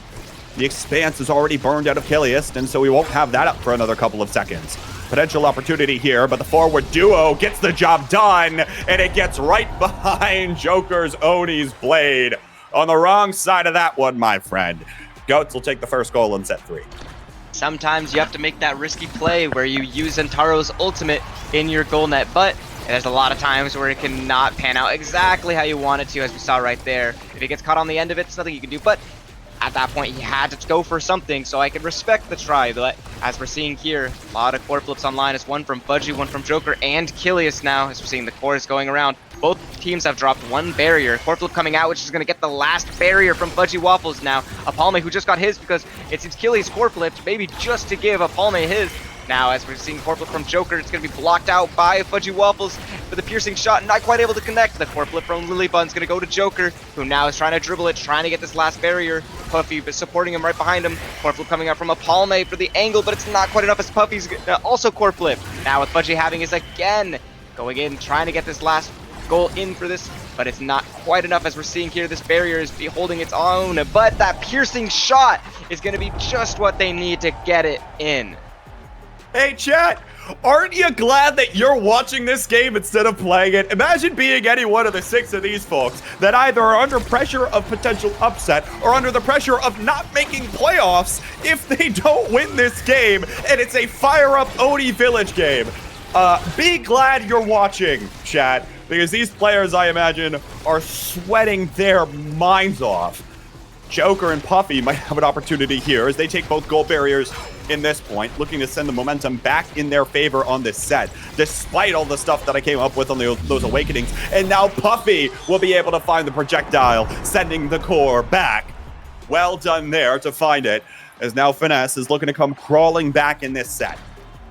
definitely a good set to not lose here, as we know that once you get that 2 sets in, a lot of that mentality can be taken away. So it's definitely something that both teams are going to want to fight for, as we see here. But with Goats Esports in the lead, but the core flip's going to be stopped. Now, it seems that what's called Finesse has 2 core flips online. As we're seeing here, Palme might have to lose his core flip without even using it because he's taking a lot of damage, but that Atlas heal might be just what they need to keep going. Core flip coming out from Kilius. Joker not quite able to grab it with his own. Now core flip coming from Palme is going to be blocked by Lilybun's own core flip. As we're seeing here, they're fighting for this, trying not to let this go in, but the Joker's holding on to his core flip a little too long maybe, as it comes out now with the Zentaro EI rush to put it in. I think Joker was probably smartly waiting for Kilius to use the Expanse first to make sure that the core flip actually got value and was more likely to actually convert on the goal. That's my hypothesis. I imagine that to be correct, especially, I mean, you saw it there. Kilius has got both Monumentalist and Timeless Creator already. Now, though, double barriers down for Finesse. Goats has the opportunity to take it right here, right now. And now the core flips come out. Piercing shot gets it to the middle of the Oni's blade. Joker sent away from Stagger, uses the Energy Burst just to stay alive. Now Kilius will lose 1 barrier. There's the Expanse out once. We'll see Joker trying to pick up this core and send it back, and will be able to find it there with a passive strike. Now Fudgy core flips it back the other way. Barrage almost interrupts it. Lilybun down to Puffy now with that energy burst. Rushing forward is Joker again, but Puffy finds the KO against Kilius. There's the top corner shot, and Finesse will hold on to it. They're looking to come ahead here. But here's another thing I was just thinking about a moment ago, Spooked Alter. What other awakenings are there to pick up? There's what? The size awakenings for Built Different and Big Fish, and we see one of those come online here. But otherwise, I feel like this is just going to be more of the same. There's no other energy awakenings to grant these teams a large part. No one's trying to build like a heavy Spark or Stagger build here. It feels like we're just going to watch more of the same for the next set, and Goats are just going to have to try to crawl it out with this Fire Up start. Yeah, I mean, as we're seeing here, the last really impactful awakening that we might see if they close it out is going to be Egoist, which will grant that speed boost for Joker, able to run in and get what he wants. I mean, he already has Fire Up, Catalyst, Egoist, so that's basically the energy Exodia that you could call it, which is going to be really hard for them to work around, because now Joker is going to be having that core flip on all the time, and with that extra speed boost, it's going to be super helpful. Watch how fast he's going to get this one. He's almost to it. We're 10 seconds into the round. Now he has it after the Oni's blade, and now we'll flip it down to the bottom side. Meanwhile, Goats, again, the forward duo looking for something here. We'll find the KO against Joker, and now the Giga Blast comes out, but there is the Atlas ultimate that we haven't talked about at all, but might be impactful at this stage of the game. Now that we're seeing a lot more damage come online, Goats will pick up the first goal here as they've got another uphill battle to climb as they are looking to take the next 2 sets. Yeah, definitely a strong one as we're seeing. Oh my god, that core flip block. There's a lot of these great players are making a lot of great plays, but when you have Fire Up and you have a lot more core flips, even if the best of the best with the best reaction time sometimes still can't quite react how fast this ball can go. As we're seeing here, Joker with core flip already again able to stop that core flip from coming out, and Lilybun able to make an expert save to hold this last barrier now, as they might be looking to KO Joker because he has just too much energy here. Yep, Palme is going to find that KO. I mean, doesn't matter if you have all energy awakenings if you can just kill them. Now, looking for the collapse under the barrier. Fudgy trying to keep it in the corner and send it back down to Palme. Can't find it there. Lilybun sends it away again, but here's Kilius in the core flip. Now tries to send it back down, but again denied. Here's the Expanse, keeping it at about the midfield line. Fudgy trying to find a way to get this down to Palme. Can't yet, and now the KO comes through as Palme finds himself on the wrong side of the Oni's blade. There's the rush forward, and now Fudgy finds the KO with the energy burst there as well. The damage numbers are starting to rack up here on Oni Village, and every single one of these power plays could be impactful. There's a beautiful pass from Kilius down to Palme, who now has to look for the goal. Lilybun almost sends Palme off the map with a Giga Blast there. And now it's Finesse's turn. They look to collapse. Can't find it this time. Fudgy tries to interrupt. Here's the Oni's blade out, but it gets shoved away right out from underneath Joker's feet. Forward again. Can't find it this time as it gets interrupted. Fudgy down to the corner where Palme can hit it next. Now not quite able to keep the possession, and now Lilybun has to make a goal line save to send it away. Still 0-1 here. The Expanse comes out, doesn't hit anything. It's burned, down for another couple of seconds, but there's the core flip in from Fudgy Waffles. Checks Lilybun once, and now the Joker is coming back online. has another one here, but now it's starting to get low in terms of that stagger number. Tries to rush it forward, but it's denied by I don't even know who picked up that save. Onto the barrier from Goats. Puffy now. Up to Joker. Again, there's the energy burst. Looking for the fadeaway shot. Can't find it this time, but it's there for Puffy to secure it. Finesse is 2 away from taking the set. Definitely a lot happening, as we can see here. There's so many abilities and so much happening in those different situations where you can't even tell who saves it. You just have to hope and pray that your teammates know what you're thinking to be able to not waste too many abilities onto one thing. Woo! As we're going to see here, that KO coming from Apalme might be very impactful. Fudgy Waffles doesn't quite connect with the core flip, but he does connect with this piercing shot. Now both barriers gone. Lilybun might be a little bit in trouble as the Egoist comes out from Joker, but it's not enough as Apalme is going to be able to score it before the Joker can get his hands on that core. Good heads up, finds the punch there for Apalme to send it back. 2-1. Goats need another one to send us to a 5th set. Now the core flip forward here. Joker looking for something down to the bottom side. Kicks up that one first, but now Apalme will respond with a dash punch to the face. Now wins the strike war versus Lilybun, and Killia still use it aggressively for the speed that it gives to both Fudgy and Apalme, but it's back over to the right side of the pitch. Joker is back online, and the power play will die out before the core gets back to the other side of the pitch. Joker again trying to interrupt things. Look at that. Did half the health bar with an energy burst and a dash punch combination. These Goats again are looking to keep their playoff hopes alive. Joker over to Puffy, interrupted by Fudgy Waffles, piercing shot again. They're both in the corner, and here's Lilybun bailing it out to the top side. Joker's got the Egoist speed, now uses the core flip, passes it down to Fudgy, and now was able to find the piercing shot there. Joker trying to shove it back, and everything's committed for the goal. It's match point for Finesse here. We'll see if Goats can hold. So many abilities forced where Killius just can't defend them all. And on top of all those abilities is just 2 core flips coming from Puffy and Joker. Definitely a hard thing to block. As we're going to see here, though, they are going to KO Joker now as Fudgy Waffles is an inch away from core flip.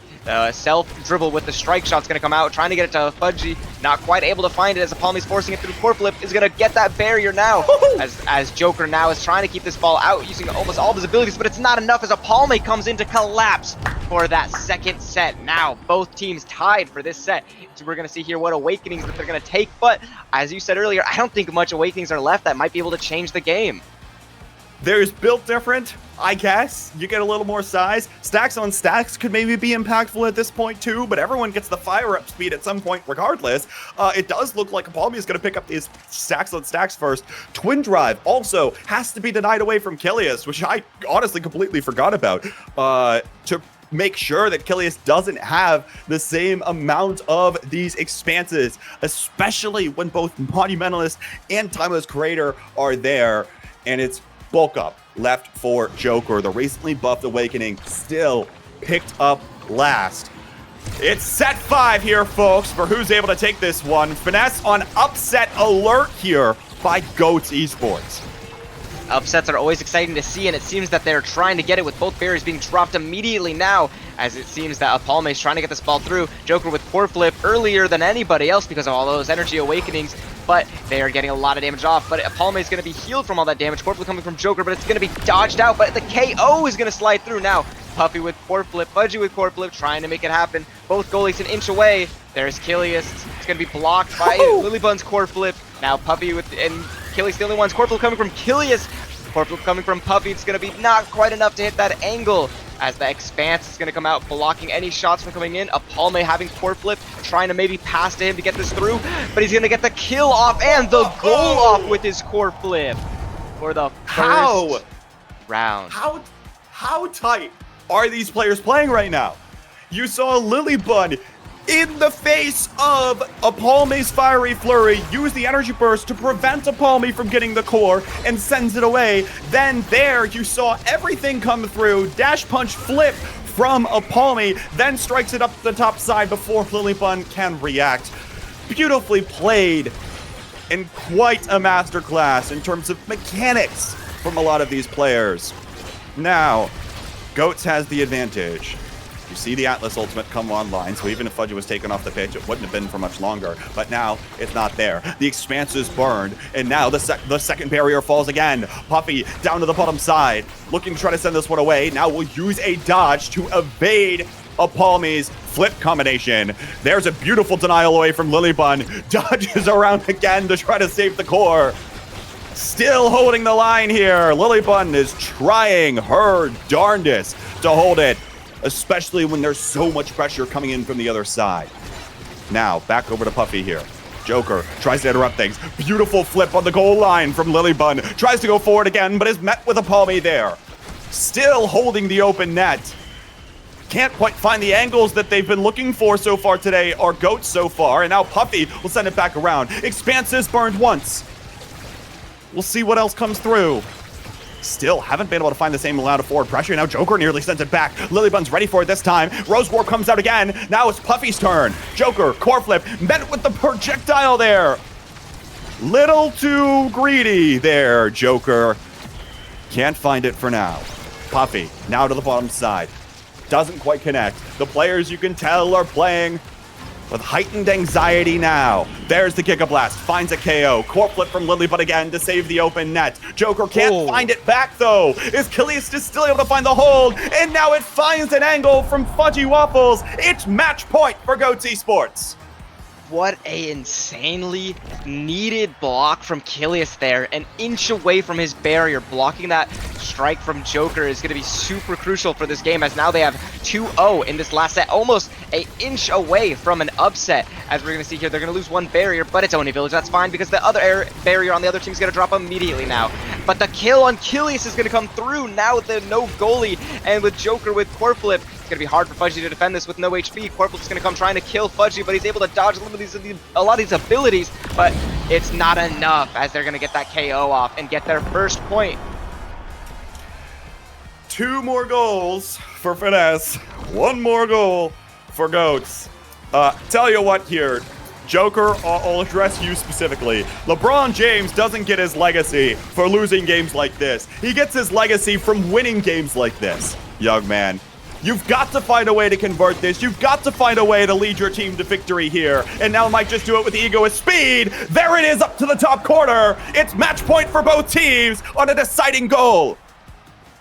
It definitely seems that this Goats Esports is looking a little bit worse for wear, as they have 2 core flips online for Finesse here. But Fudgy just got one from striking that ball, and he's going to get 1 barrier with it. But the barrier is also going to drop now at the same time. Core flip coming from Lilybun to Joker, who's also going to core flip.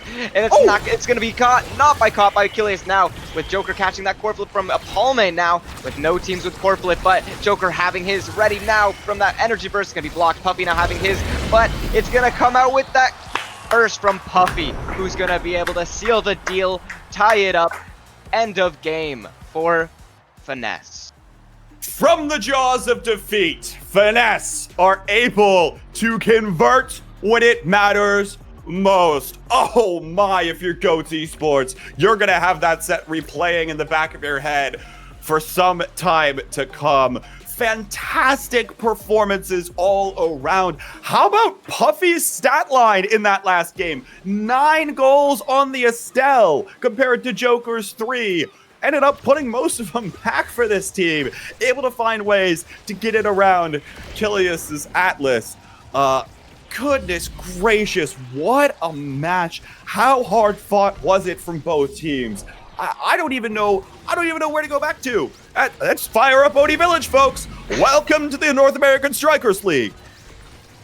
Yeah, I mean, Fudgy Waffles was doing his best with those quick strikes to dribble that ball and get it in with his 270 redirects, but it was just not quite enough, as the pressure started amounting to a lot.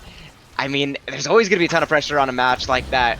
Oni Village fire up. I mean, if only Killius got to play Drakkar, he would have been able to maybe squeeze out a few more of those strike shot things that he was able to pull off, which were really nice. But with someone like Atlas, who lacks that mobility, I saw a couple of times he was using his core flip just to move a little bit faster and just to give his teammates core flip. But if he was able to play someone a little bit more mobile, or maybe got his hands on stacks earlier in that draft, he would have been a little bit faster to keep up with everybody. Yeah, to your point, Fudgy Waffles picks up 270 redirects. That's probably about the same number of Fudgy angles that he claims, but yet still wasn't able to convert on enough of them, apparently, in that last one. Hats off there. Again, both these teams, what a performance. I wish we could go back and just continue to keep watching what all was happening there. But we've got more matches here to play today, Spooked Altar. And next up is Sundubu Strikers versus Demons Raw. Of course, Demons Raw, undefeated in the league so far. They have been looking phenomenal so far. And this Sundubu team is trying to make the argument that they're scaling, but now they're on threat of, at bare minimum, starting probably in the loser's bracket for these playoffs. And they really want to pick up a couple wins to either try to secure their spot in playoffs altogether or even try to make it up to that winner's side. Yeah, definitely a good match to win. I mean, of course, if they haven't lost a match yet, Demons Raw is not going to want to lose one now. But I mean, it would be the biggest upset, and it would be the biggest proof of that scaling if Sundubu Strikers was able to get this win here. But we're gonna have to wait and see how it's gonna play out. You will have to wait and see indeed, as the players will be getting set up and ready to go in just a moment. Of course, we'll say, as I mentioned, Demons Raw has been playing out of their minds so far as of late, right? Not only, of course, were they able to pick up the victory over the Sad Boys a couple weeks ago. Yeah, they played 2 games on Inkies, and that's the worst map for Sad Boys. They still played phenomenally. They still executed incredibly well. And if you're to ask anyone else, this Demons Raw team is the team that certainly deserves the spot of being undefeated in the league at this point because of how well they've been playing. Not only that, how well they've been playing together, how well they've been playing individually. I mean, I think people have been really surprised, especially at how well Kainub's been playing lately in more of this midfield role, able to have so much impact on the game overall. It's going to be a tough opponent here for the Sundubu Strikers, who, might I remind you, now Sundubu is the team coming up where they're going to have to go up against the Sad Boys coming up here in the next couple of days as well. So they've got the 2 highest level teams in the league, basically, that they have to go up against within the last couple of weeks. If that isn't a test and if that isn't a blow to what your record could be, I don't know what is. Yeah, I mean, that's quite honestly unfortunate placement there, but I mean, they got to learn somehow, and they're going to have to they're going to have to crawl their way for those victories if they really want them. And as you were saying about Demons Raw, they've never been playing better. I mean, especially one thing that people to talk about is like Gumi can play some interesting picks with like Rune goalie. Those are something that's a lot harder to defend, or not harder, but different to attack against. And they can be the difference when you are so used to going up against these regular goalie, these meta goalie picks like Kai, Dubu, Atlas, that when a Rune pillar is in your face that's fully stabilized, you don't really know what to do sometimes. Yeah, and on that note, right, we've seen this rune come out, although for the Sundubu Strikers, I mean, I guess Gumi occasionally will play that rune, but for the Sundubu Strikers, it tends to actually be Grimel in the midfield who is most likely to end up going over to this rune pick, which we've seen on occasion and seen on occasion with varying degrees of success. Yeah, I mean, what to see what ends up coming through here overall. I just wanted to double check on this to get confirmation. Soon-to-be Strikers have to go up against both Finesse and Sad Boys. So they get 3 of the best teams in the league for their last 3 matches in the season. And they have to find ways to convert to stay ahead of the pack here because they're only like 1 game ahead of these teams now well, I guess now with Goats and Channing both losing, I think Sundubu probably has a little bit better odds of actually making playoffs. Of course, we'll get the numbers for you to play on the post show. But now we get to go to Demons Raw's favorite map. Don't let their logo fool you. Inky's Splash Zone is the pick for map 1. Kai and Estelle band away here. I mean, Estelle is a pretty standard ban here. I mean, as we saw in the Demons Raw versus Sad Boys game, these two were both teams were either picking or banning Estelle. She's just really strong on this map. She has a lot of blinking ability to get where she needs to. Those piercing shots can hit those abilities where you need them to hit. So definitely a smart ban on their side here. But as we're going to be seeing, 3Z Breezy is going to be picking up the Zentaro pick with Grimella as the Amy for that midfield. And then it seems that Obscure Bread is going to be picking up this Luna for maybe a little bit extra damage to support that Zentaro here. We're going to have to see how this pans out. As we're seeing here on the opposite sides, there's going to be Era, Juliet, and for the final pick, it's going to be Dubu. Dubu comes through and is locked in. Will be interesting here to see kind of go back over to the Era, looking for a little bit of extra speed here. Meanwhile, we see, of course, a little bit more of dashes and surprises, perhaps coming out of the side of the Sundubu Strikers here. It is a prize fighter egoist start. All prize fighter for the Sundubu Strikers, all egoist for Demons Ra. This one will be interesting here, certainly, as it looks like we're not playing as Obscure Breads has DC'd from the game. This is a little anticlimactic start. Hopefully he'll get in a moment. And meanwhile, we've got some party time. All right, no. Breads is back online. We're getting into the action. Here we go. 1 goal barrier down. No matter nonetheless. And now, oh my goodness.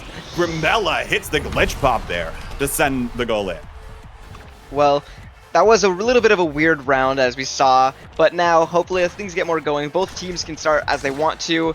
No team really has hit level 2 other than Grimella yet, so no Dubu, Tofu Fortresses, or Maelstorms coming in that are going to be hitting anywhere, but this is quite the match between damage comp and surviving comp, as both teams went opposite of each other, one taking full Egoist, one taking full Prize Fighter, as you said. Definitely going to be an interesting thing to see here. With a lot more damage capabilities from the Zentaro, it does make sense that they did go Prize Fighter. Breezy looking to shove this one away. Here comes Obscure Breads and on the boost, but can't find the goal and will lose the barrier for it here. Now, here comes the water cannon, surfs up for the core, sends it back the other way, almost in front of 3Z, but Gumi's able to interrupt things on the Dubu. Now, shoves it back for the rocket. No, can't find it there. 3Z finds the angle to send the goal back. Soon Dubu up 2-0. Definitely seems like some Dubu Strikers may be on their uphill journey here, as we're going to see they might be able to get the first set in this game. But I doubt Demons Ra is going to go out without a fight here. So they might just be testing the waters here. I mean, now that most characters here have level 2, or I would say every character here has level 2, we're going to be seeing a lot more of their full kits come into potential, into the game. Yeah, I mean, I think it is interesting to see the overall composition here, because I think, especially for Demons Ra, right, I don't think Gainoob has played Era a single time. Now Gumi, hang on a second, whoa, diving in, Summer Assault core flips it bottom corner, takes matters into his own hands to put the goal back. But, you know, we'll see as this one continues to shape up here for the side of Demons Ra. Now Snake actually finds the corner of the barrier. Here comes the Geyser again, sends it right back up to Snake, and there's a second goal. Beautiful execution from Demons Ra. That is an Inky's moment if I've ever seen it. Yeah, definitely a certified Inky's moment, as they would say. Happens sometimes, gotta deal with it. Kickoff on this map is obviously very strong, something to win, because if you win it, you get to do something like that. Now, with Sundubu Strikers getting that kickoff win, they get to drop this midfield beam here, see what can happen off of this. Oni's blade out here. Gumi able to predict the angle. Now 3Z sends it right back down to the bottom corner. And Kainoob's not back there in time. Be the first set on the board here for the Sundubu Strikers, despite the hyping up Demons Ra on Inkies. Seems as though the Sundubu Strikers have come away with something and now get priority on this first carousel. Things like prime time here online, perfect form in 1-2 punch, also going to be hotly contested here for both the Zentaro and the Juliet, and it looks like we see the denial away. So now, as we see 3Z pick up the perfect form, Snake isn't really left with that much that he wants, is forced into taking bulk up here. Yeah, I mean, getting fire up here kind of makes sense. Everyone started with Egoist. You want a lot of that, you know, that fire up, a little bit more energy, gonna help stay alive longer in this comp. Does make sense, though, that the Zentaro got perfect form. Now with Prize Fighter, gonna be a lot more damage coming out. And we didn't really talk about this much, but it does seem that Grimella on Amy also went Siphoning Wand to support 3Z. So it definitely seems they're really committing to all this damage. Seems to be the case. Because now, is going to be Grimella taking off the pitch first. Snake looking for the barrier up there up top, and now pass back to Kainoob. There's the barrier that will fall. Flutterfly comes out. Here comes the water cannon as well. Snake not able to convert this time. Maelstrom out here. Forces Obscure Breads away. Down at the bottom side of the goal box. Now flies away here. But able to keep it out of the net nonetheless. Now Gumi, somersault up to the top side here. Kind of out of position. And now Kainoob in the egoist speed. Core flips it right back down the bottom side. Beautiful redirect from Snake to get it around Obscure Breads. Prevent the prediction from happening there. 1-0 up here for Demon's Raw. Definitely a good point to win. I mean, usually the first point of a set really goes to show who won the Awakening draft, unless you get something like stacks or something that just builds up slowly over time, like orbs that they used to be in. But as we're seeing here right now, it definitely seems with this egoist, Snake is getting in that goal net, trying to secure it, but he's not quite able to find it as they're able to keep it out, even though they have a KO on the field. Definitely not good if you can't convert off of that, because now that they're back and you just wasted a little bit of cooldowns on them. But maybe it doesn't matter though if Kainoob is able to hold this midfield down from Obscure Breads with the core flip, which seems to be the case now as they don't have the core flip anymore. Gumi moving up, playing a lot aggressively as Snake is able to find that KO with their core flip now. With the juice coming out into play, Gumi having an easier time holding it with the power play, and it's going to be a goal for Snake shooting it around Obscure Breads. I think I happened to glance at Twitch chat a little bit in the last series, and it sounded like Gumi was saying something like the rest of his teammates were playing Roblox or something instead of warming up for this match, or even watching the last match that we saw that went down to a thrilling set 5 on Oni's Village. I'm gonna guess they needed a little bit of warm-up time to get that synergy really rolling, and now we're starting to see it come online for Demon's Raw. You see the passing plays starting to come through here. Kainoob finding those connections over to Snake, but it's gonna be hard to do that when Snake's taken off the pitch, as now the KO comes through here, and prize fighter stacks on the line here for these members of the soon-to-be Strikers. Find a goal barrier here. Now looking back up to the top side. Water cannon flips down. Freezy will collect and punch it back. Certified Inky's moment comes through yet again. Sundubu takes the goal this time, though. Definitely would explain a lot, though, if they weren't warming up. But as this match goes on, then, that just means they're going to start playing a little bit better and better. I mean, I'm over here a little bit entranced by Gumi's emote wheel choices here, as we've seen here. I don't know, I like the style of gameplay he chooses with it, but it does seem that with it means that you are going to be sacrificing a little bit of those times where you could maybe save that barrier if you're focusing a little bit more on that. As now barriers down, water's coming out. Gumi known low EPM, emotes per minute stat line in the North American Strikers League. In full force today, it certainly has had his G Fuel this afternoon. Is looking for something here. Obscure Breads comes flying in on the boost. Can't find it there. Core flipped away from Snake. And now passing plays starting to come through here. Gumi forced to summer assault. Now can't quite find it. Up to the top corner this time though. Stolen away. Here goes the water cannon back the other way. Snake now in the energy burst. And it'll slip it right by Obscure Breads. There's the first set on the board for Demon's Raw. Looking more in the form that we expected them to come out with. Definitely a hard thing to defend up there in that corner. As we saw, Gumi was able to do it though, which shows that he is definitely warmed up, definitely ready to play here now as we get to see and hear the Juliet's theme.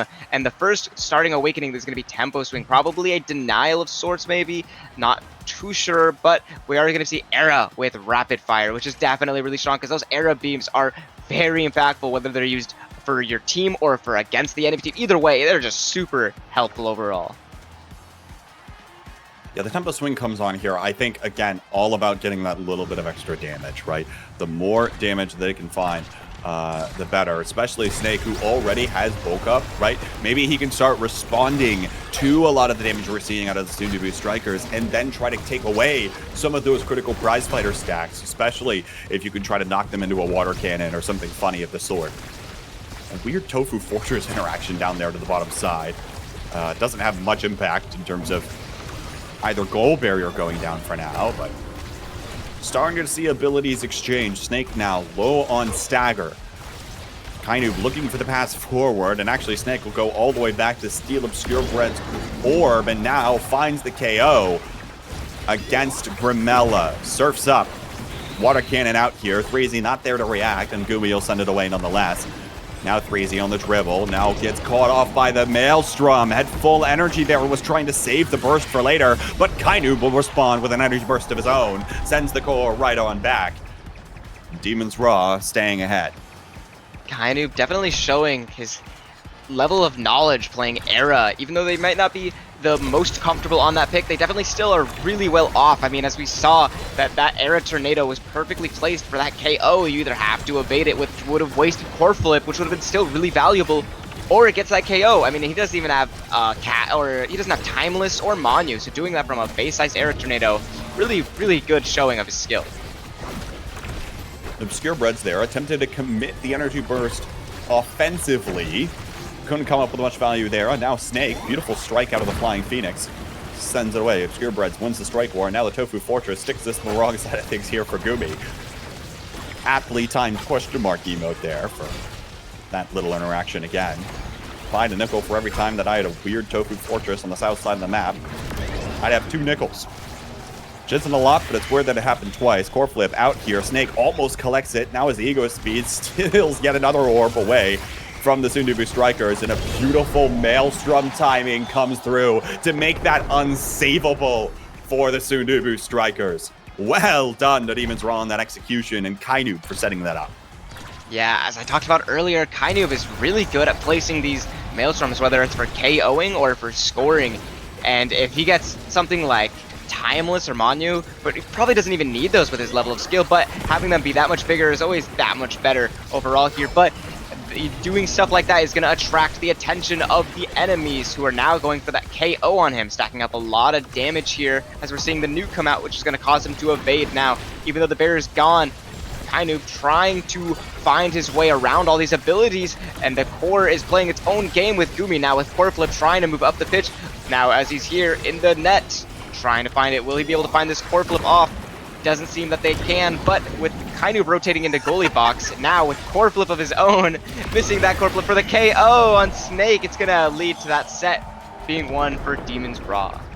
Goomy, why you gotta keep playing with your food, man? He's running all the way up, pops the Tofu Fortress with the sole intention of trying to KO Threezy. Can't find it with the Tofu Fortress, so he burns the energy burst trying to find the KO on Threezy. Still doesn't connect and just decides to keep emoting. Whatever, man. We see the Catalyst pick up here, though. Come in for Snake. Again, another energy awakening to the side of the triple egoist of Demon's Raw. That'll play a huge role, but what else plays a huge role is the Super Surge. Falls down to Threezy's Zentoro, as we see Goomy pick up the stacks on stacks instead. So, decent number of awakenings there picked up on both sides, but you gotta figure that Catalyst is gonna play a large role in this competition and in this game for Demon's Raw. Yeah, I mean, oh wow, they got the KO. Snake getting the KO on goalie. A lot harder to defend when Obscure Breads is not there anymore. Now with the juice coming out, another KO because of that dash. The way it works, it's gonna lead to another KO coming through on Threezy, which means no more prize fighter for Obscure Breads or Threezy, and a point being scored for Demon's Raw. That's gotta hurt, especially what could potentially be the last set. Is bulk up weak? Thoughts?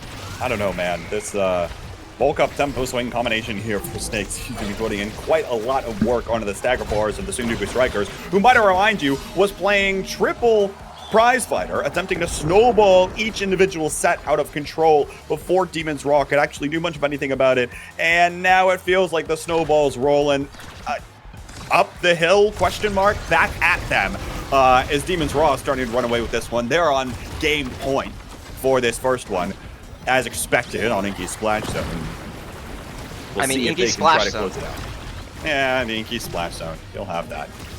That's the way it goes. Snake here. Core Flip. Mela back in time. Now Goomy actually tries to come in, but can't find it there. Kainu, though, in the corner, finds the safe once and finds the water cannon, and Goomy's all the way forward to secure the winning goal. Demon's Raw up 1-0 in the match, largely in part because they just happens to roll Inky's Splash Zone, and John Odyssey's been on their side for the past few weeks. Definitely strange to see Goomy all the way into their goalie's net with that Core Flip, but no. I mean, Come on. Can't complain if it works, I Gumi. guess.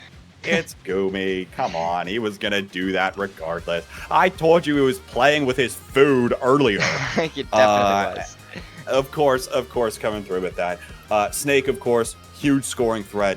8 goals of Demon's Raw's. Total 11 secured there by this Juliet. And, you know, it felt like in that first set, the Sundubu Strikers were playing quite well and quite offensively, but they just couldn't quite keep that going, especially once we saw things like that fire up get picked up in the second set for the triple egoist on Demon's Raw. Yeah, I mean, those interesting starts really are going to dictate that this game is going to be a snowball for either or team. Either A, those prize fighters stack up and you just immediately win that set, which means you win the awakening draft and you get more damage awakenings and you deny those health awakenings and you just snowball. Or you don't get those prize fighters going, you might get counter KO'd, and then the other team either A, takes a bunch of the power awakenings to do more damage, or they just take more health items or whatever their best in slots are, and then it starts snowballing the other way and you won't be able to save that late game unless you really get a miracle going. So that definitely was going to show that it was just a landslide game for which side, and they chose their choice, and unfortunately it didn't quite pan out for them. Speaking of that damage snowball, Snake comes up with 21,000 most damage in the game and 9 KOs as well, compared to the Sundubu Strikers' 2 total KOs general. The prize fighter gambit did not quite pan out for them, but of course, in theory, they don't have to do it again. We'll see what gets rolled in terms of the second game here in just a moment. But we'll see, you know, what else. I mean, again, like, we don't typically see 3Z on things like the Centauro. I don't think Gramella's played the Imi, though I could be completely mistaken in that case. So seeing those kinds of picks, especially out of the Sundubu Strikers, means they're probably either just trying to try things out, maybe not show their hand maybe for later if they're trying to conserve things for playoffs. But again, they got to pick up probably at least a win here to secure themselves the spot. As I said, got a little bit of help with the fact that both Chatting and we just watched Goats both lost earlier today, so they get a little bit of extra help there. But again, really want to try to secure their spot, because the second that everyone keeps losing, they get real awkward real fast when it comes down to some of these tiebreakers. Yeah, I mean, it definitely seems that they're going to have a hard time making those playoffs. So getting this win here, pulling this, what would be the biggest upset here in this league, would be very nice. I mean, it would be very theatrical too. So if they do it, now would be the time, as we're both casting it. It would be quite the experience. But And hey, hopefully they can. It is with this game that we're starting to get into. 3Z known showman. Okay, he wants to, you know, prove himself a little bit here. Come on out. Let's see what you got here. Go up against Snake. 1v1 in the Juliet mirror. Why not? Or pull out the X. I don't know. Do something funny. Maybe the X, maybe not. I don't know. We're on Gates of Obscura now. The other fun map here. And this one will certainly be interesting, as now we've got to watch how this one completely shifts away from what we were watching in the last one. Doesn't feel like this one's going to snowball quite as easily, Spooked Alter.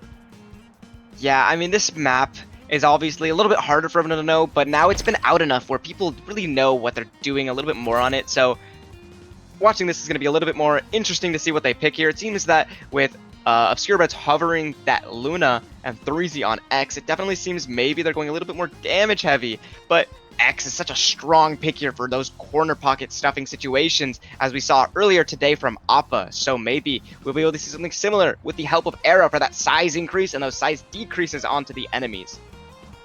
The X-Era combination out of the Sundubu Strikers, tried and true for this team, but what isn't as tried and true is it looks like Snake has gone over to the Kazan here for the Gates of Obscura. Twin Drive Reverberation online. Shockingly, not even like a Castellast or Chrono Boost for the X-Era combination here. Instead, they each pick up the Reverberation, and it's Twin Drives across the board for Demon's Raw. Yeah, I mean, Twin Drive here is going to be really helpful for Obscure Breads. A lot more just stuff he can do makes him get more value out of eject button, but it does seem that it's going to help Kainu get a lot of those more KOs, as we just saw he KO'd 3Z with a nice jump in. Now with Gumi all the way up in that goal box rolling, and it's going to be enough for Snake to be able to get that shot in for that first point of this series, or this game, I should say. We've been seeing this throughout the day overall, but one of the things that I think Demon's Raw is doing particularly well right now, we kind of laugh about Gumi going forward, but it's true that Gumi's coming forward, and Gumi's coming forward always with a purpose, and oftentimes it's communicated that it's Kainoob's turn in the goal box, right? They'll always have somebody covering the back lines here, and you can tell, and I think it's particularly noteworthy because this duo has probably had the most playtime together out of any other duo, right? You think most of the time of your forward duos, but you don't think of the goalie midfield sort of thing. And if they can start keeping these rotations alive, maybe that'll give them an edge, especially when we get to some more of those fire-up games or what have you. But meanwhile, they might take both barriers, and now they've got low stagger bars, Snake and Kainoob. Kainoob will heal up, while Snake will get taken off of the pitch. Now Gumi core flips, sends it back away. Kainoob attempts to find something with glitch pop. Now Cyberswipe keeps things away on the blue side of the pitch here to the favor of Demon's Raw, but 3easy has found the KO against Gumi. The goalie's down here, and here comes the X-Maximus. Looking for this one, as Snake is attempting to find the hold. There's the punch through. Now looking for the core flip. Denied by that glitch pop. Out of Kainoob, Cyrus swipe forward, Obscure Breads back in time. Now Kainoob still able to find the strike into the goal there.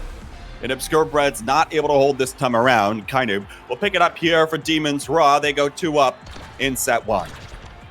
Definitely strong plays as we saw here. It does seem 3easy is having a lot easier time KOing on this X pick than the Zentaro pick, but it's not quite enough as we're able to see that they're able to rotate goalies out pretty functionally as you talked about here. Kainoob is really good at rotating back and taking over the spots that Gumi can't quite cover, especially on a map like this where Gumi can walk up and Tofu Fortress right here, helping that forward pressure with Kainoob in the back, playing a little bit more of a back roll. Snake taking a lot of damage, but that's soaking up all their abilities, meaning it's not focused on the core, which is going to drop one of those barriers now. Snake trying to get that second one, dodge the Maelstrom, but can't dodge quite everything now as Kainoob is trying to delay this core here. They're going to get one barrier. Sandubu Strikers looking to make a play off of this power play coming through the portal. Kainoob's going to block it now.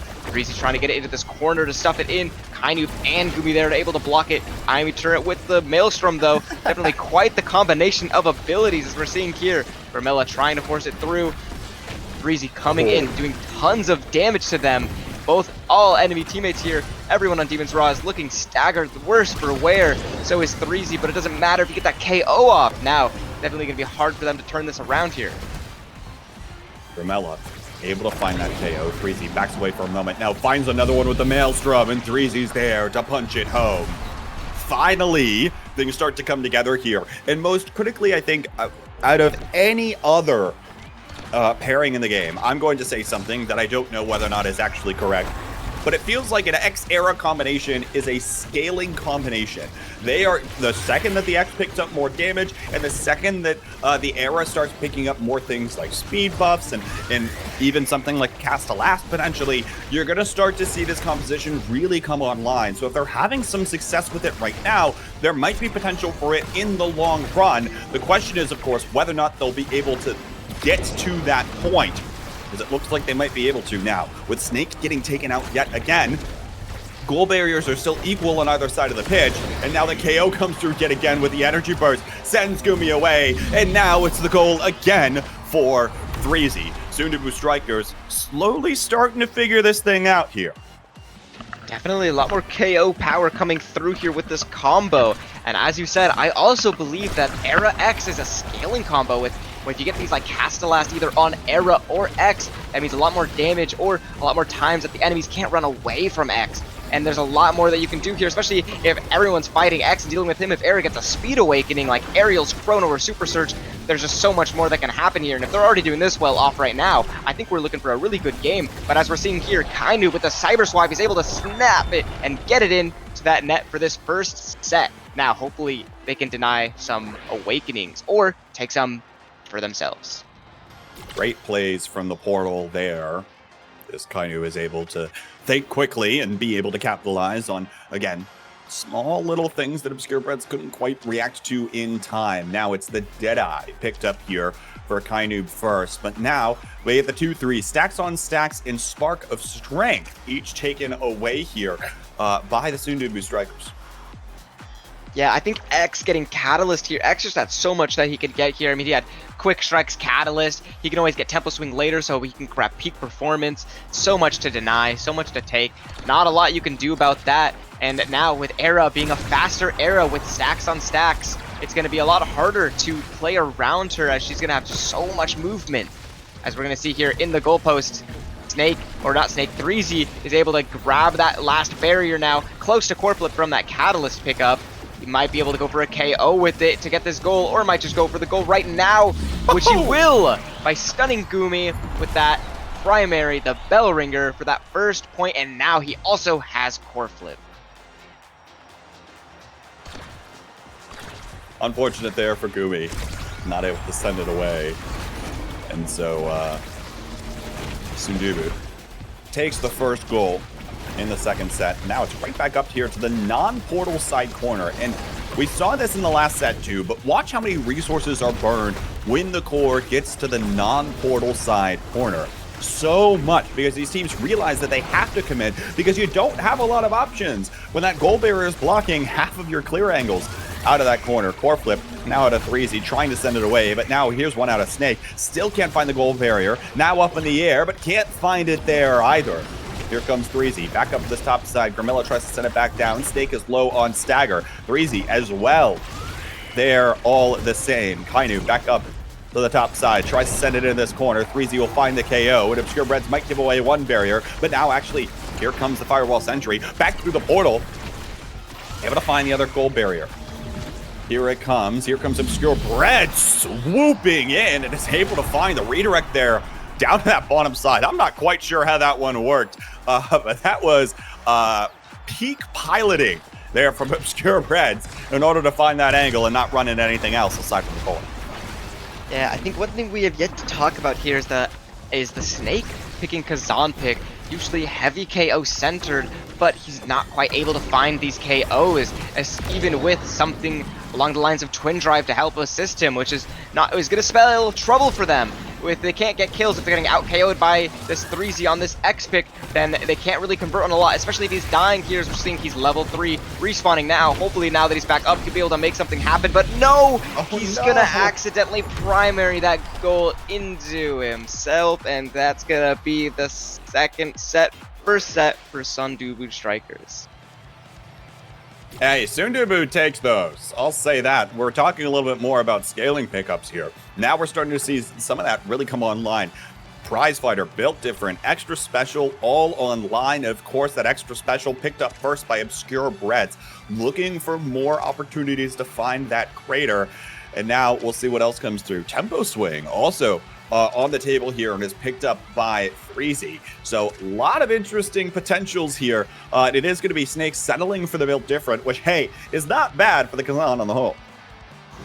Yeah, I think the fact that 3Z got Tempo Swing with a reverb start means that he's going to be able to output a lot more damage here. Especially needed because he doesn't have any like siphoning or pummelers here. It's just going to be nice. But Snake showing what he can do is he was able to help with that, getting both barriers now.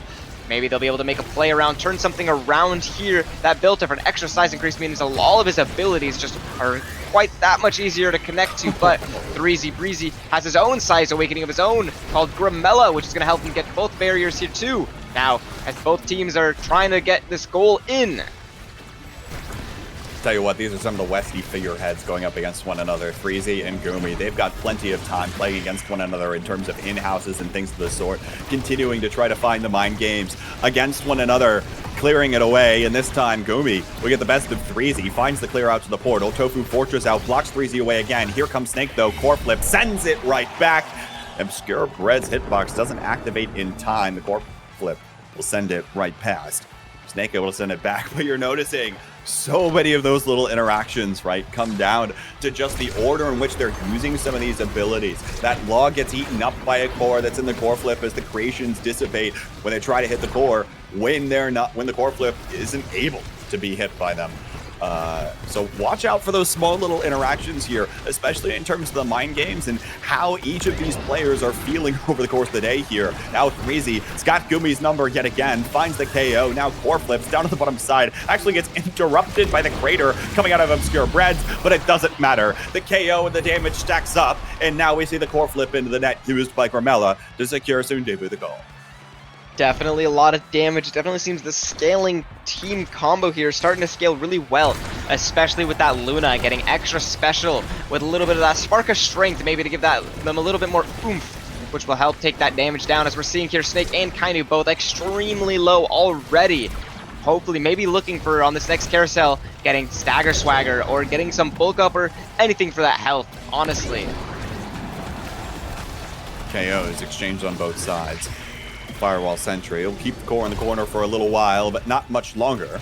Now it's right back over to the other side. Threezy trying to beat Gumi to the core. Can't find it there. Obscure Breads tries to crater in from the side, but Threezy will still find a way to send the core home.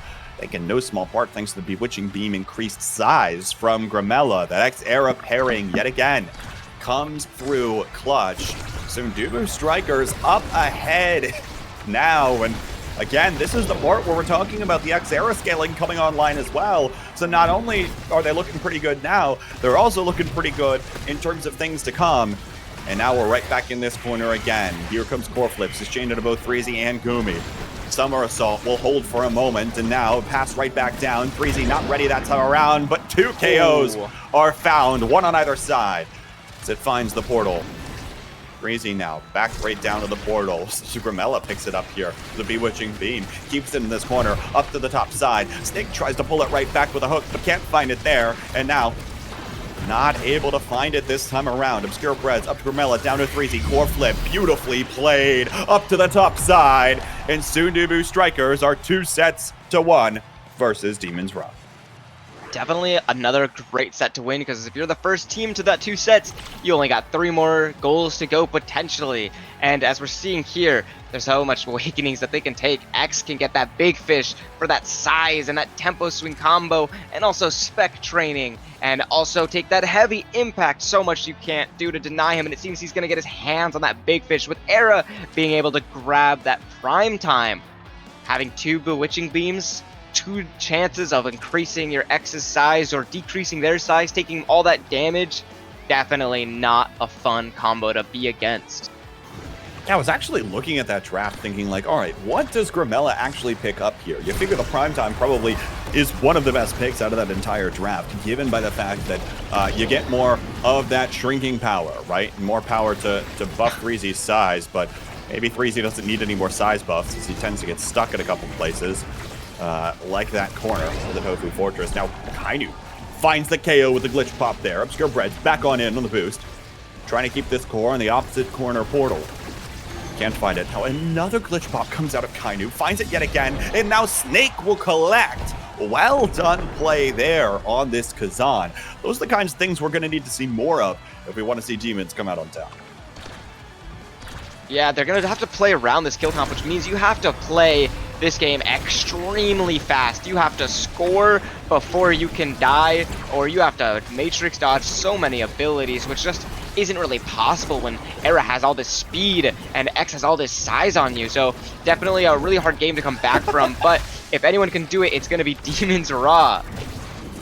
I'm laughing here at Snake going back and forth in the portal, trying to just dodge all of the abilities from the Sundebu Strikers to prevent himself from getting KO'd. Now is completely staggered, but actually finds quite a bit of damage against Gramella there. Gumi's starting to get taken down rather low as well, and there's a Bell Ringer that connects. Gumi's sent away for a moment, but the Sundebu Strikers can't quite capitalize on it yet. Here comes the Bell Ringer out once more, and now the X Maximus is popped. Sends Gumi away, sends Snake to follow, and now as the target is Kazan, Obscure Breads will find the angle through the portal. Sundebu takes yet another goal. Definitely, as we said, this scaling on these 2 here, they're able to just output so much damage and just be everywhere on the field that they need to be. And it also makes your opponents not where they need to be with all this damage that's able to move them, or this Era that's able to shrink them. There's just so much denial and pros to this comp, as we're seeing here, as Snake is on the run once again from the goalie and from Threezy punching him. and that KO is gonna fall, and now the momentum might shift. 10 KO streak right now for 3Z Breezy. 4 KO streak for Kainoob. Hold your horses. There's the 11th for 3Z. Kainoob defends the barrier once, and 3Z sent away, but 3Z just has not felt the same level of pressure or bullying that the side of Demon's Raw is feeling at 3Z's expense. Now, back down to the corner. Still can't find the KO. Now, unfortunately, the Bull Rush doesn't collect the core in the process. So it doesn't actually get sent up there to the goal barrier. Here comes Obscure Breads. Finally finds it. And now it's back up to the pink portal. We're in overtime now. 3Z met with Gumi's Summer Assault. Bewitching Beam trying to get this one right on back up to 3Z. Can't find the punch to send it away, but there's the whammy to send Snake away. Opens up the power play, and 3Z will punch it home. Game point now for the Sundubu Strikers to send us to a third map. Definitely a strong play from their end here, as we're able to see there's just not a lot you can do, as Snake didn't have core flip, so he couldn't dodge that first nuke, which led to the most unfortunate series of events. Now, as Gumi is just getting okied, as they would say, by 3Z, having core flip 2 to maybe finish it off or get that last barrier here, and now that Gumi is 1 HP, that Maelstrom coming in, pushing this core in, core flip coming from Gurmella. 3Z picking it up, able to score and put it in to put away the game for that second game of this series. The Sundubu special is X era, and they show it there yet again. This is a composition that these two have been playing together for the longest time, and yes, it still works in this day and age, especially once you get around to that third set mark. Sure, Demon's Raw picked up a set early, but from there, it was all Sundubu Strikers. 11 KOs for 3Z, 8 goals, 53,000 damage on this X. You don't need core control when you can punch the enemy team. That's some X lore for you right there. Yeah, definitely some X lore, as we're seeing here. Those 8 goals usually not come from like some sneaky shot they have to pull off as like an Estelle or some really well-placed dash punch from a Juliet, but rather from there's no goalie to defend against you, or there's just no one that's left in your wake when you're able to punch them all away and clear that goal for yourself here, especially with the help of that Gurmella size increase or those nukes coming down from Obscure Breads. See what comes through, as now we are in queue for game 3. What does fate have to roll for us? Incoming Inky Splash Zone. I'll call it. Who knows if it's actually going to happen? That's my guess. Let's see. What's John Housing getting? No, it's Oni Village. Okay. The opposite of Inkies, which I'm here for the record. And what I will say is, despite thinking that this is more open in general, I would not be surprised to see Sundubu consider picking the X era here again, because I think it is still one of their best compositions, and certainly something that can work depending on Starter Awakenings. We'll see what comes through in just a moment as the bans come through. It is Aimi era, so they cannot play X era combination. Instead, it's Gurmella picking up the Kai forward on Oni Village. I've seen this one before. Gurmella is pulling out some signature picks from a lot of other midfielders here today. Yeah, I mean, the Kai forward is something that I personally love seeing, and I love seeing played, and I can't wait to see what Gurmella is able to do on it.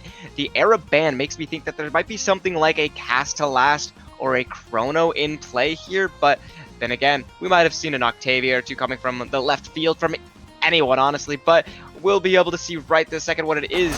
Might be a Big Fish 1-2 punch, so they were just going for that era denial then, for getting out of that combo. That was just really powerful to see.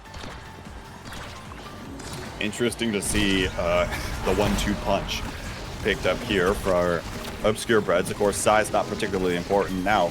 We'll find one goal barrier with that boost, but can't defend the second, and we'll see what else comes through here. As there is Asher, baby, right up to the top corner. The Asher runs forward and shoves that core home. Asher, definitely a strong pick.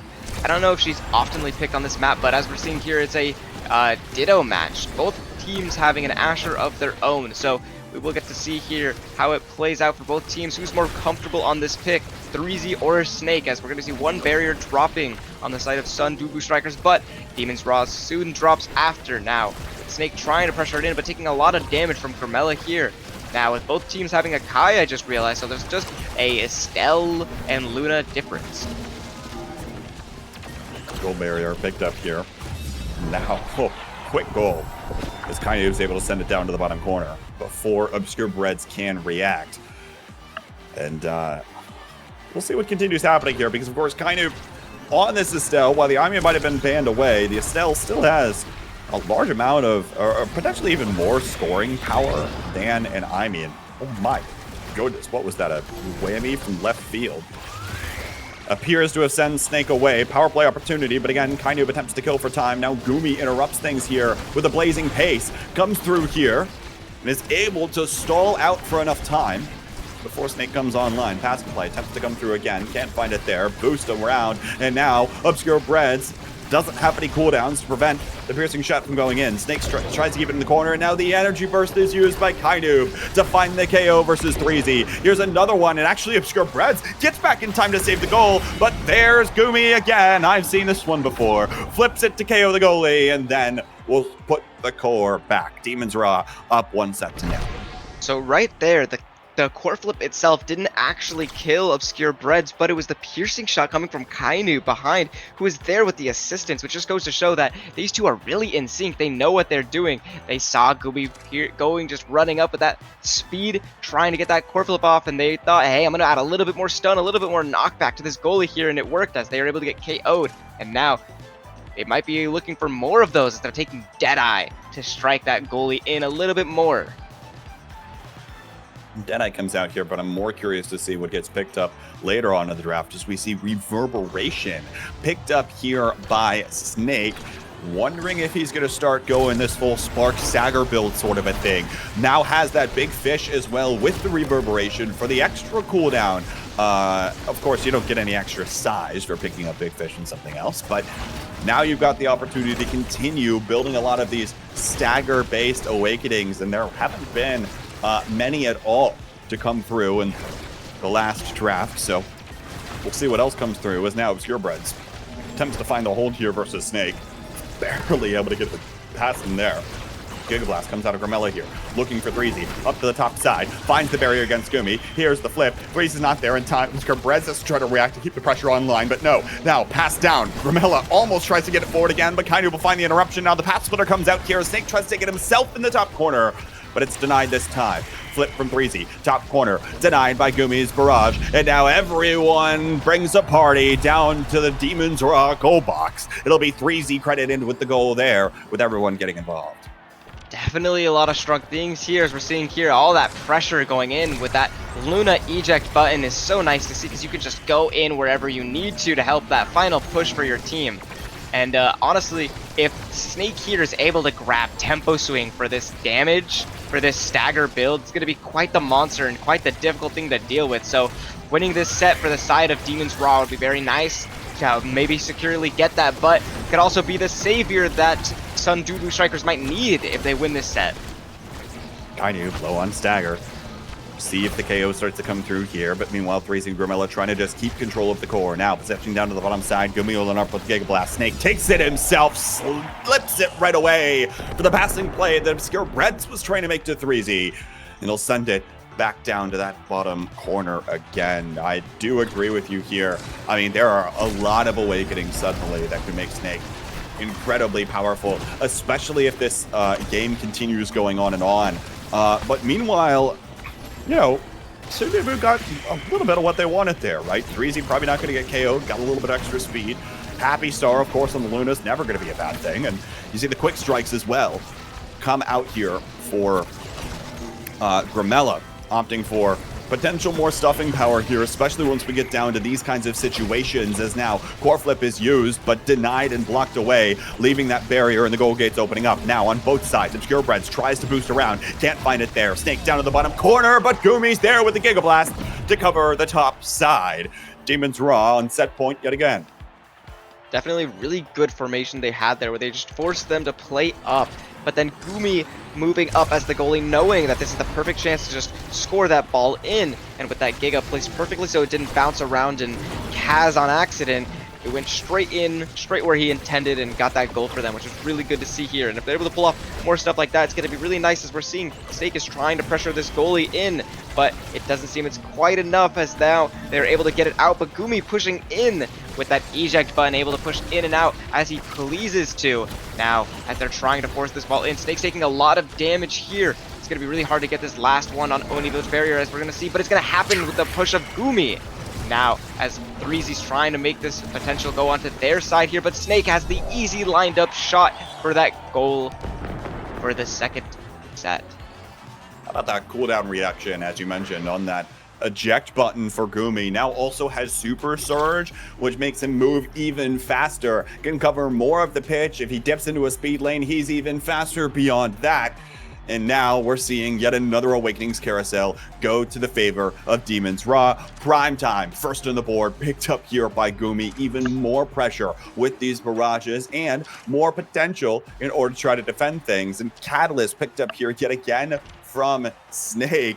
Demon's Raw feeling like they're getting a lot of what they might have wanted here.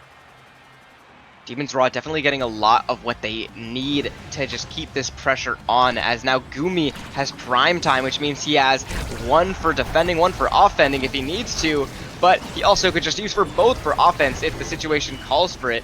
And then with, I don't think Kainu got the best here. He got a spark, and 3 of them showed up in that draft, but I mean, you have to take something there. But that Catalyst pick on Snake is going to be super big, as we're seeing he gets in a lot of damage, and now you can't really KO him as much, because then he'll just get core flip and score. As we're seeing now, he's almost at core flip, and both barriers are down. Looking for, there's the barrage coming from Gumi to defend it now. Snake just tanks that nuke so that he can core flip, but he misses the core flip on accident. Shrugs it off with that emote because he knows Kainoob is there to seal that deal and get the ball in anyways for that first point. All right, I'll say it because everyone's thinking it. It was nice for a moment to think that Sunduba might have a shot of winning the match. They played well in the Obscura game, of course, picking the X era, showing that it can still work here. But at this point, they are just not. They don't quite have all of the pieces together. I say that, and the goal gates might open here for a moment, given just even a glimmer of hope. Now Threezy potentially trying to find this one, but Kainoob's back in time in the Rose Warp. I think that energy burst also got interrupted by Threezy's own Pat Splitter. Couldn't find it there. And now we see the passing plays continue. Gumi's right back where he wants to be, in front of the goal box with plenty of barrages to come out here, and trying to keep this on the back of Threezy. Snake now trying to core flip. Now double commit to those core flips right back up to the top side. Snake's got one of his own, though, potentially on a dribble play. Kainu right back down the other way. Threezy trying to pick up a little bit more speed here, trying to find something to send this core back. But Obscure Breads is continually getting bullied by Snake's Asher. It's opened up the goal gates yet again. Kainu waits for the Pat Splitter to despawn, and now Obscure Breads looks for the boost, but Gumi's there to save it in time. Threezy to himself on the dribble. The barrage dissipates just in time, and Gumi's able to strike it away for the save. Now the strike for 1 by Grimella, sending it right back over to the goal box of Demon's Raw. But they can't capitalize again. Here it comes. Finally, the play is made by Obscure Breads, who finds it out of the corner. But again, 2 more goals need to go in for the Sundubu Strikers, and they have been fighting oh so hard for them, but they cannot quite seem to find an angle to put it back. Definitely, if Sundubu Strikers are going to want to win this, they're going to have to play close to perfection here, as they can only afford to lose 1 more goal, which potentially means only 1 or 2 more barriers, or 3 more barriers, I should say, that can be afforded to drop.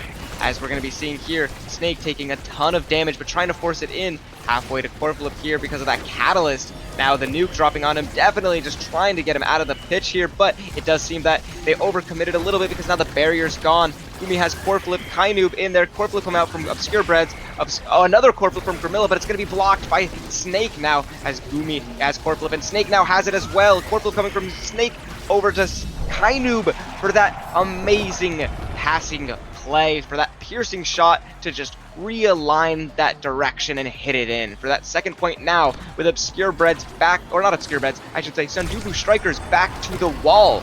They have to play this perfectly in order to come back and make the impossible possible. Omega Strikers is a game all about reading angles, and I think few do it better than Kainoob himself. You see it there with a piercing shot that time. Finds the right timing to send it back on a character he's not necessarily known for. Grimella, low on stagger, almost sent away, trying to stick around for the orb, but he'll find the health benefits of the orb. Now heals up just in the nick of time. Breezy core flips, trying to send it away, but the pressure from Demon's Raw is just too much. It's right back up to the top side, as Kainoob was looking for Snake, but couldn't find him that time. Gumi in the core flip. 3Z trying to collapse in the goal. Can't find it there. And actually, goal gates will open again for the Sundubu Strikers. Here comes the Giga Blast. Interrupts things. Snake is able to react in time to send it back around to this corner. And Gumi's now all the way forward here on the eject button again. Here comes Obscure Breads. Gets interrupted that time. So won't have that opportunity for a little while longer. Overtime yet again on Oni's Village. The barrage comes out. Here comes a core flip down to the bottom side. Now we see that was Grimella yet again. The target of so much damage out of Demon's Raw. And it's taken off the pitch. Power play opportunity for them, although this time Obscure Breads is holding quite well. Breezy playing defensively as well, but now it finally falls. Here's the piercing shot. Obscure Breads able to find it. Can't quite find the angle to send it away. Oh. But Grimella's Giga Blast will be able to do the trick. It's still match point for Demon's Raw, but an opportunity presents itself for Sundubu to extend the game. Definitely needed that Giga play, as now they have a chance here to win the set and possibly take away some very important awakenings here. As we're going to see here, both barriers drop. Gumi in a lot of pressure, might feel it a little bit more now as they only have one barrier gone. Snake needs to play this pretty well here as Gumi comes in to assist, which is going to drop that second barrier. Now Kainoob on the defensive here. Gumi pushed all the way up with Barrage pushing it in to close out this series. Oh, 7 for Sundubu Strikers there. I think there were about 5 people standing on the size of a postage stamp there at the very end of that game. All of the Sundubu Strikers were trying their darndest to hold the goal and hold that barrier, but they just couldn't do it because I think they realized that Obscure Breads on this Luna just was not cutting it for himself. And Demon's Raw ran away with that one. Fantastically played, of course, as Demon's Raw remain undefeated in the league, and they will be the first to show you why. Assuming that they don't end up picking something like a random Kazan or something. But hey, it still holds true. It comes through for them. Nonetheless, here, they take the victory here over the Sundubu Strikers. Yeah, I think one thing that can go to show is just how coordinated and balanced and well working together and pass plays and just overall in sync Demon's Raw is. I mean, if we look at the stat board, everyone on their team was able to get 3 goals. Everyone had a bunch of assists. Everybody had like just tons of shots. They're all playing with each other really well here. They know what their teammates want. They know where they want that ball to be put. They just can play with each other almost on a telepathic level. And going up against something like that, it's going to be really hard to find those openings. And you want to talk about being able to find those coordinations and things. How about just being able to pick one thing to do? How many times were Demon's Raw, even without having maybe a more traditional KO comp, were they able to sync up all of their damage, pick a specific target, dump it on them, and find the KO? Or how many times were they able to come through on full offensive pressure and actually be able to come through and overwhelm the Luna, right? That was just sitting there trying her best to defend the goal. You wouldn't hurt the poor little kid, would you? Well, apparently so, because that's what demons do. So I'm told. But you mentioned it yourself there, especially with those goals, right? And with Gumi able to come in and join the party on this eject button, having a faster cooldown on the blazing pace, in addition to having that faster blazing pace at all, able to find his way to the other side of Oni Village was certainly what made a lot of the difference there in terms of that offensive pressure for Demons Raw. So that'll do it from us here for now. It's been K-Bot and Spooked Altar on the cast for you, but don't go anywhere because there's one more match left today, and it's got some pretty heavy playoffs implications for this one. Up next, coming up, is going to be Orbits versus Goats. I imagine the loser here is basically out of playoffs contention all together. So the pressure is on. Don't go anywhere. Magic, 8-Ball, and Love and Drunk will be back on the other side of this break.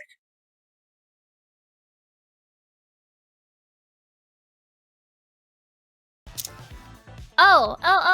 Oh? This is Zentaro in the coffin. Oh, good job. It Heck is yeah. Rip. Yeah, rest in peace. And then last but not least, my favorite.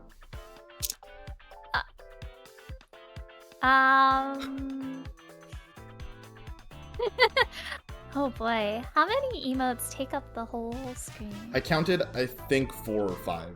But this is the best one. This is the one you know. Maybe Juno WoW. No, it's Colin. I always forget about Colin. I was expecting like official emotes. To my defense. That's fair, but I mean, I threw an Aimee salute at you, so. That is true, that's true. That was really fun. Thank you. I'm glad you enjoyed that. Okay, so now after that, I have some interview questions that came from people in the community, and it's what the people in the community want to hear from you and about you. So let's just dive right into this. How did you start working for Odyssey Interactive? I spent a lot of time organizing events and teams for Aten University's gaming club during the beta of Omega Strikers and got pretty good at it.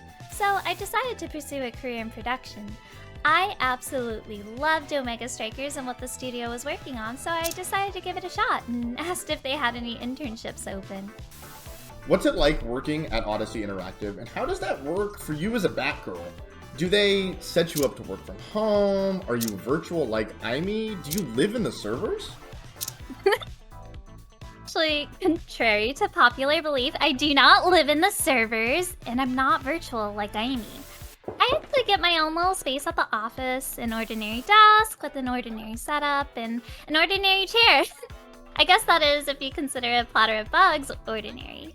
A platter of bugs? I don't really consider that ordinary. Why are you known as a bug and wire eater? Well, someone has to eat all the bugs in Omega Strikers. I may not eat all of the bugs, but I try to make sure all the really bad ones are obliterated so that the gaming experience for the players is as smooth as possible. The wire eater thing, though, is a myth. I swear. Since you clearly don't eat the wires, have you and Odyssey Interactive considered live streaming?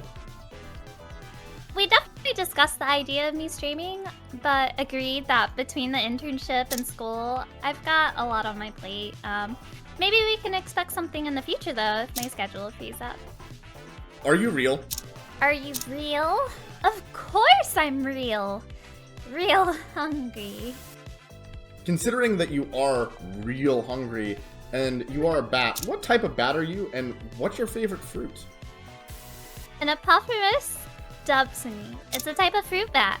I'd have to say that mangoes are probably the best. Nothing else can even compare.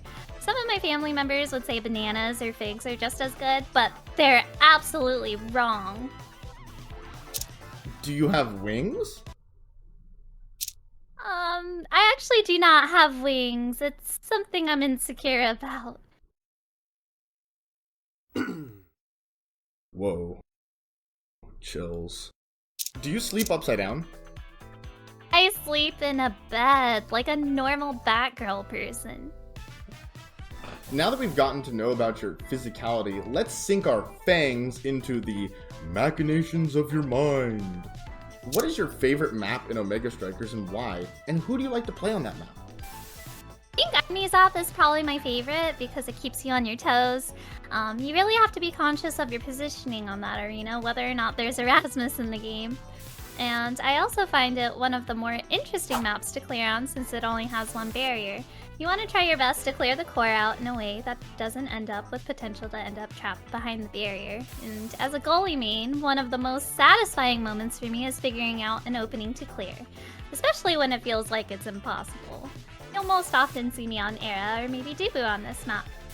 Dubu, Dubu, Dubu, Dubu, Dubu, Dubu. What type of games do you generally like to play? Ooh, I really love competitive games such as MOBAs and fighters. I think these games are a great way to make friends and usually have an awesome community behind them. I love a little friendly competition. Of course, I love a good RPG and survival game as well. What type of music do you like to listen to? Music tastes are kind of all over the place. I don't really have a favorite genre. If someone asked me what my favorite song was, I wouldn't be able to answer you. I actually Hello, all you wonderful people. Welcome back to the North American Strikers League. We've got one final match for you this evening. I am Magic 8-Ball. I am back here in my apartment, and I'm joined by the one and the only Love and Drunk. Hello, sir. How are you? I'm doing great. I'm still watching the Sony video. I'm going to be honest. It's got 30 seconds left. But like, it's so great, and I love it. I've watched it multiple times already because, you know, I was on the production end of that. But I am doing great, and I'm in my beautiful apartment that has a wall. I love walls. So how are we doing?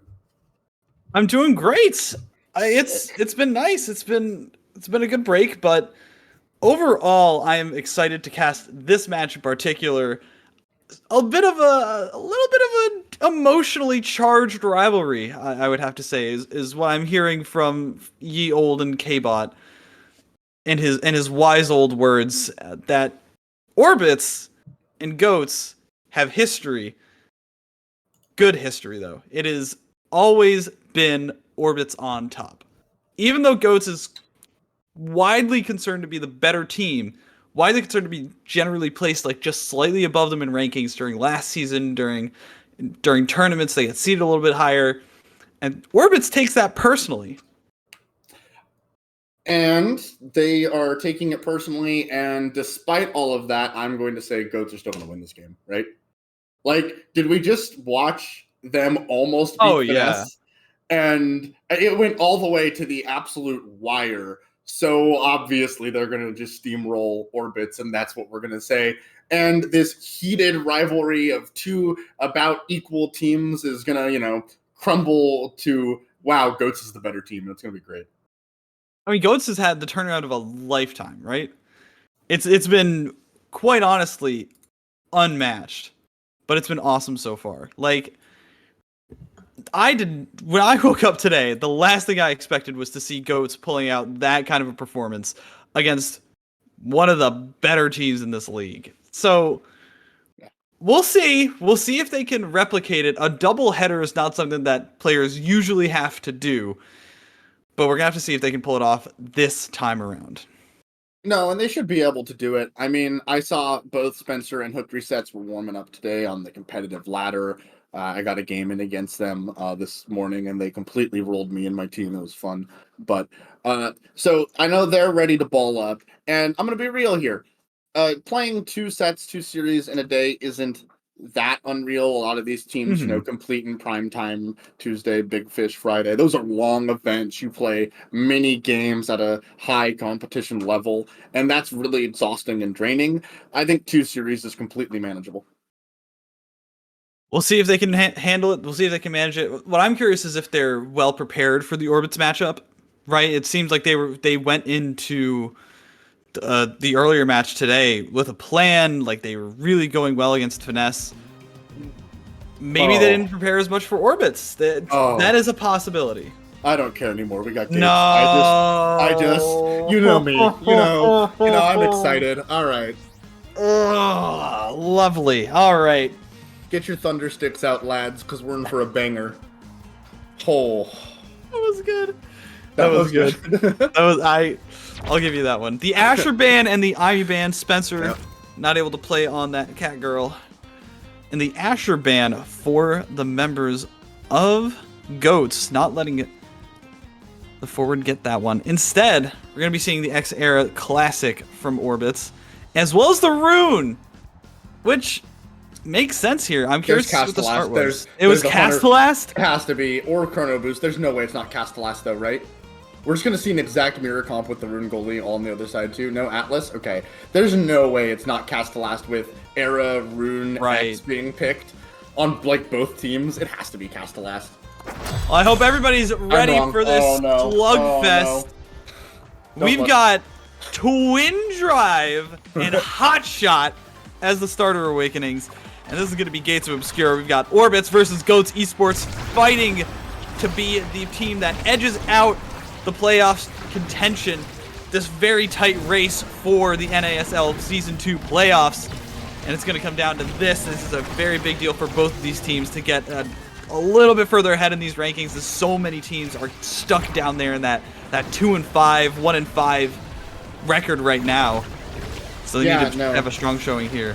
It's really tight, and just looking at this game as we already find our first KO of the match by I Love Albion there.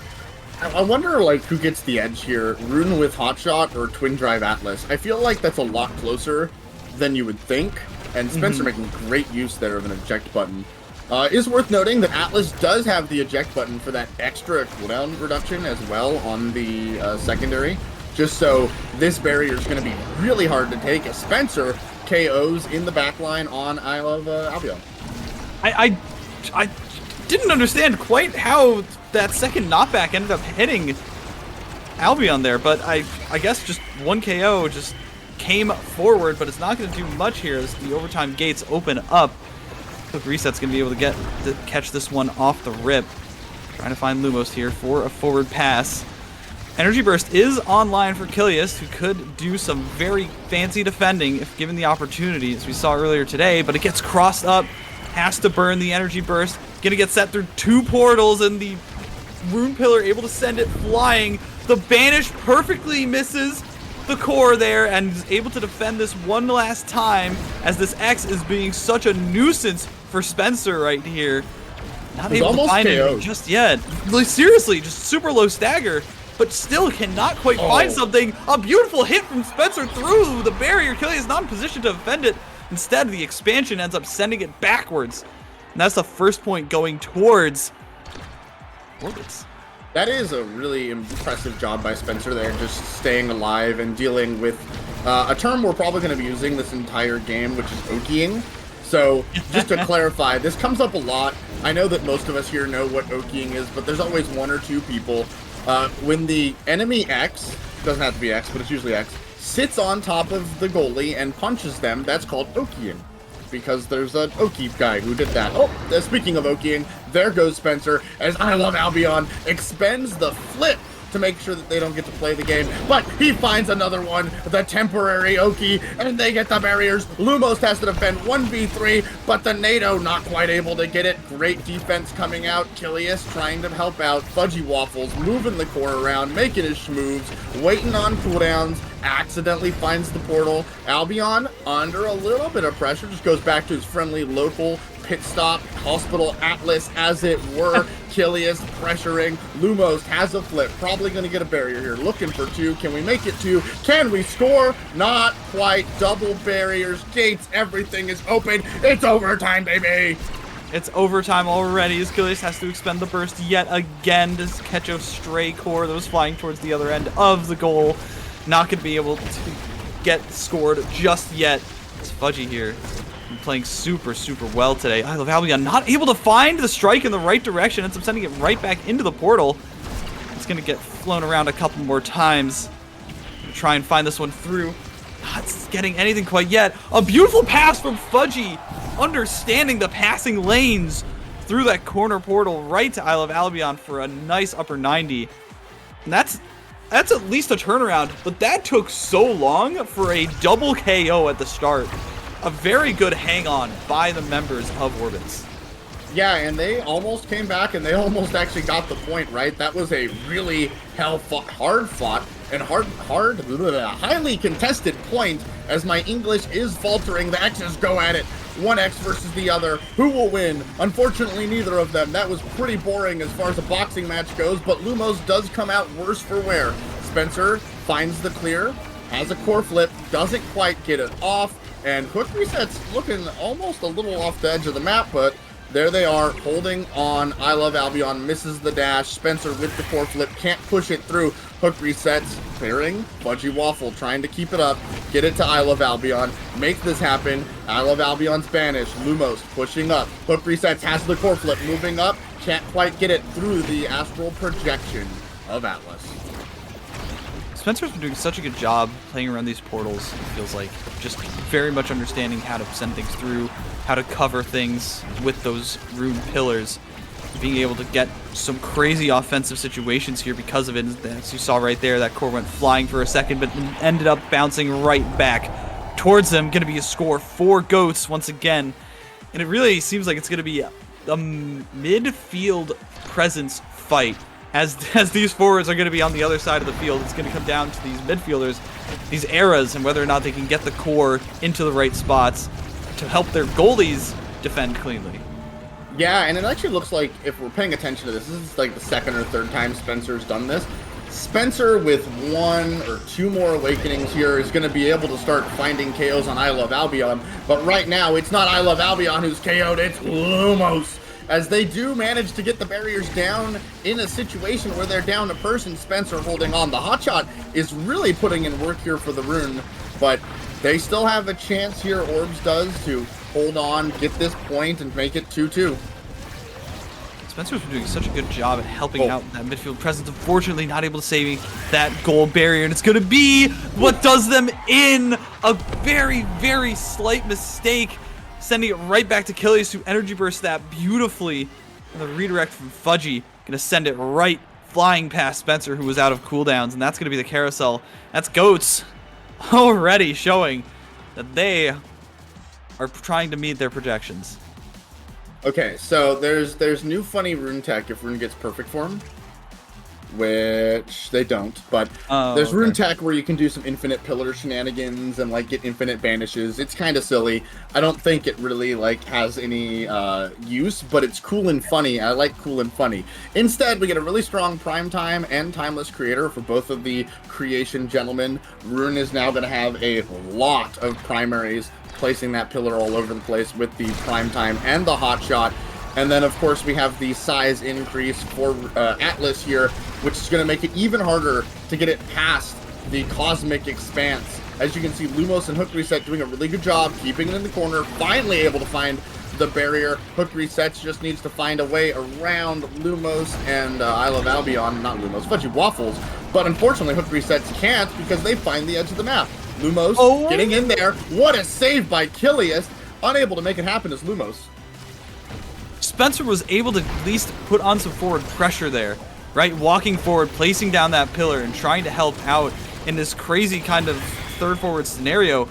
I Love Albion there trying to send one through, gonna hit the pillar instead. Fudgy Waffles also expending an energy burst, as well as Lumos. I Love Albion again hits it into the corner portal at just the wrong moment, just the wrong angle, trying to find a corner of the goal. Instead gets scooped up and sent back to the other side of the arena. That is so hard to deal with because it's just like that's an angle that you're used to hitting, but the portal has a little bit bigger of a hitbox, and Spencer is just making these absolutely insane and wonderful clears. Fudgy Waffles here, but he can't get it through I Love Albion just quite. Spencer unlucky there. It really feels like Spencer's having a tough time at finding these forwards, is what it looks like, right? Spencer's trying to get this core out of this side of the field and just cannot seem to manage it consistently. I think that's the presence that the Goats forwards have right here. Just look at this. It's so much pressure. Finally able to at least send one away, but at what cost and how much time are they going to spend doing this? No, absolutely. The clears here for Spencer are really hard, right? Because Lumos and Hook Resets are having trouble in the midfield and the forward position against Fudgy Waffles and Albion. And unfortunately, what happens when you go into these mirror comps is that it becomes sometimes just who's better on the characters in the situation. And when you go into Awakening drafts, it can even be just who gets the better Awakenings that pushes their character ahead of the other one, as they have to use the Banish here to save Hook Resets, if only temporarily, but still alive. Hook Resets is going to go up and contest Fudgy Waffles here, but there it is. Fudgy Waffles with the core flip KO, able to get it past Spencer with insane patience here. Kilius setting up a play, trying to get I Love Albion in scoring position here as Fudgy Waffles. And peekaboo, Atlas shows up. Atlas flying forward, but not really. That was blinking into the right position with that energy burst. Kilius to have very heads-up awareness there. Oh my goodness. Speaking of heads-up awareness, Fudgy Waffles, easily one of the most interesting players I've seen with core control in this scene. Oh, a beautiful save from Spencer, getting just enough cooldown there, but not able to stay alive as Albion is just walking at them. Fudgy Waffles is level 8 right now, as the rest of the team on Orbits is like 4, maybe. Like, they're just so far ahead right now. No, they are, and Fudgy Waffles is like obviously really good. I mean, all these players are really good, but that Fudgy Waffles difference is like when Goats is doing well, Fudgy Waffles is doing well. He seems to be like the lifeline of this team, and so it's good to see him doing well here for them, as he does get those yummy, juicy, delicious pancakes. Also, X, I love Albion here with the 1-2 punch. That's pretty scary.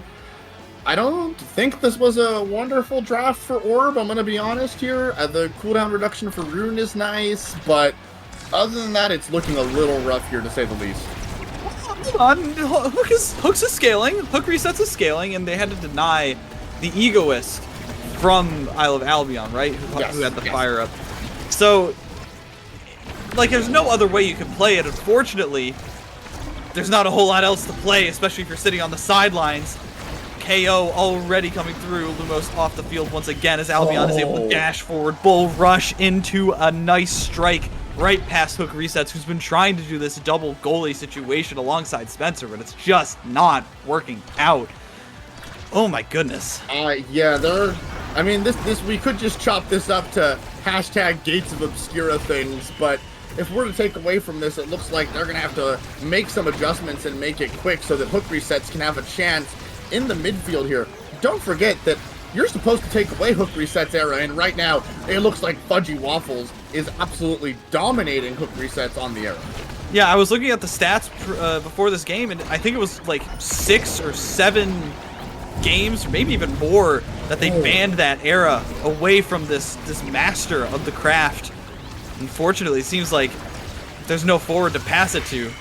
Not a whole lot that can be done as Hook Resets spends the energy burst there just to try and get a clear in this desperate situation as Albion and Fudgy are just moving forward like a unit up on this top side. They always do this. They take this corner where the portal isn't and just overwhelm Spencer. Yeah, I think it's because they watched my tutorial and my guide on how to play the map. Yeah. And if you were to watch my guide, I said exactly that as Spencer's able to get the clear, get the barrier, and they're trying to get Albion's core flip. They are able to get it here. Lumos almost has his own core flip, but Albion, Fudgy Waffles, and Peekaboo again! Yes! Is this a thing? No Killius way. doing this on this map all the time in his normal games? Like when they're scrimming and stuff? Is Peekaboo Killius a thing?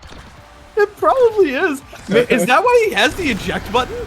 Was that the reason? No, they take it for the cooldown reduction on the secondary, because holy double barrier into a score here. No, good patience though, able to hold that away. They take it for the cooldown reduction. That's why they take it. Okay, fair enough. Either way, seems like there's still, even when the stagger bars get low, these members of the Goats, called that for a reason. They had just completely took over that game. Got off to a running start in this set, and for good reason. Hopefully, again, you can see some adjustments out of Orbits. They're going to have to try and find something a little bit different within their strategy. Even if they get Hook Resets on this era, they need to find a way to shut down the opposing members, because that happens again. It's not looking good. No, it won't be looking good, and it's really important to keep in mind. I love Albion starting Awakening. It wasn't like anything that made X scary, right? Yeah. It was Twin Drive, which is like fine. That's what it's fine. And both X's had it, obviously, because it is just fine, and it was the option there. Yeah. But like if we run these same comps back and the X has something more terrifying, I think that would just be the end. So I don't know what the adjustment is on the side of Orbits here, because I don't know exactly what went wrong besides everything. Yeah, that's basically what it seemed like. It just they could never really get. They never had enough core control. They never had the better damage, even though they had a goalie that could dish out a bit more damage with those banishes, get those KOs with the pillars.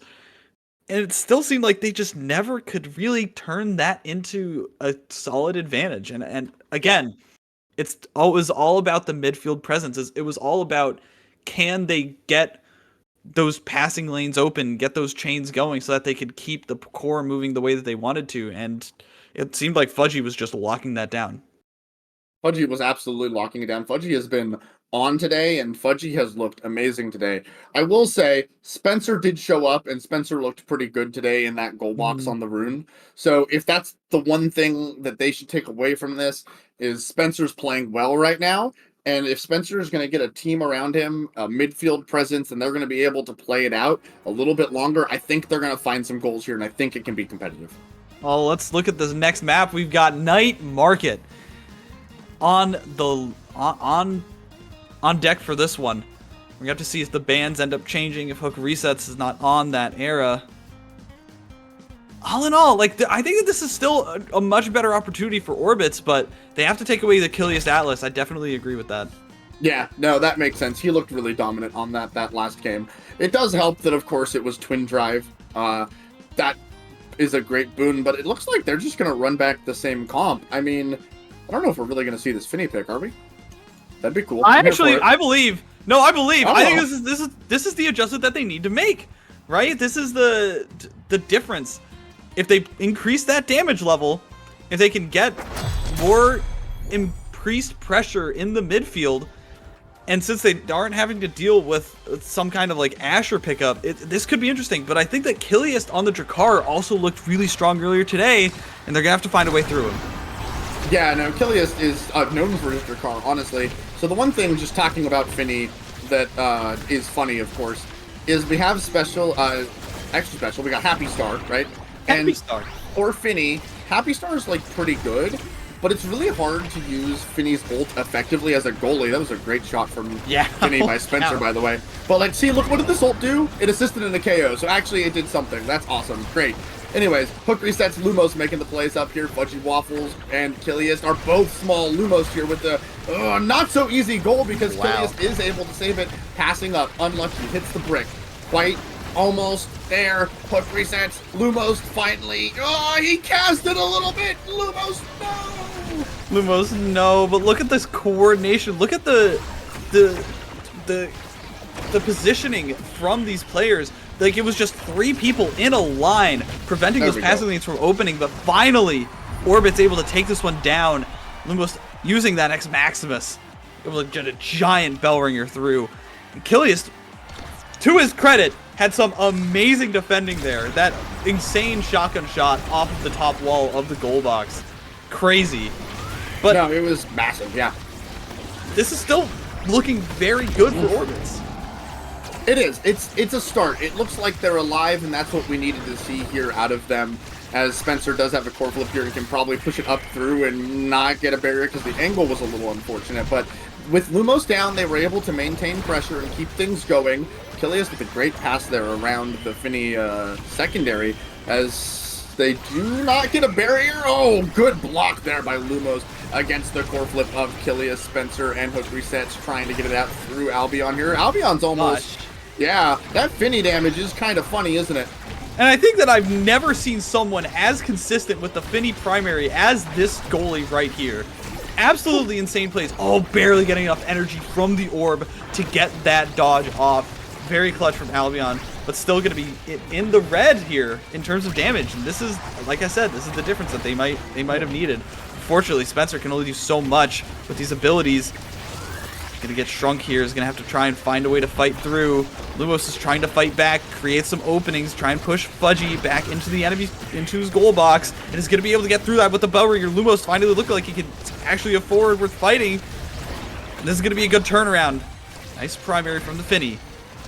Try and get some damage on Albion, but no! A nice shot from Fudgy, just barely snaking it through.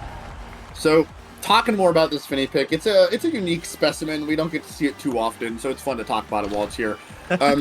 We get that 30 extra power from the Pauldrons, and that power is notable because her scalings are like pretty good. I think it's 125 on her primary.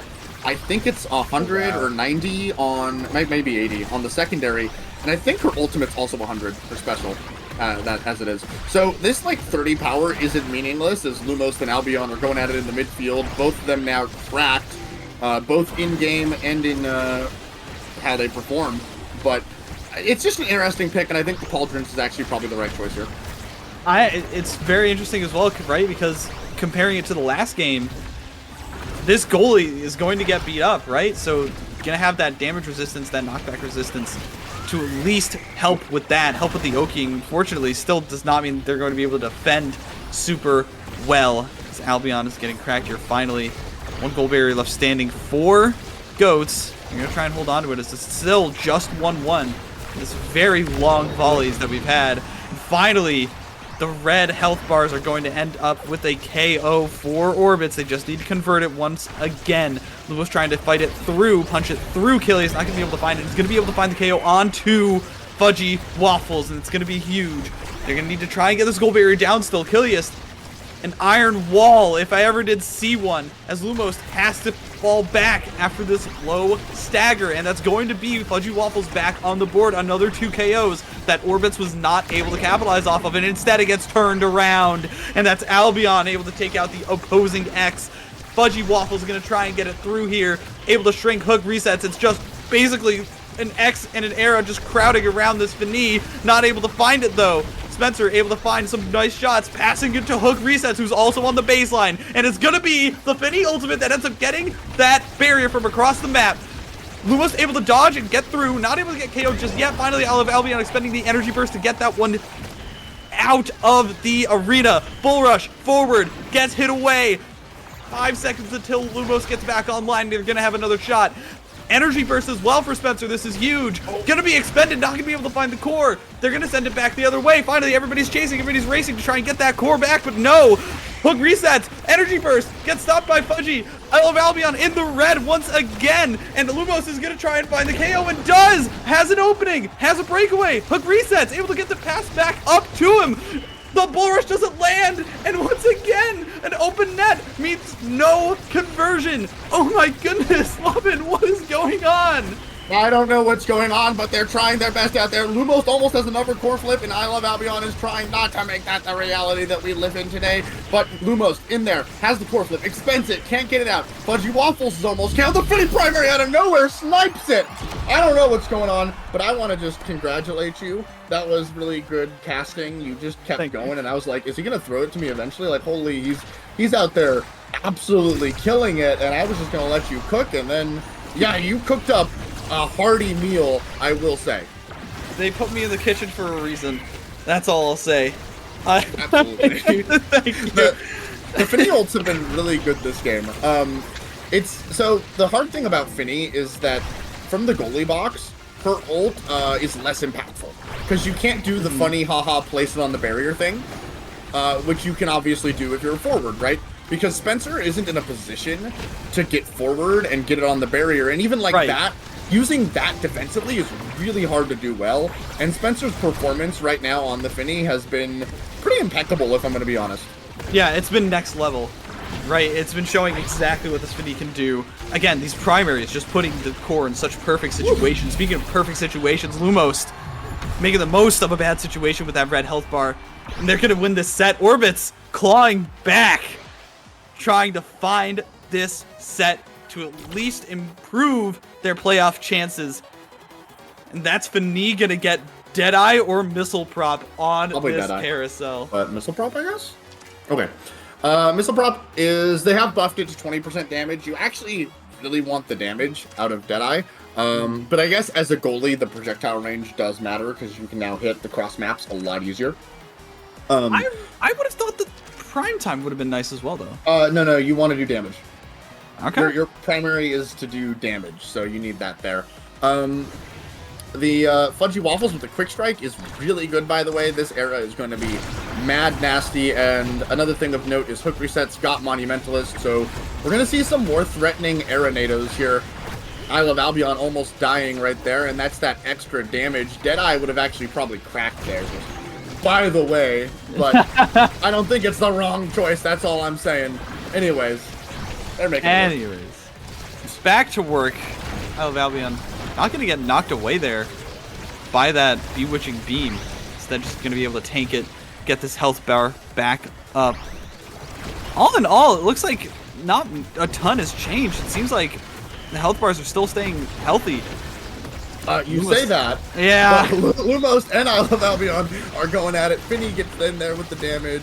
And Hook Resets is just kind of playing patty cake right now, as unfortunately it is Lumos who loses the X Wars, as I guess they are. Fudgy Waffles core flip blocked by Spencer's, and Hook Reset v Fudgy Waffles in the midfield is an exciting matchup to see. These are really good era players going at it. The Finny ult not quite getting the job done. Good pass, good clear. Up to Fudgy Waffles here, who is looking a little worse for wear.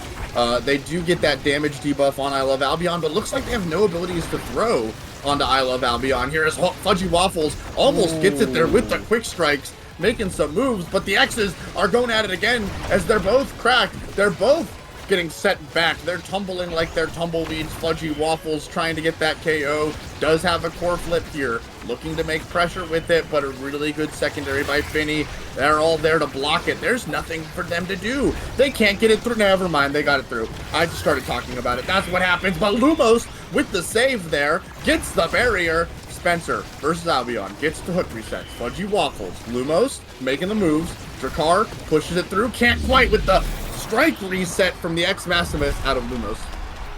Beautiful. Beautiful execution. Lumos looks so much better this game.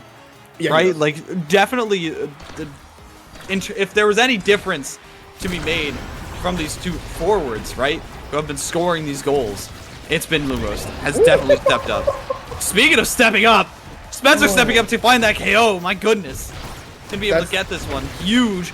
And they're going to be putting on even more damage together with hook resets. This is crazy. This is the level of expertise that you want to see from Finny. Yeah, that kill right there doesn't happen if you have prime time, which is why you don't take prime time, by the way. Just for all you Finny enjoyers out there, you do not take prime time. You love rapid fire, but not prime time, as Lumos is able to find it there off the pass from hook resets while they are in man up position. And they have core flips. They have 2 core flips right now. Wait a minute. Like, there's... Wow, this is a strong position here for Orb, who is, you know, making the GOAT's orbit match really hype, as it is expected to be. I Love Albion able to slide in there and get a barrier, though. Finny primary again. Ooh, it's so good. You mentioned earlier, that's a good KO right there. You mentioned earlier how consistent these Finny primaries are, and I'm going to state right now, that is not an easy ability to hit, especially after they nerfed it. It's so slow. But there it is. There's another one. These Finny snipes from Spencer are just, like, absolutely immaculate. Absolutely out of this world. Again, finding Fudgy there, and is going to get cracked. Has to stay very far away from Lumos here, and might get KO'd for it anyways. Going to get bounced off the middle barrier. Not able to find anything quite just yet. Trying to get this conversion, but instead, Fudgy Waffle's actually walking forward with the cracked health bar just to get it back to Isle of Albion, who uses that special and gets it through. And I think that the score of these sets has been a little misleading, because these points have all lasted so long. This has been a duel this game, and I feel like that has not been adequately measured by how the scores of the sets have gone. Cause it's been 3-1 and now it's 2-1 again. But Goats is making it very, very hard for Orbits here. They absolutely are, and there's a dash KO there for Lumos. They did this last time too, like on Gates, right? Every Gates round went to overtime basically. As core slips past there, a little bit of a mistake. Achilles is able to push it through there for the barrier. Lumos finds the edge of the map with the help of Albion. Spencer clearing it up. Fudgy Waffles, first one there. I Love Albion pushes in, and we're 2-2. So you're right. They're close. They're making it hard. But this is what happened on Gates too. So just keep that in mind. I am definitely keeping it in my mind. My goodness. Already we're seeing level 8, level 9 for Lumos and Spencer here. So we're going to be probably hitting level 10 for some of these players right as soon as the third set gets off the rip, as this goal barrier falls once again. But instead it's going to be trying to get back around and loving. All in all of a sudden, even though it hasn't seemed like a crazy adjustment, Goats might have woken up just a little bit or found a way around this Finny damage. They've been making it work, and the key is not getting hit. That's It's just that simple. Just dodge the abilities, right? The secondary, it's not the easiest thing in the world to dodge, but you just have to evade it. And you can see there, I Love Albion fails to do just that and is punished for their crimes as you can't find it. Kilius does have to make a save there with the core flip, tries to push it through. Fudgy Waffles making schmoves, but it comes down to dodging mostly. And like, if you know what the Finny's trying to do, you can usually put yourself in a good position to avoid it as hook resets. Can't quite get it with the core flip. Fudgy Waffles almost has a core flip of their own. Kilius misses the shot, and Orbs take a set. 2-0. Orbs takes another set, barely. My goodness, and it seemed like Goats were finally find their footing, but no, instead it's going to be the rapid fire for Finny. Oh my goodness, on top of everything else, on top of the Happy Star, on top of the missile propulsion, this Finny is going to go crazy. Castellast, unfortunately, going over to Albion if you're an Orbits fan, and probably Hotshot for this. Fighter? No, Reverb. No, okay. the Reverb. Wait a minute, what is this build? Okay, so things to talk about. Rapid Fire Finny, really good. These primaries that are hitting and doing a lot of damage, we're going to see more of them. Castellast Reds, really good. They've been punching each other and they've been brawling, and one of the X's now just punches and brawls better. We got a bigger Era, which is kind of fun. Doesn't do too much, but size is really good, especially when you're a strike monster like Era is. So I think this is going to be... it's hard to tell who came out on top of this. I think Goats might have, just because the X being more threatening is a very real thing here. And either way, they now have the tools, I think, right? They were given more stuff to potentially work with. And I think that's the big difference here, is that this is going to scale harder. They're going to have a better chance here to get KOs and things and put the pressure on. No, Albion gets sent into the side of the field.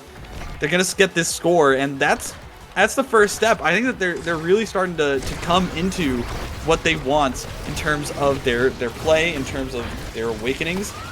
And if they can just defend off plays like this from Lumos, they're going to be fine. Yeah, and something really interesting is that obviously Era X is a really hard scaling comp. And so really what's the difference here is how they end up scaling.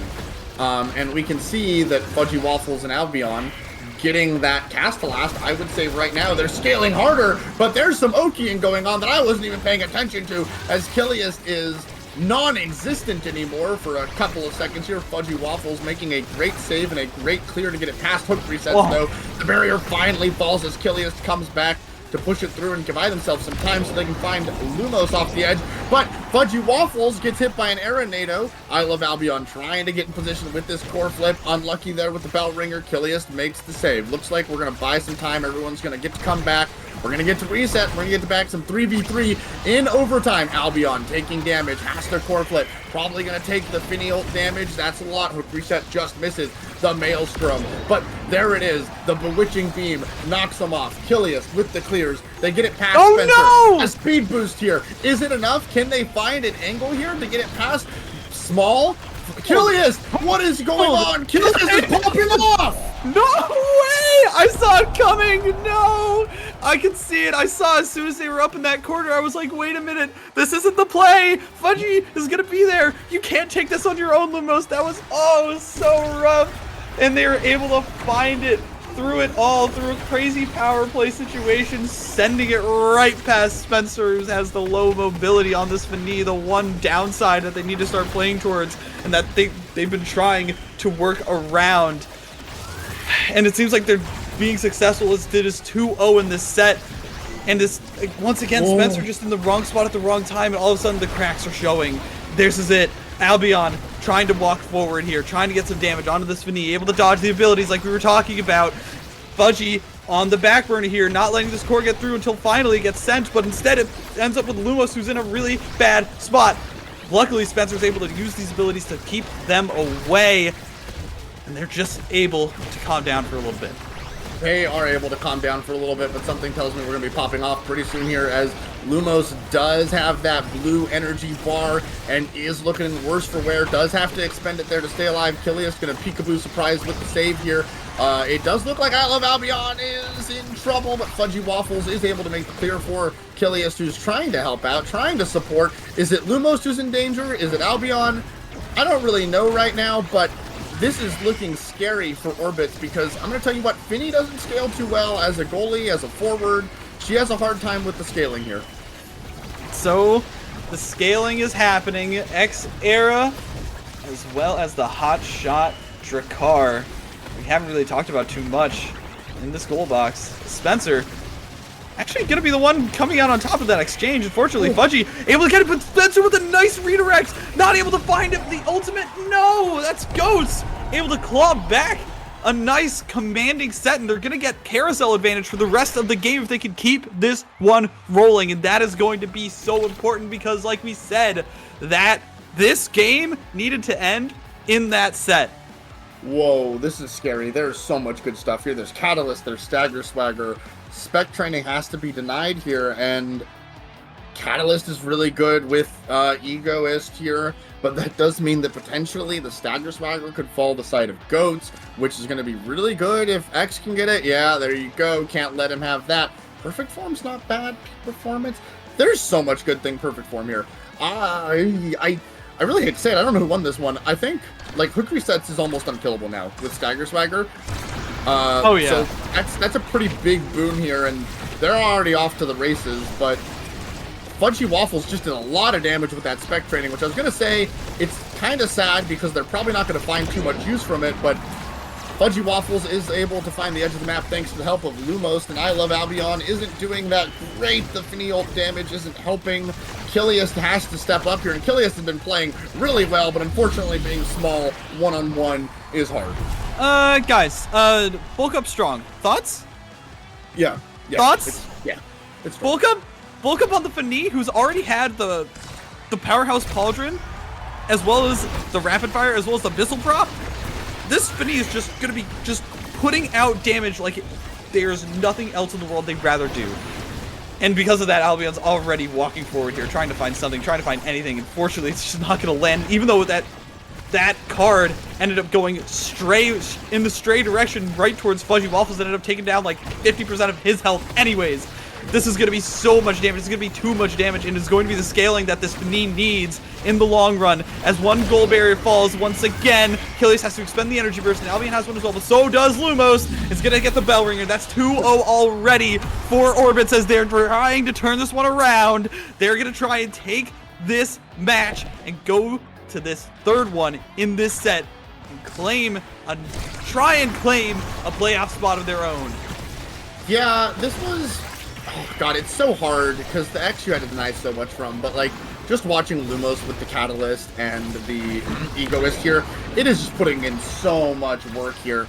I mean, they're finding the KOs, the movement speeds a lot. They just can't deal with how much pressure Lumos is now able to put out. I mean, look at where Kilius has to play just to try and stay alive here as Lumos is full committing to the Oki here. We're going to put so much pressure on Kilius that Kilius doesn't get to play the game anymore. Is this about to be a triple KO? They're all cracked. They're all out of health. They might all be out of time as Orb looks to be the dominating factor in this game, and they are going to try to close it out here.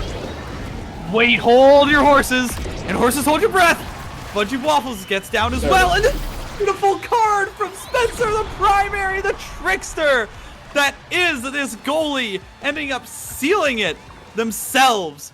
My goodness, the MVP for sure.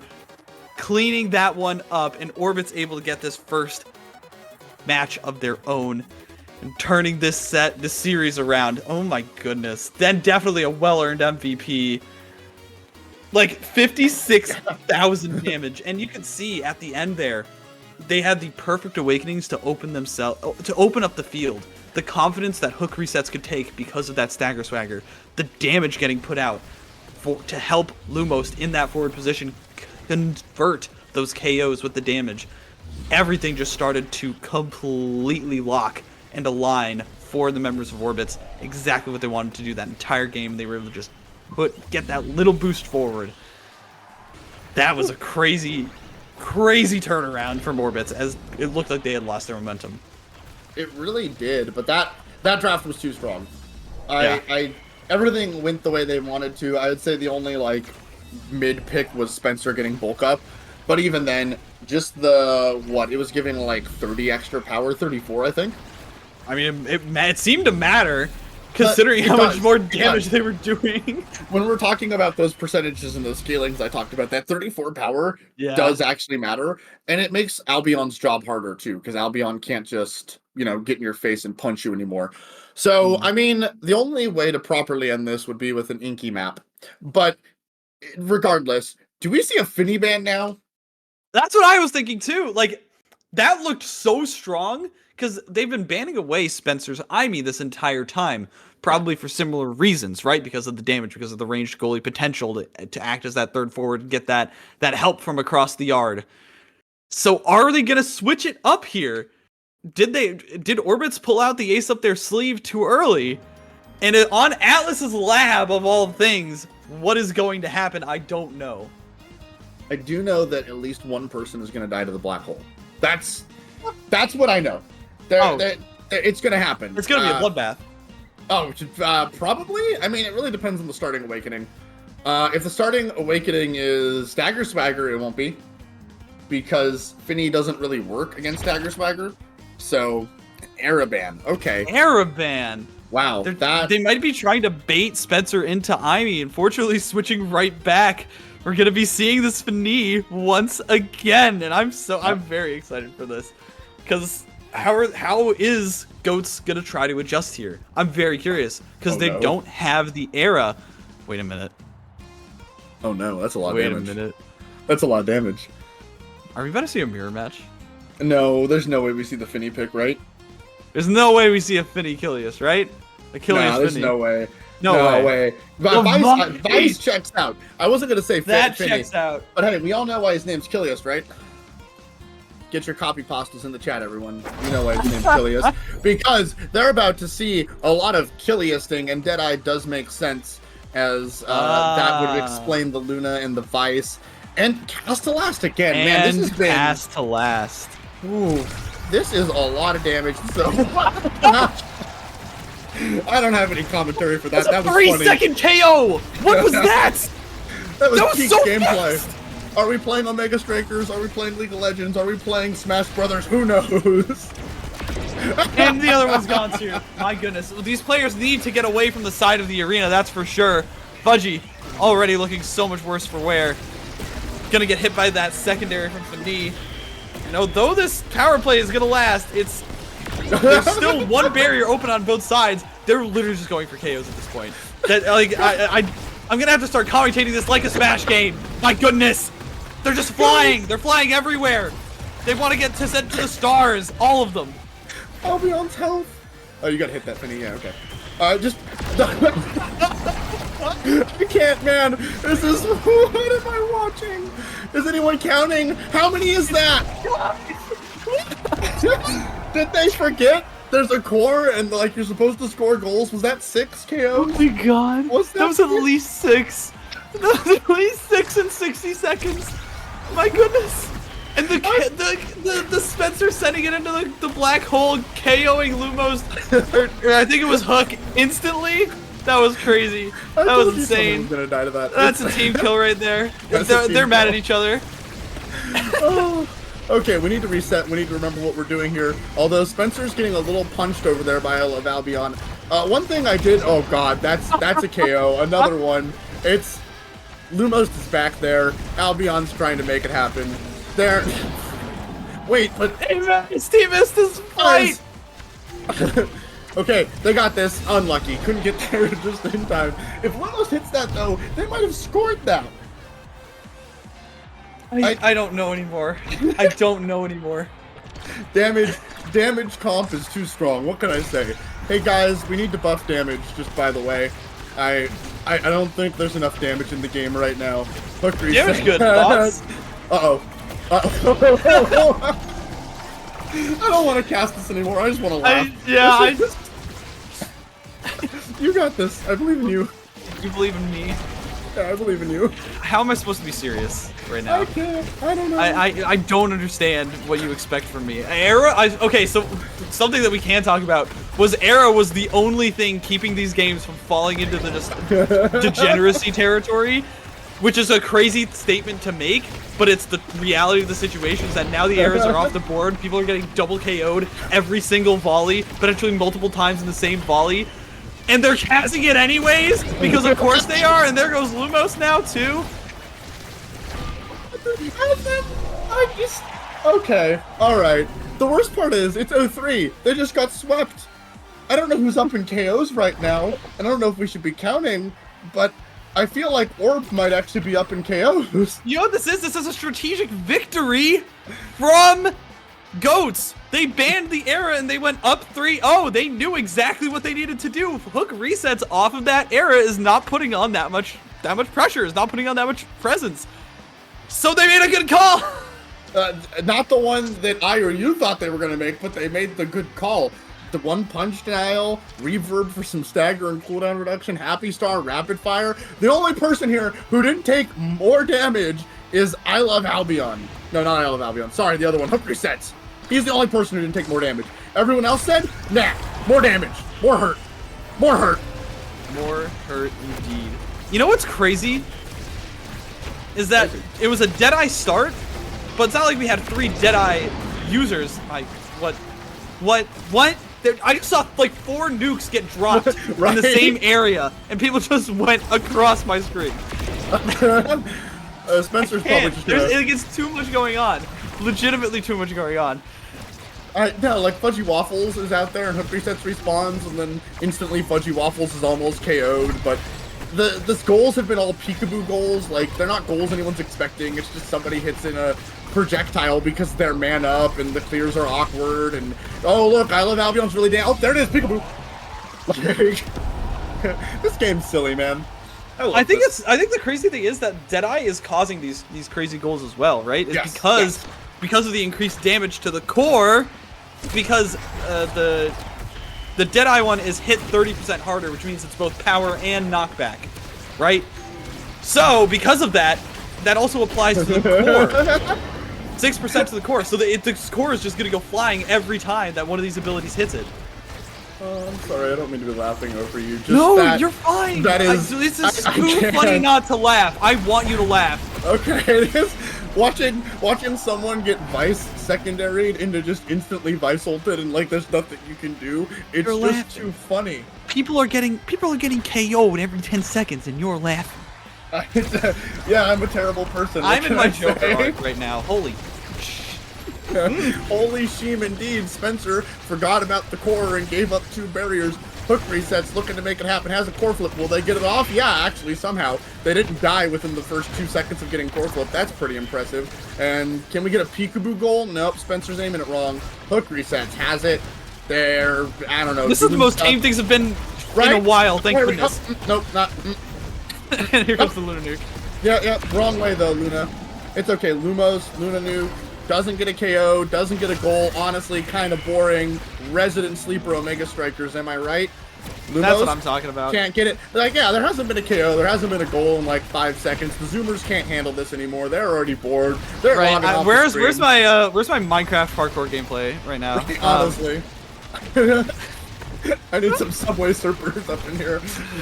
Hook resets trying to get a couple of fancy bounces off the corner barrier. Not going to be able to find it. Albion getting a little bit low at this point. Double Luna ult. Finally gets sent away from the black hole, and that's Hook resets going to be able to win the strike war there from Kiliast. And Orbits, is that their first goal? Yes, that's their first goal. So we're not going to see a 9-0 here. So the strategy is to just not fight as much on the side of Orbis, is what it's looking like, which is a crazy statement when you're playing X, Luna, Finny. That's crazy. Well, okay, I guess it makes a little bit of sense. Their core control is slightly better, because Finny's core control is slightly better than Vice's. So you win core control if you can play it, I guess, right? Something like that? That makes sense. And then, oops, peekaboo. You're just like, oopsies. That's 2-2. Orbits is finding their way back. This could be like a set 5 match, by the way. Oh, please. And we just have to deal with this for the next 20 minutes. What do you do about this? Okay, if Vaughn and everybody is still in the chat, what is the counterplay here? Yeah. Because I do not understand this at all. The counterplay is to knock it off the map, obviously. That's... Don't get hit by their abilities, and don't let them peekaboo score on you. I want to see this go to set 5. Everyone wants to see this go to set 5, but it doesn't look like it's going to, as I allow Albion clears the way with a bell ringer for the goal. Albion playing lore accurate X here. Punching things, punching everything, punching the core. As long as punching is good. Spec training? Make this funny. No. Oh, Stagger Swagger. It's the best awakening. That's Biss right now. A prize fighter's Biss, though. Wait a minute. Oh, no. Oh, no. Oh, no.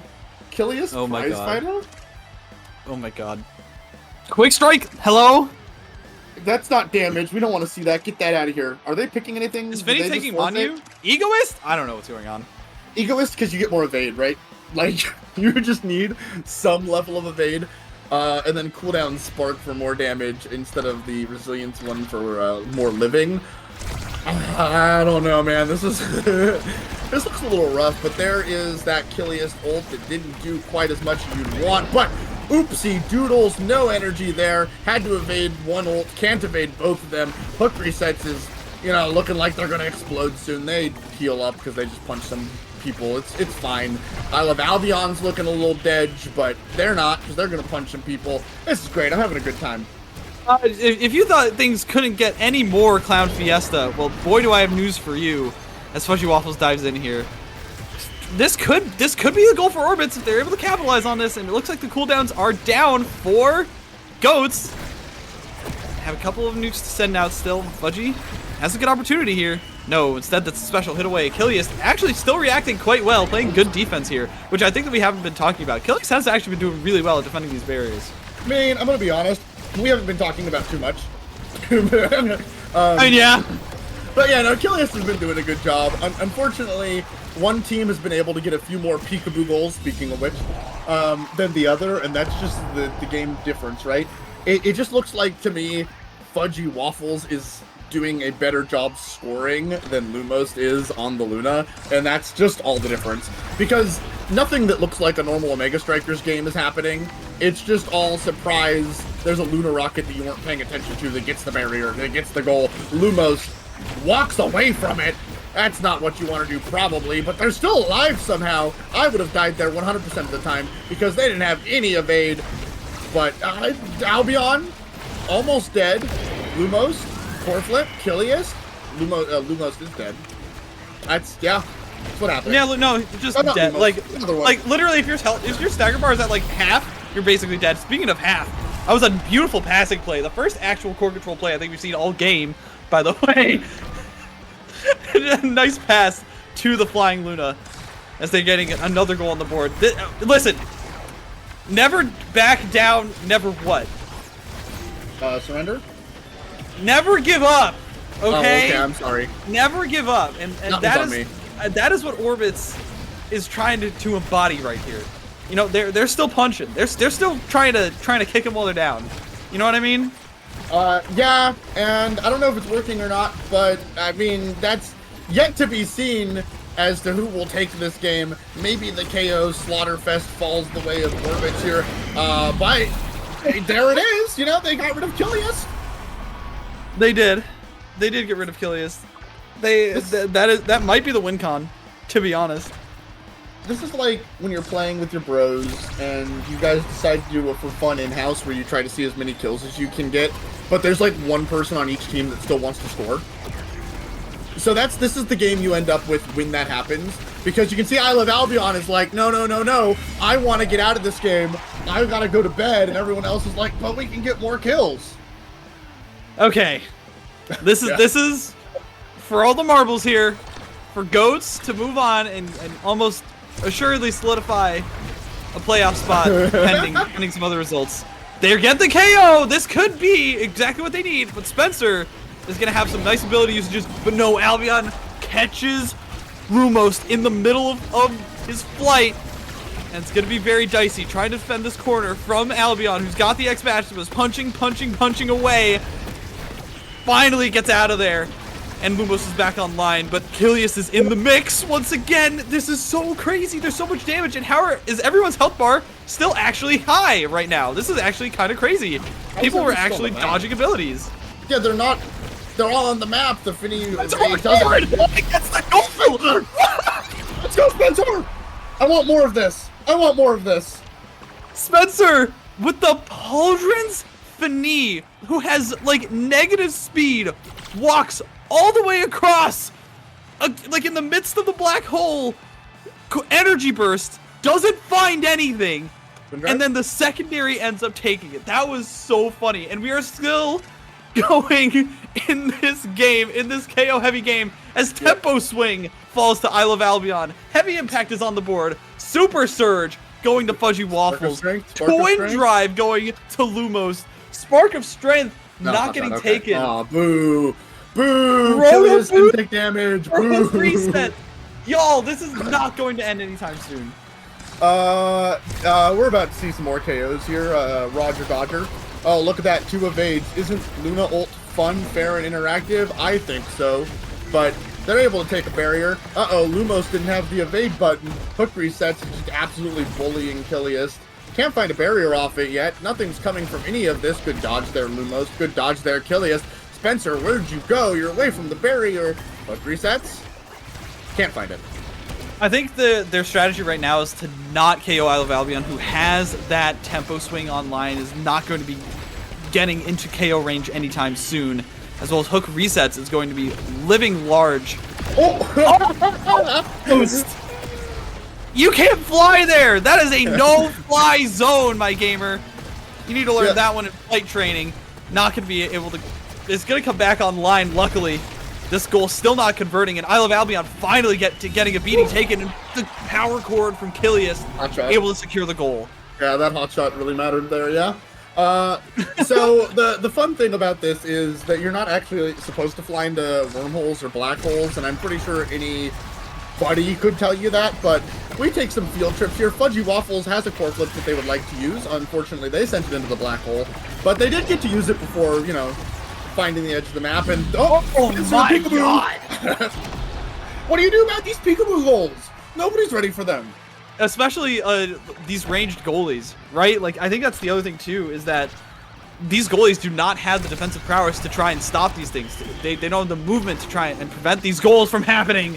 Vinny Special's so good, it just took 3 barriers! 2 of which were their own, but they took 3! Goats on match point once again. Can Orbits take this one back? Can they protect these barriers just long enough to send this one past Kilius? I hope they can. I hope so too. Look, I'm biased. This is a biased cast. Let's go, Orbits. There we go, Lumos. Pass it up to Hook Reset. Oh, Hook Reset, you're out of position, but it's okay. Lumos got it. There's a peekaboo if I've ever seen it. Just flies across the map. But that's not the worst thing in the world. Fudgy might go down here, not gonna be able to, gonna evade just in time, but the bull rush that gets sent the other way ends up doing it. Spencer flies forward, sends it right past Isle of Albion, and Kilius in the corner, and then still Orbits alive and fighting. They're still trying to go. This one is Spencer with the pass. He wants this core. He knows he can do it. He's hungry. He's thirsty. They want this. Who cares? We don't need barriers, they say. We don't even need the goal, baby. We can just give it up. It's okay. It's fine. No peekaboo goals here. None at all. It's going to be a hard-fought victory if Goats wants it. No peekaboo goals. I'm telling you. Lumos gets the flip off. Okay. No?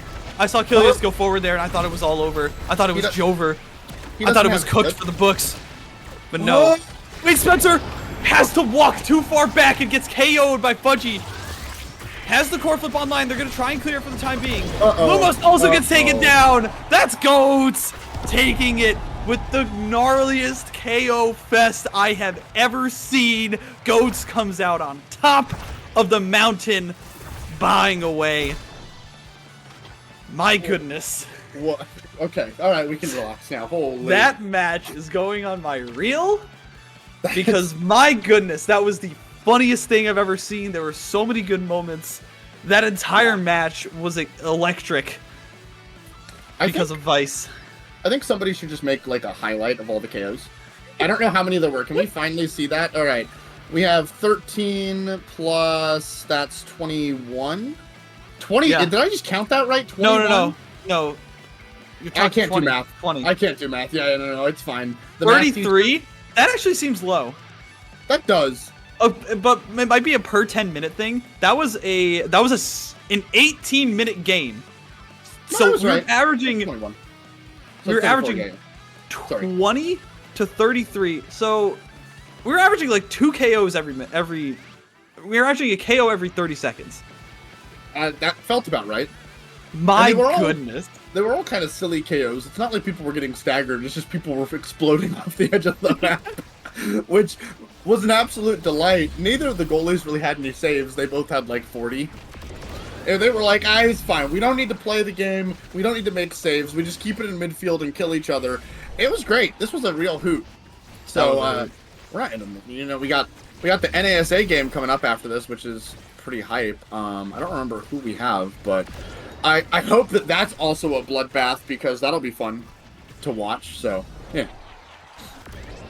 All right. I have to I can't. Everybody should stick around, by the way, because we're going to be hearing from one of the members of GOATS most likely in this the end of the NASL end show, the show before the NASA match. So everybody stick around because I'm sure we're going to get some very fun insight on what just happened during that entire match. But for real though, that was crazy. We're going to be going through a little break. Lovin and I will be right back after the post show. We're going to be having a break in between there. Don't go anywhere. We're going to be hearing from a member of GOATS and I think a member of Oshido Coreflip.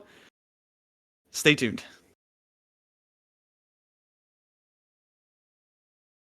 Hip hop that's on the radio, but you can also catch me listening to some indie, metal, or obscure shoegaze every once in a while too. Obscure shoegaze. That reminds me of my favorite NASL player, Obscure Breads. Speaking of NASL, what's your favorite NASL team and NASA team? Ooh. For NASA, I'm always rooting for Platinum Exclusive. They have a pineapple on their team, for those of you who didn't know. And, of course, I'm a big fan of fruit. NASL is really hard because I like a lot of the teams. They're all really good and the competition is looking really fierce. But since I have to choose one, I'm rooting for Finesse. Big fan. If you were to finesse your way onto the field, what cool abilities would you be able to offer your team? I've never really thought about this before. If I were a striker, I'd probably have 2 modes. A starting intern mode that would be more strategic and a little more lax to play. Maybe I send out some cute little bat units with my Mango Reserve to control the core or throw patch notes on the field. And then the second mode would be a hangry mode. Maybe I run out mangoes or bugs to eat. And I become super fast and unleash my electric powers. I'd be speedy and, well, probably hangry. And maybe I destroy some wires too for a temporary power boost. In game, of course. Let's take a look towards the future. What would you be excited to see get added into Omega Strikers in the near future? I would really love to see some more custom game features as well as a hub to connect with other players maybe. I think it'd be a great resource for the community as well as for casual and competitive players as well. As a person who is heavily rooted in the community, I would enjoy that greatly. I really enjoyed the beach themed skins, but if you had to choose the next theme for some new Omega Strikers skins, what would that theme be? Ooh, probably something pretty and sparkly. Dare I say maybe even dreamy. There may or may not be something in the works already. Shh. I'm really looking forward to pajama skins, so that the strikers can snuggle while they watch their favorite shows before bed.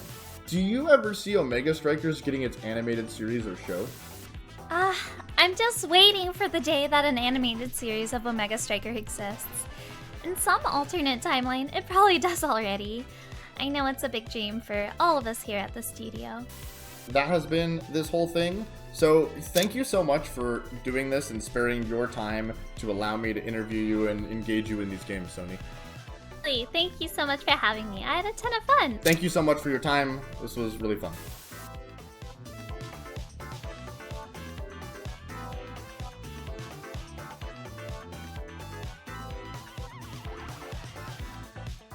Bye-bye.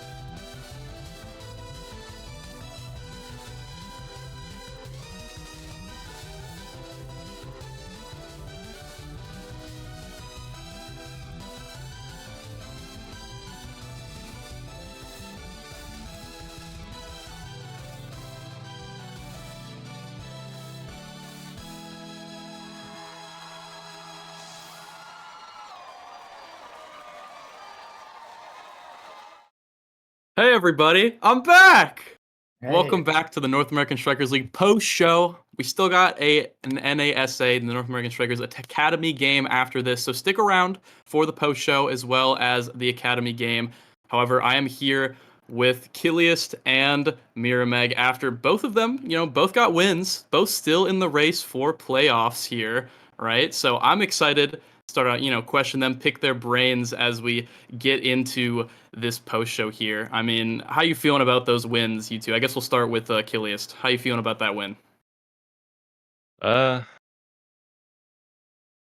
it just felt really good to not lose it after that set 5.5 loss to Finesse. Like, I honestly would really love to take that one, but just kind of like a recovery match for me. Like, that turned out the way it did. And then, Mirameg, how you feeling about your win today? Definitely fairly, at least to me, convincing. What do you think about it? I feel really good about it.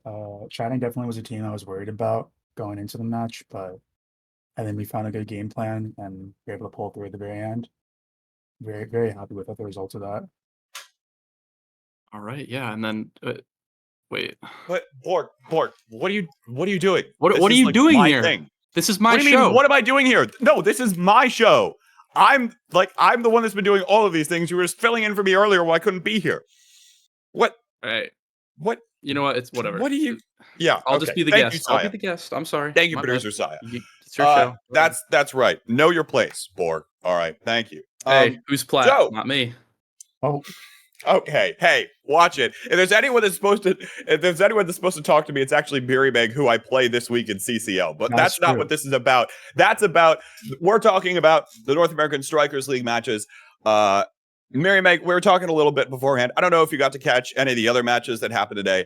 But of course, you all picking up your whatever chatting. What else were you kind of watching at as the day kind of unfolded? I actually managed to catch a lot more matches than I usually do. I saw quite a lot of the Finesse Goats game, as well as the Sundubu Demons Raw game. I think both those were like really entertaining games to watch. Both of them going the full 3 games, and some like teams like performing really well, especially not like levels I was expecting some of them to perform at, but just really good stuff. And how about these teams performing pretty well? Kiliast, you going down to the wire in a lot of these games, down to like set 5 versus Finesse. You were so close back and forth. What is that pressure like to be in set 5, game 3 versus Finesse? I don't know. For me personally, my tournament experience, the tone is kind of set from the beginning and doesn't change so much unless, like, I don't know, like freaking like Pro League Invitational, Grand Finals kind of stuff. It's like a league match is a league match, and I'll be honest, my heart was racing by this last set, but You're like, no big deal, business as usual. You know, that's whatever. I was we can beat panicking the these whole guys. time. Yeah. Let's take a look at the updated standings through week 6, day 1. Most teams with 2 matches left to play. Of course, Demons Raw sitting at the top of the table here, but Oshino Coreflip is the team surging right now. They're right up there, 2-5, now tied with Jakara chatting, and you all have the head-to-head advantage, I believe, as of this moment. But of course, we'll see if that actually holds for the rest of the day. Of course, Goats is also right up there. Goats is the team currently sitting in that 6th place spot with 1 more match left to play. You also see the rest of the remaining matches there. Core Overflow still has to go through Demons Raw, Chatting, and Goats. So we'll see who's able to pick up more wins towards the end of the season. Mary Meg, I'll ask you first. How are you feeling here? Especially, you've gotten all the difficult teams out of the way. You've got, okay, excuse me, sorry. I should clarify. Yeah, Borg's going to be like, oh, what do you mean? We're Hey, definitely did you going see to my win this. goalie today? You see my goalie But I'm not today, asking K-Bot? you, Borg. I'm Well, that's why I asking didn't say Mary anything. Meg That's why I how didn't say he anything, but feels. go How ahead. he feels about the remaining schedule that Oshino Coreflip has to face. I'm feeling really good about it. If you look at this graphic, you see we got the number 9 and we got the number 10 team as our last 2 matches. I think purely off that alone, I think we're probably favoring these matches. We're going to push the 4 and 5. And we're going to make it into playoffs, and it's going to be great. Defy all the odds. Hey, if you want me to play goalie, just let me know. Hey, if you're going to show up on goalie and make it a close game, feel free. I can't promise that one, so we'll see. Oh, we'll see. Your call, man. Kiliast, you all, of course, have played the majority of your matches, and now you're basically kind of just waiting to see how things shake up. Your final match will be against Core Overflow. How do you feel heading into that match coming up? Honestly, really, really anxious. Like, if we can get this, we can, in most scenarios, guarantee playoffs. Problem is, you gotta beat Core Overflow for that. Yeah. And I don't know. It's like I don't know what could happen. I really don't. Other uncertainty, of course, is who's actually going to play for them, because they tend to have a roster where they're subbing people around quite a bit. On the note of securing playoffs, let's take a look at the percent of scenarios where teams will either qualify for playoffs outright, or end up clinching the tiebreak in order to play for playoffs. What you see right now is that Demons Raw, Sandboys, Finesse, and Core Overflow have all at bare minimum locked at least a tiebreaker for that playoff spot. Sundubu is sitting at a solid 91%. And then we go down the line with Goats edging out in most scenarios, 61.72. I was actually taking a look at this one. Kilius, you all had to win that last match because that was the difference between sitting at 61% of playoff scenarios versus only 17% of scenarios if you had lost that one versus Orbits. So you see down there at the bottom, Winterfall and Orbits holding it down to 7%. Borg means so there's a chance, and the answer is yes, there is a chance for you, Borg, it's over. but it's over. it's slipped. It's over. You're just admitting it's over now. It's over. It's No over. comments? Look, it's over, but all right, chat, and listen to this.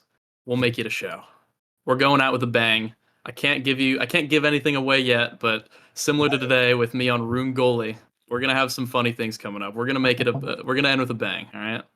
I just want to say that I think it's a hard time to say that it's going to be a bang louder than the Deadeye Luna Castellas X start on Atlas's lab that I just witnessed in the last game of the day so far.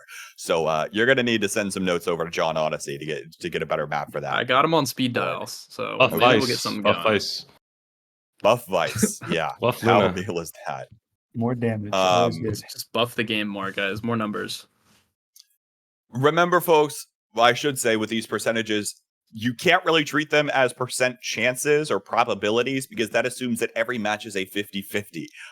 So bear that in mind as well in terms of when you're looking at stuff like this. Hopefully, we'll have more explainers in terms of what actually each individual match tomorrow is going to mean for our playoff standings during the pre-show. So be sure you tune in. That'll be 2:30 p.m. Eastern when we start our pre-show about then. And we'll start going into more detail in terms of what each remaining match is going to mean for those playoffs. But there's a whole other league that is still wrapping up, and they're about to begin their super week as well. The North American Strikers Academy is now entering week 6, and things are pretty tight here for the Academy League. We got 3 teams contesting for the top of the league. We've got 4 teams contesting for the middle of the league, and 3 teams rounding it out at the bottom of the league. Things are incredibly tight here, Borg, as we take a look at what's happening here in the Academy League. Yeah, I mean, pretty excited actually. Like I've been a low-key watcher of the Academy League. Definitely can't say that I am the biggest follower of every player and every team, but I'm definitely, especially the top tier teams, or the teams that have some of those players that are up and coming, have them, when they're higher up in these solo queue games, like Quests, like Demons Academy, that we are going to see coming up. I'm definitely really excited to see kind of how this league plays out and see how it maybe shapes up NASL for a possible next season, because I think there's a couple players, especially on these rosters, that if the teams don't get into the league, there's definitely going to be a couple players sneaking in as we kind of get going into season 3 and the liftoff tournament coming up after playoffs. And especially as we're getting towards the end of this league, seeing those players that are making the name for themselves and what teams and what rosters are going to start making the leap into Launchpad and into Liftoff with the hopes of eventually qualifying for the Tier 1 league will be fun to see. Among those teams in the middle of the pack, fighting for some of those playoff spots, are both Quest Esports and Demons Academy. We'll start with Demons Academy, the baby team of Demons Raw. Vladilena, NXCD, and Japanese box. Kilius, you've gotten the chance to play at least a little bit here versus especially players like NXCD. What's kind of that like, and what's it like in terms of his playstyle? When it comes to NXCD, I'll be honest here, I don't remember that much. I think I fought him like a few times. And I don't know, he just has a Zentaros. And honestly, you low-key asking the wrong person. I don't remember my matches for like much of anything except for like a couple each tournament. But NXCD, I know he's a good player. That's what I know. And I know he has his strength and he places them. All right, guys. So remember this in like 2 weeks. Kilius is going to completely forget about what just happened with that like Deadeye KO fest that just happened on that Atlas's probably lab will. game in game 3. That's why we have VODs, I guess. Mary Meg, you got the chance to play against some of these players. Yeah, I think I'm much more familiar with these guys. I played a tournament, the Japanese box at some point. I think it was a Big Fish Friday. He's a pretty strong midfielder, definitely up and coming. NXED, top player on the ladder currently in the comp scene. Very strong. I know he's been dabbling with scrims with another team, also very strong. I believe it's Ares Kittens. Been doing really well in those games. I think they've had a couple of high ranked on Tuesday finishes. Violina is just also a very strong goalie. Have to get it past if they're on their game and they get good awakenings. But I think this is a pretty strong team for being a NASL team. Definitely something to look out for. Team they'll be playing up against here is Quest Esports, which is a team very familiar to, I think, a lot of players and listeners, including, our frequenting Arcadian, was at the Philadelphia LAN, whole 9 yards with this team. Today, they'll be playing with Toasty Local in the goal box, paired with Hamster Quest and Switch. Borg, you got the chance to kind of watch this team here a little bit? Yeah, of course. I mean, I've definitely been a Quest Esports follower since beta, right? Always, follower, always a respecter of Mr. Hamster Quest, Mr. Eric himself. Definitely always excited what he cooks up. He just subbed in for, Sad Boys as well. So I think Hamster Quest, obviously, top 10 on the ladder right now, still an incredibly good player, in my opinion, and definitely really good at explaining the game and helping grow talent in players. Switch SSB, I think recently has been getting a ton better as he's been playing the game a bit more. So I definitely think just this player is in general pretty good. And then, I mean, Toasty Local is kind of, not really a mainstay, I guess kind of newer, but most people I feel like know Toasty Local, at least for the most part, whether they've seen him in solo queue or just random tournament teams. I mean, I just think it's a solid roster. I'm honestly surprised they are where they are. I would expect them to be undefeated if I'm being completely honest, but hey, things happen. And I'm excited for them to still show up and possibly clinch that NASA playoff spot. Quest Esports seems to be a team in this league that's kind of back and forth. They've picked up like upset victories versus PPL and have picked up a couple of losses throughout the season as well. So they're certainly looking to try to establish themselves here as we head into this match. And I think the players are ready. So we've got to head into predictions here real briefly. Miri Meg, I'll start with you. Who do you favor in this series and why? I'm going to make this pretty simple. I know I talked a lot about Demons Academy just before, but Quest Esports is the team that knocked me out of LAN. And if they're going to knock me out of LAN, they better go ahead and be the best team in the fucking world. And they're going to win this match. Okay. How about that? Kilius, you got any thoughts here? Who do you think you got here in this one? Honestly, I can really see it going either way. But personally, I'm a favorite Demons Academy. I just think the vibes are right. The vibes are right. They've got that coaching in from Demons Raw. Borg, who you got here? This is a tough one. I think if I didn't play solo queue and like respect for the players, I think I'd just say Quest because I think I just know the team more. But I've been seeing NXZ pop off completely recently. I played against him in majority of my games in solo queue, so I think he's definitely gotten way, way, way better. And I don't know. I think if he shows up, I think they should win. I mean, Brawler doesn't really have any agency right now chatting, but I'm going to put it Demons Academy. I'm excited to see them play. Brawler doesn't have any agency, which is the excuse that Borg's going to give when he ends up switching over to goalie and not being able to forward. Okay, I'm going to go with Quest Esports. We're going to send it right over to game. Magic and Levin are back on the mic. Enjoy the cast, folks. Hello, everybody. We are back, and we've got Gates. Oh, my goodness. Hello. Levin, thank you so much for joining us once again. We're getting right into things. The players got ready. They're here. We are live. Oops, all portals. Hey, look, it's a portal type of day. What can I say? We're in for a good time. We got two solid teams here from the NASA. They both are 3-3. They're looking to be 4-3, at least one of them. Unfortunately, the other one who's not really looking is going to be 3-4. But here we go. It's fun. My audio's dead. This is great. This is great. There we go. Is my audio's dead too? Wait. I had to alt tab to fix it. I don't know. We got Gates of Obscura ourselves. That's yeah, all I we can say. actually just got called to Obscura. That's where we were for the past 20 minutes while some strange folks talked in my computer screen. We've got Rasmus goalie, by the way, Vladilena, gonna be coming out with a very crazy pick. NXZD, who's seems pretty good. Gonna be on the Asher. We're gonna have a forward Kai on Obscura. Yeah, I don't know. I've never heard of NXZD, who's like rank 3 in the leaderboard right now.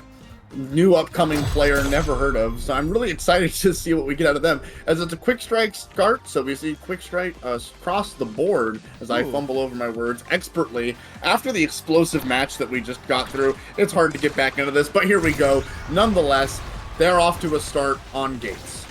And we see the characteristic, I would say, pick from Hamster Quest on that Estelle. Switch SSB, going to be going with the traditional Asher and Toasty Local on the Atlas. Not going to be doing anything funky as they get that first goal barrier down. Overall, I still kind of give this one to Demon's Raw. Like, I've faced these players before in tournament. They're all very strong. They're all kind of crazy with it. Japanese Box is one of my favorite underrated players to watch and to see grow. He's just crazy with it, and you'll see what I mean right here in a second, because he's about to corporal this, bounce it off the wall, get into the other side of the map.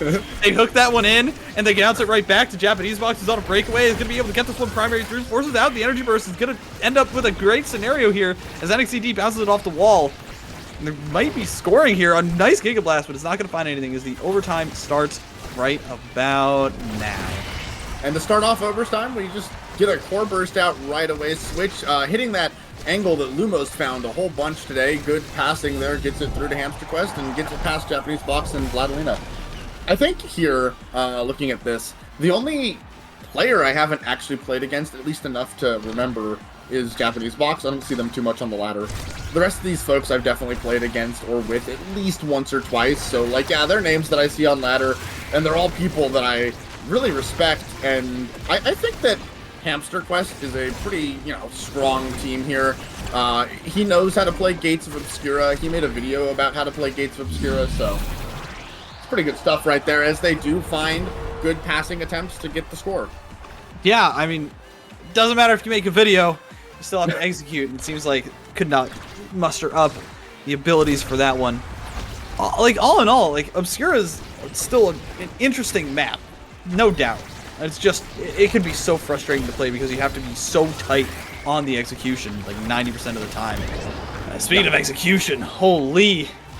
Talk about public in the square kind of execution on the guillotine. Absolutely. No, the defensive play here from both sides has actually been really good so far. Quick Strikes does actually help with the defensive posturing and how you can handle it. But still, just the way that they've been holding these barriers here when they've been getting stuck in these corners has been really well managed from both sides. And that's the thing that I'm impressed about the most. Good save. Vladilena doesn't mess around with it. Vladilena knows what's going on. But look, like even Toasty Local. Wow. How does he save that? Who knows? Old. And Hamster Quest did a wonderful job there too, doing that nice little backwards dribble in that corner to keep it away from everyone and to threaten the energy burst a couple of times. Like that is a beautiful stall from Quest Esports, which is cool and clinical, which is what we expect from them. But NXCD gonna dash forward, not gonna find anything. Instead, gonna get bursted into the sidelines, and a couple of redirects means that switch gets right past the goalie of Vladilena. All in all, like, I like the Rasmus pick here, I do, but you gotta be a bit more aggressive. I think the air quotes problem with the Rasmus pick is it's not Atlas Rune. Yeah. Right, those characters are just so good on this map, so you probably realistically should be trying to run them if you can, right? So that's my problem with the Rasmus pick. I don't think that it's bad at all. Well, one of the bans, I think one of the bans was Rune, right? Yeah, it was. And so they were probably planning on playing that, and then had this in the back pocket, so to speak. You're gonna try. That makes sense. Gonna try and find that one out here. Dribbling, look at that. Those are some dribbles. Good Giga pushes it through. A little dribble. A little flip flop. A little I'm not gonna continue down that road. No. When you start with flip and flop, I don't think we're going to good places. So let's keep away from the flipping and flopping, and let's see how or who is going to take this first set here and set themselves up nicely for the rest of this game. Right, this carousel priority is going to be really important here. Quick strikes can be good, but paired with a nice energy awakening could really start wrecking some havoc. Get really devastating. Ooh, a nice whiplash from Vladilena, who does seem to be comfortable on this Rasmus in these defensive situations, at least during this volley. Not going to be able to find it there, though. Switch has a nice shot here. Japanese box going to be in this goal box as well. Going to send out the Death's Touch, but Switch was right on top of Vladilena and just could not get that redirect. All in all, good from Quest Esports. A couple of steps backwards, per se, but they landed on top, and they're going to be in front, hopefully getting this Catalyst pick. Yeah. So the thing about Quick Strike is that, like, it does set up all the energy awakenings, right? So, yeah. Haha, Catalyst is funny. Haha, Egoist is funny. Haha, even Fire Up's a little funny. But from there, it makes Size Awakenings also really good. Not that there is one here. On top of that, we have the Twin Drive, Denial for Asher, taking that away from Atlas. Actually, probably not too happy for NXDD to be getting that there. You'd probably much rather prefer something like what Switch got, the Stagger Swagger. So I actually don't know if the team that won the set comes out ahead or not, but in due time we will see as we are moving in and pushing it up. Switch SBSB gets a gate, gets another one, core flip, scores. Yeah, that was fast. Yeah, like, I think Quest Esports definitely just wins this. Yeah. Like, it looks like they won the draft, getting the Stagger Swagger, getting the energy improvements, and getting the Timeless for Toasty Local is so nice as well. Even if you don't have the Twin Drive, it means that you can just stuff those portals for so long. And if they can play around that, they're golden. What might really throw a wrench is the damage from the members of Demon's Raw Academy. They might end up putting out enough to KO Hamster Quest before they get the energy burst off to really Oki this ghoulie out of the box. So it's gonna be a back and forth with that. The hard thing about that, though, is they have the Atlas, right? And Atlas has that creation duration, which is going to make his ultimate last longer, so it becomes even harder and harder to KO as, a little bit of portal shenanery there. Saves NXDD, who's coming back. Looks like they're ready for more. Says, never mind, I'm going back over here where it's safe and cozy. Vladilena has to use the 4-flip to stay alive there. But the Atlas is going to make that KOing thing really hard as they are finally able to open up the gates for Demon's Raw here as we do hit overtime and we hit the funny portal time. Switch SSB does get the barrier. Hamster Quest pushes it forward, has core flip, looking to make use of it. And NXDD, there's so many passing angles here where you get it around them because of the gates being opened. Just like that. Wait a minute. Where Toasty Local's just like, oh, whoopsies. Yeah, Toasty Local just kind of caught a little bit sleep at the wheel.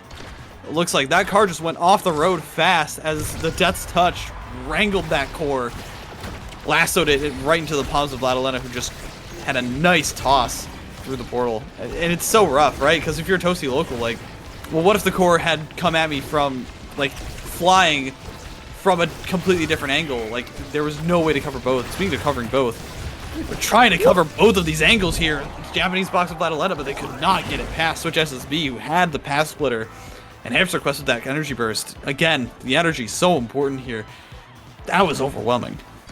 Yeah, no, Hamster Quest really looks like they're in a strong spot here. And again, it's this catalyst that's going to be making the difference here. It's just the energy awakenings start to stack and it becomes so much energy. And Asher's already hard enough to stop on this map because you get it in, you just keep pushing it. And without, like, proper creations, it can just be really hard to stop.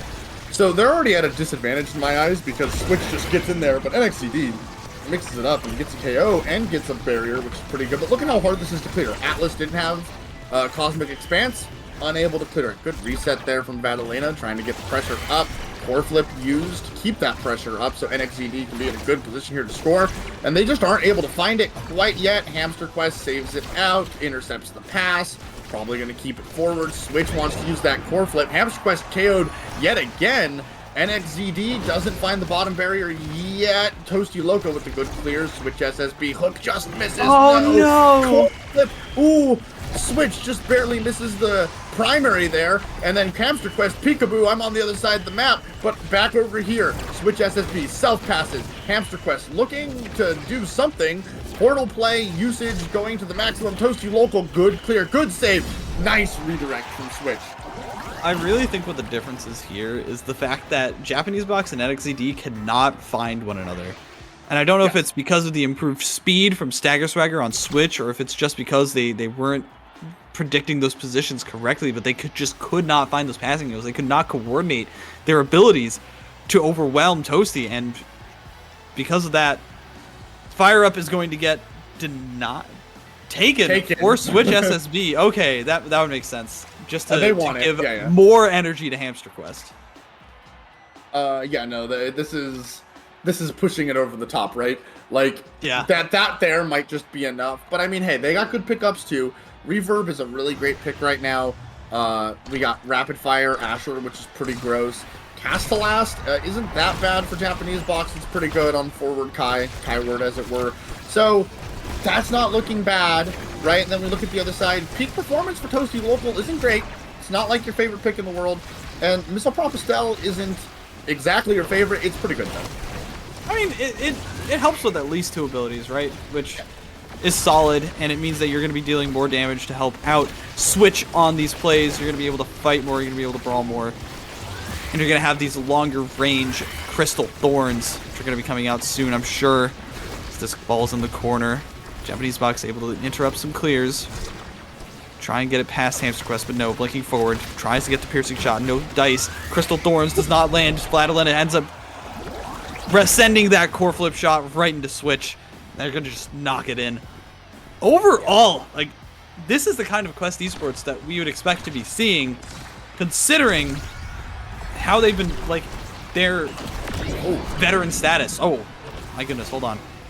Yeah, oh my goodness, indeed. No, we have high expectations of them, but finally, a pressure play here for Demon's Raw Academy. NXZD, the Soarin' angles, absolutely going hard. Japanese Box unable to clear it out through to NXZD. So the problem that I wanted to highlight when we were talking about that is that the Asher Switch is almost always with Japanese Box. The passes are really hard for Japanese Box here because Switch is always there, hungry, thirsty, making it so it can't happen. Vladilena unable to find the clear angle. Switch SSB with the flip, getting it up to Hamster Quest, who goes through the portal and is gonna use the flip here to pass it. Great hook, but Vladilena misses the strike. A wise, I think it was Flop, when I first joined the competitive Discord, told me, and this was one of the first Omega Strikers advice that I received, was if you're a forward and there's a Kai goalie and it's an open goal, you sit on top of them, right? Because then they struggle to do much of anything. And it's probably the same thing here. Switch has just been completely shutting down Japanese Box by just sitting on top of that Kai, hitting them at every opportunity, not letting them get passing angles, not letting them get stuffing opportunities. And every time you think that you have a chance, all of a sudden the immaculate defensive plays from Quest Esports comes through. Japanese Box burst, no dice on this core flip. It's going to be Quest Esports holding strong once again. Not even breaking a sweat.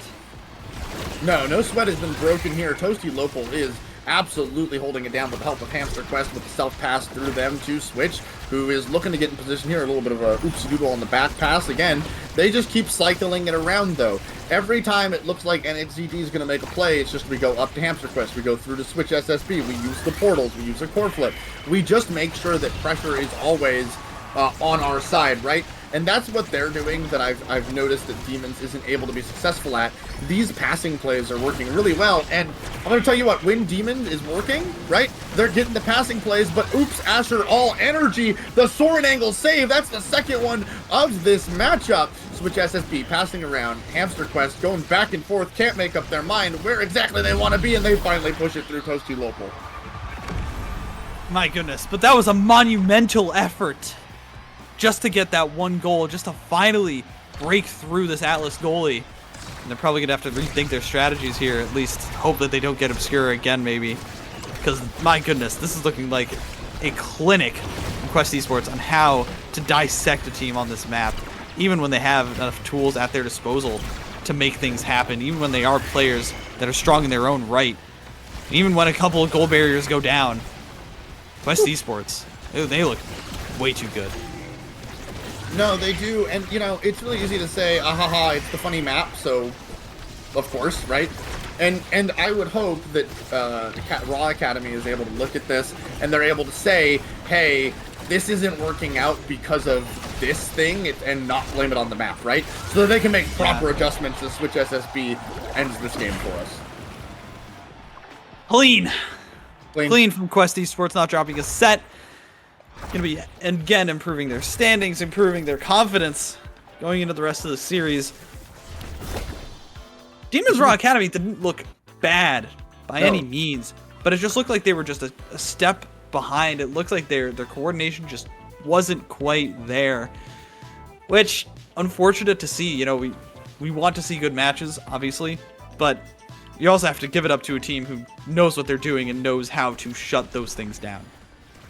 Yeah, no, they executed really well here on the side of Quest Esports, which, I mean, is what we expected, but I don't think anybody really expected Quest Esports to be 3-3, even in an SA. They were, you know, projected to be top contenders, so it's not too much of a surprise that they really gave it to Raw right here, but it's still up in the air. This was Gates of Obscura. Some adjustments hopefully are going to be made here, and we'll see where we go from there. All in all, like, I just, again, I don't know about the rune ban. You know, was that really the pick to target here? Or that was on Quest side.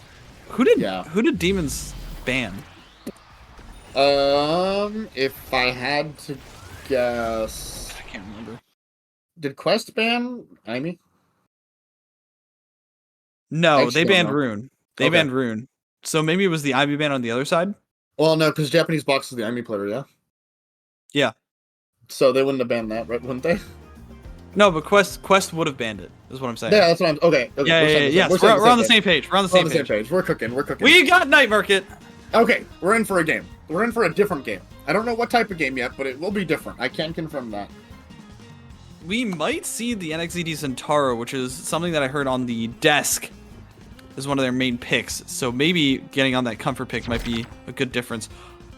A bit of a discrepancy in the bans here.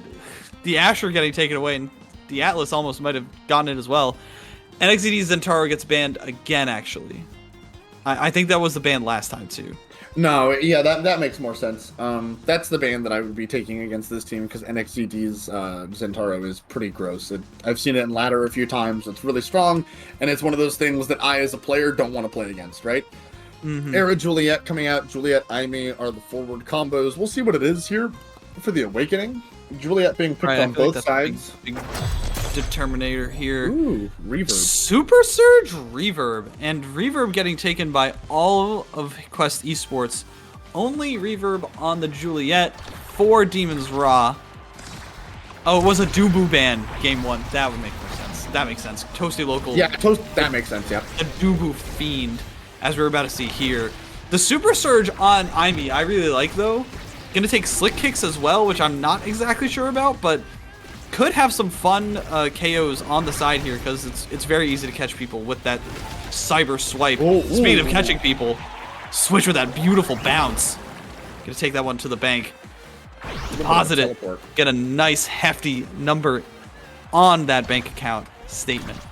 Yeah, so Slick Kicks is usually the play, and okay, we forgot about the core a little bit there. It's usually the play unless we are going for KOs, specifically on the Aimee. If you're going for KOs, then you better be taking pummelers, which is a thing you can do.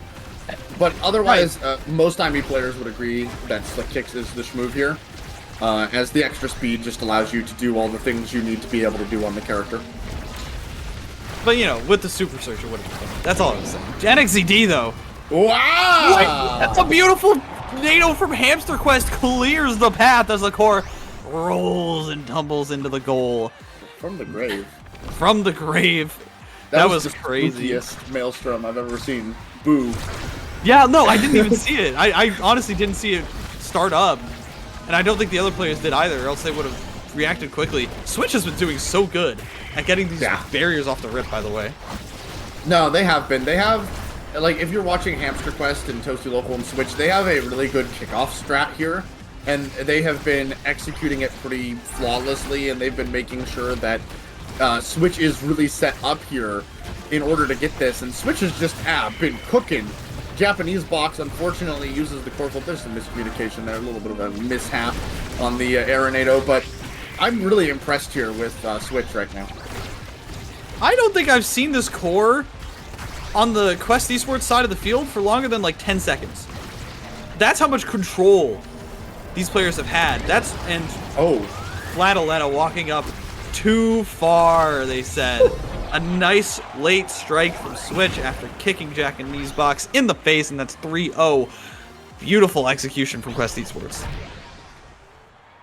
Yeah, no, and that was just absolute 3-0 sweep. Close it out, lock it up, ship it, send it off. Ooh, boy, this could get a little spooky here, depending on what the era takes. There are a few angles you could go. I was going to say Rapid Fire is the one you want, probably, because now you're looking at Perma Small NXZD. NXZD, you no longer get to play the game. You get put in timeout because you are a baby. Other things to note, specialized training for Vladilena gives them a lot more KO potential here on the Kai. Prize Fighter falls to NXZD. Guess they're really not respecting that KO potential now that they're probably going to be small a lot. Interesting things coming out here. Again, I think Hamster Quest really came out on top of this, and there they go, taking one barrier, almost two, not able to just yet. And there is a KO that they weren't respecting by passing the Prize Fighter. Yeah, that Prize Fighter could be what turns this thing around, as we also see the Sparks. They might be scaling for late game here on the side of Demon's Rock Academy. They just need to get a couple more carousels in their favor. It's going to be tough. Switch SSB is going to be strong as well, and they're, as you can see right there, getting buffed and getting kicked. I mean, just classic Juliet gameplay that we saw at the LAN, that we saw in Philly. It's just getting repeated here. Yeah, no, Switch SSB is looking really clean right now. They are doing everything they need to, but look at this game plan that they have. They have practiced this, they have planned this, they know how they want to do their kickoffs with this team comp on this map. And there goes the KO for Switch on a Japanese box. Not getting able to blink out of there. The extra stagger from the Spark not helping either. Just gonna have to try and sit down for a little bit as this goal barrier goes away. NXCD not finding anything with that Fiery Flurry.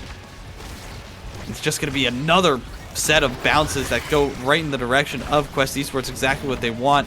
Hamster Quest has been doing such a good job at keeping control of this core. My goodness, these Bewitching Beams not only have been completely shutting down NXCD, but also keeping the core exactly what they wanted. But as soon as NXCD gets a chance, it could spell disaster, as that's Tosu Local getting sent into his own goal box. A nice catch with the ultimate from Switch. Hamster Quest has to play defense for a little bit longer, and Tosu Local is finally back online. The first opportunity, the first real opportunity from Demon's Rock Academy, and they could not convert. No, they could not, but they might still be able to. Hear Switch SSB, though, finds a nasty kick right into the goal past Vladilena. That was clean. It is worth noting that does reset the hamsters' pancakes, and as we know, hamsters love pancakes. That is canonical. Do not at me. But look at that. They send all three. They get them all down there really quickly, and this time it was well defended. And they even get to take two barriers off of it. So some life showing here for Demon's Academy is they have taken two barriers. They're pushing forward. Japanese box has a flip that they're looking to make some use of here. They need to get in there. They're a little scared, though, Switch SSB, which is understandable because you hit by one dash punch and you're dead. But instead, peekaboo, surprise, jump scare Imi. And you could see that they were almost falling behind in levels. Japanese box was level 3 before he got that goal. They're finally clawing their way back. They're not letting it get too far out. They're trying to keep this one within arm's reach so that they can scale for the late game, as the joke would contend, right? Oh, a nice glitch pop into the kill from NXZD. This is the kind of coordination on the abilities that I was hoping to see from this team. And unfortunately, that Tofu Fortress is going to shut down this power play probably for the time being and probably going to get Hamster Quest back online. But again, signs of life from Demon's Rock Academy. What a great lockdown there by Toasty Local. They do end up getting a barrier as Imi blinks forward, but able to really lock it down when they are alive and doing this. Hamster Quest pushing forward. They're going to try to get it past. Good scoops here from NXZD in Japanese box. Toasty Local just misses it. They got to keep this up. They got to make the clears. They got to keep the pressure up as the Peekaboo Imi core flip block. Toasty Local gets a barrier on top of it, and Switch looking to make a play. The specialized training, it makes it go fast. Hamster Quest. Switch gets it past Imi. Imi turret doing work though. NXZD can't make it happen. Peekaboo! Japanese box in the house. And this is where the Super Surge comes in clutch because of those crazy plays that you can make from the midfield, basically, and turn a goal around that people aren't expecting when people do not have their cooldowns online. This is Demon's Raw looking to try and equalize, right, in this second match of the series. And if they can do this, if they can get a couple good carousels, if they can start getting ahead in the levels game, this could be a really big deal. This absolutely could be. The one thing I worry about for them is that if they don't win this here, we're looking at maybe potentially only one more carousel, which, as you've been mentioning, does not give time to scale there. Good glitch pop keeps it forward as they almost find Switch SSB with the KO. Good denial on the dash punch there, but patience isn't being paid out, but glitch pop, KO. They have two core flips here, trying to probably find a way to use them. Toasty Local and Hamster Quest locking it down for now. No pressure really being applied to them as a good core flip there gets it out by Hamster Quest. Toasty Locals is denied by Japanese block, who accidentally flips past the core. Switch SSB gets a KO, and there it is. They lose the set. Hamster Quest up 2-0. And that was the opportunity, right? That was the chance. They had the power play. They were trying to bait out those core flips that just couldn't quite land the abilities in the right way. Hamster Quest doing a fantastic defensive job there, and it's going to get rewarded because of it, probably with that prime time. Yeah. My goodness. Oh, Catalyst. Let's see. That's not a bad pickup. I was curious. I think the prime time is what I would have done, but I don't know. Catalyst is really good for Era because you are getting hit a lot here, right? And that gives you more core flips and more pressure. It's not bad. We do see Spark of Agility here for NXZD, knowingly taking away from Jack in the Box. Japanese Box, not sponsored, because they're going to get that timeless creations there. So, okay, we're in a position now where if Imi gets Happy Star, things start to look pretty good. Switch SSB gets a barrier. Here is that timeless creator turret. They are unable to really clear past it, and NXD can't quite get the barrier there. Vladilena doing a great job pushing it forward here. Ooh, they get it around. Toasty Local, they take one barrier, they take two barriers. Switch has possession now. Hamster Quest moving in, lurking, trying to make it happen. Dash punch missed. Hamster Quest is big. Nobody's small. They're making it work. Toasty Local is going to lock this down and push it forward to Hamster Quest. Switch SSB making the punch move. No dash available just yet, but they find it again with another punch there. Passing it around, and there is the dash. Yeah, the question is, do they have enough to work with right now on the side of Demon's Raw Academy? And it looks like no. That prime time on the Juliet, even though, right, it takes away a little bit of the hit from that punch. It's still hard to deal with, and it's still the core control, which has been the game of Quest Esports this entire time. Realistically, they haven't been playing for these KOs. They've been playing to try and just get it around in whatever way they can. Sometimes that just necessitates a KO, but they've been doing such a good job at just maintaining this presence, maintaining this pressure, and setting up these Juliet plays.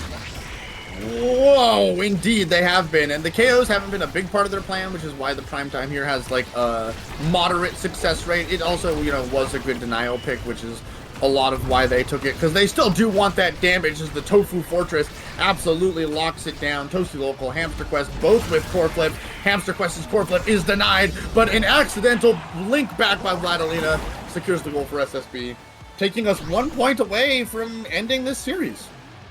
Yeah, and what we thought was going to be a little bit quick, not the case here. Seems like this is going to be probably put away as this Maelstrom sends it right up to Switch. Toasty Local ends up slipping past these barriers like that. Anything could happen. Demon's Raw just really needs to find something to get things started. And hey, That's not a a bad prize thing. fighter stack is the perfect way to do it. Prize fighter back, a KO, a barrier off of that KO into a goal off that KO. That'd be a good way to start. There it is. I guess I should just put my shoe in my mouth or something, because Yeah, no, hold on. I can do this. Who do you want to win? you can't ask for No, that. you We're on can. You can. path. Watch. It's really easy. I think that Quest Esports have this in the bag. All right, there you go. So now I've cursed it. You know, that's how that cursed works, it? right? Caster's cursed. I think right? so. That's how that works. I'm pretty sure. That's Look at this. what they tell me in the business. Yeah. In caster school. Yeah. Yeah. Japanese box. There's a KO for NXZD. Japanese box core flip. It doesn't matter. it's Switch not enough. SSB pushes it through. The caster's curse and it's strong enough this time. Oh, that was a beautiful play, and the energy burst as well meant that it was just sealed deal for Switch, and who really did such a good job. But honestly, Hamster Quest, again, I'm very curious to see throughout the entire 13-minute game if the members of G-Moon's Raw Academy had the core on the enemy side of the field for more than like 4 minutes. It was insane. Time of possession would be a really cool stat to keep track of. Unfortunately, I think that'd be really tedious and very difficult to keep track of without some way of automating it. It definitely would. But I will definitely say that. Yeah, no, it would be. But I mean, what a game from Quest Esports. They really showed us why everyone thought they were going to be a dominant team right here today. Yeah. Honestly, not much else to say. Congratulations to Quest Esports. They are looking like they have got this playoff spot in the bag for NASA. I believe the playoffs for NASA determine who gets to play in the next promotion relegation series, right? Is that correct? Yeah, sure. I'll just say yes. Okay, You're we'll say welcome. yes. Yeah. Cool. I said yes, therefore it is. That's how this works, right? 100%. Yeah, exactly. I know everything. So they're going to try and keep fighting for that. Thank you all so much for tuning into this Bestie in Slot stream for this NASL Super Week Day 1. Tomorrow, same time, come right back here. Lovin and I are going to be back on the cast again at 7 p.m. Eastern, 4 p.m. Pacific. We've got some more matches this weekend. Yeah. Anything else you got to say, Lovin? No, I think we're going to kill it. We're going to have some crazy games tomorrow, too. I've already rigged up another KO Fest for tomorrow. So, you know, just look out for more Deadeye shenanery. It'll be fun. I'm here for it. Thank you, everyone, for tuning in. I've been Magic 8 Ball. This has been Lovin Drunk. Stay tuned tomorrow. Thank you so much for watching. Have a good night. Bye-bye.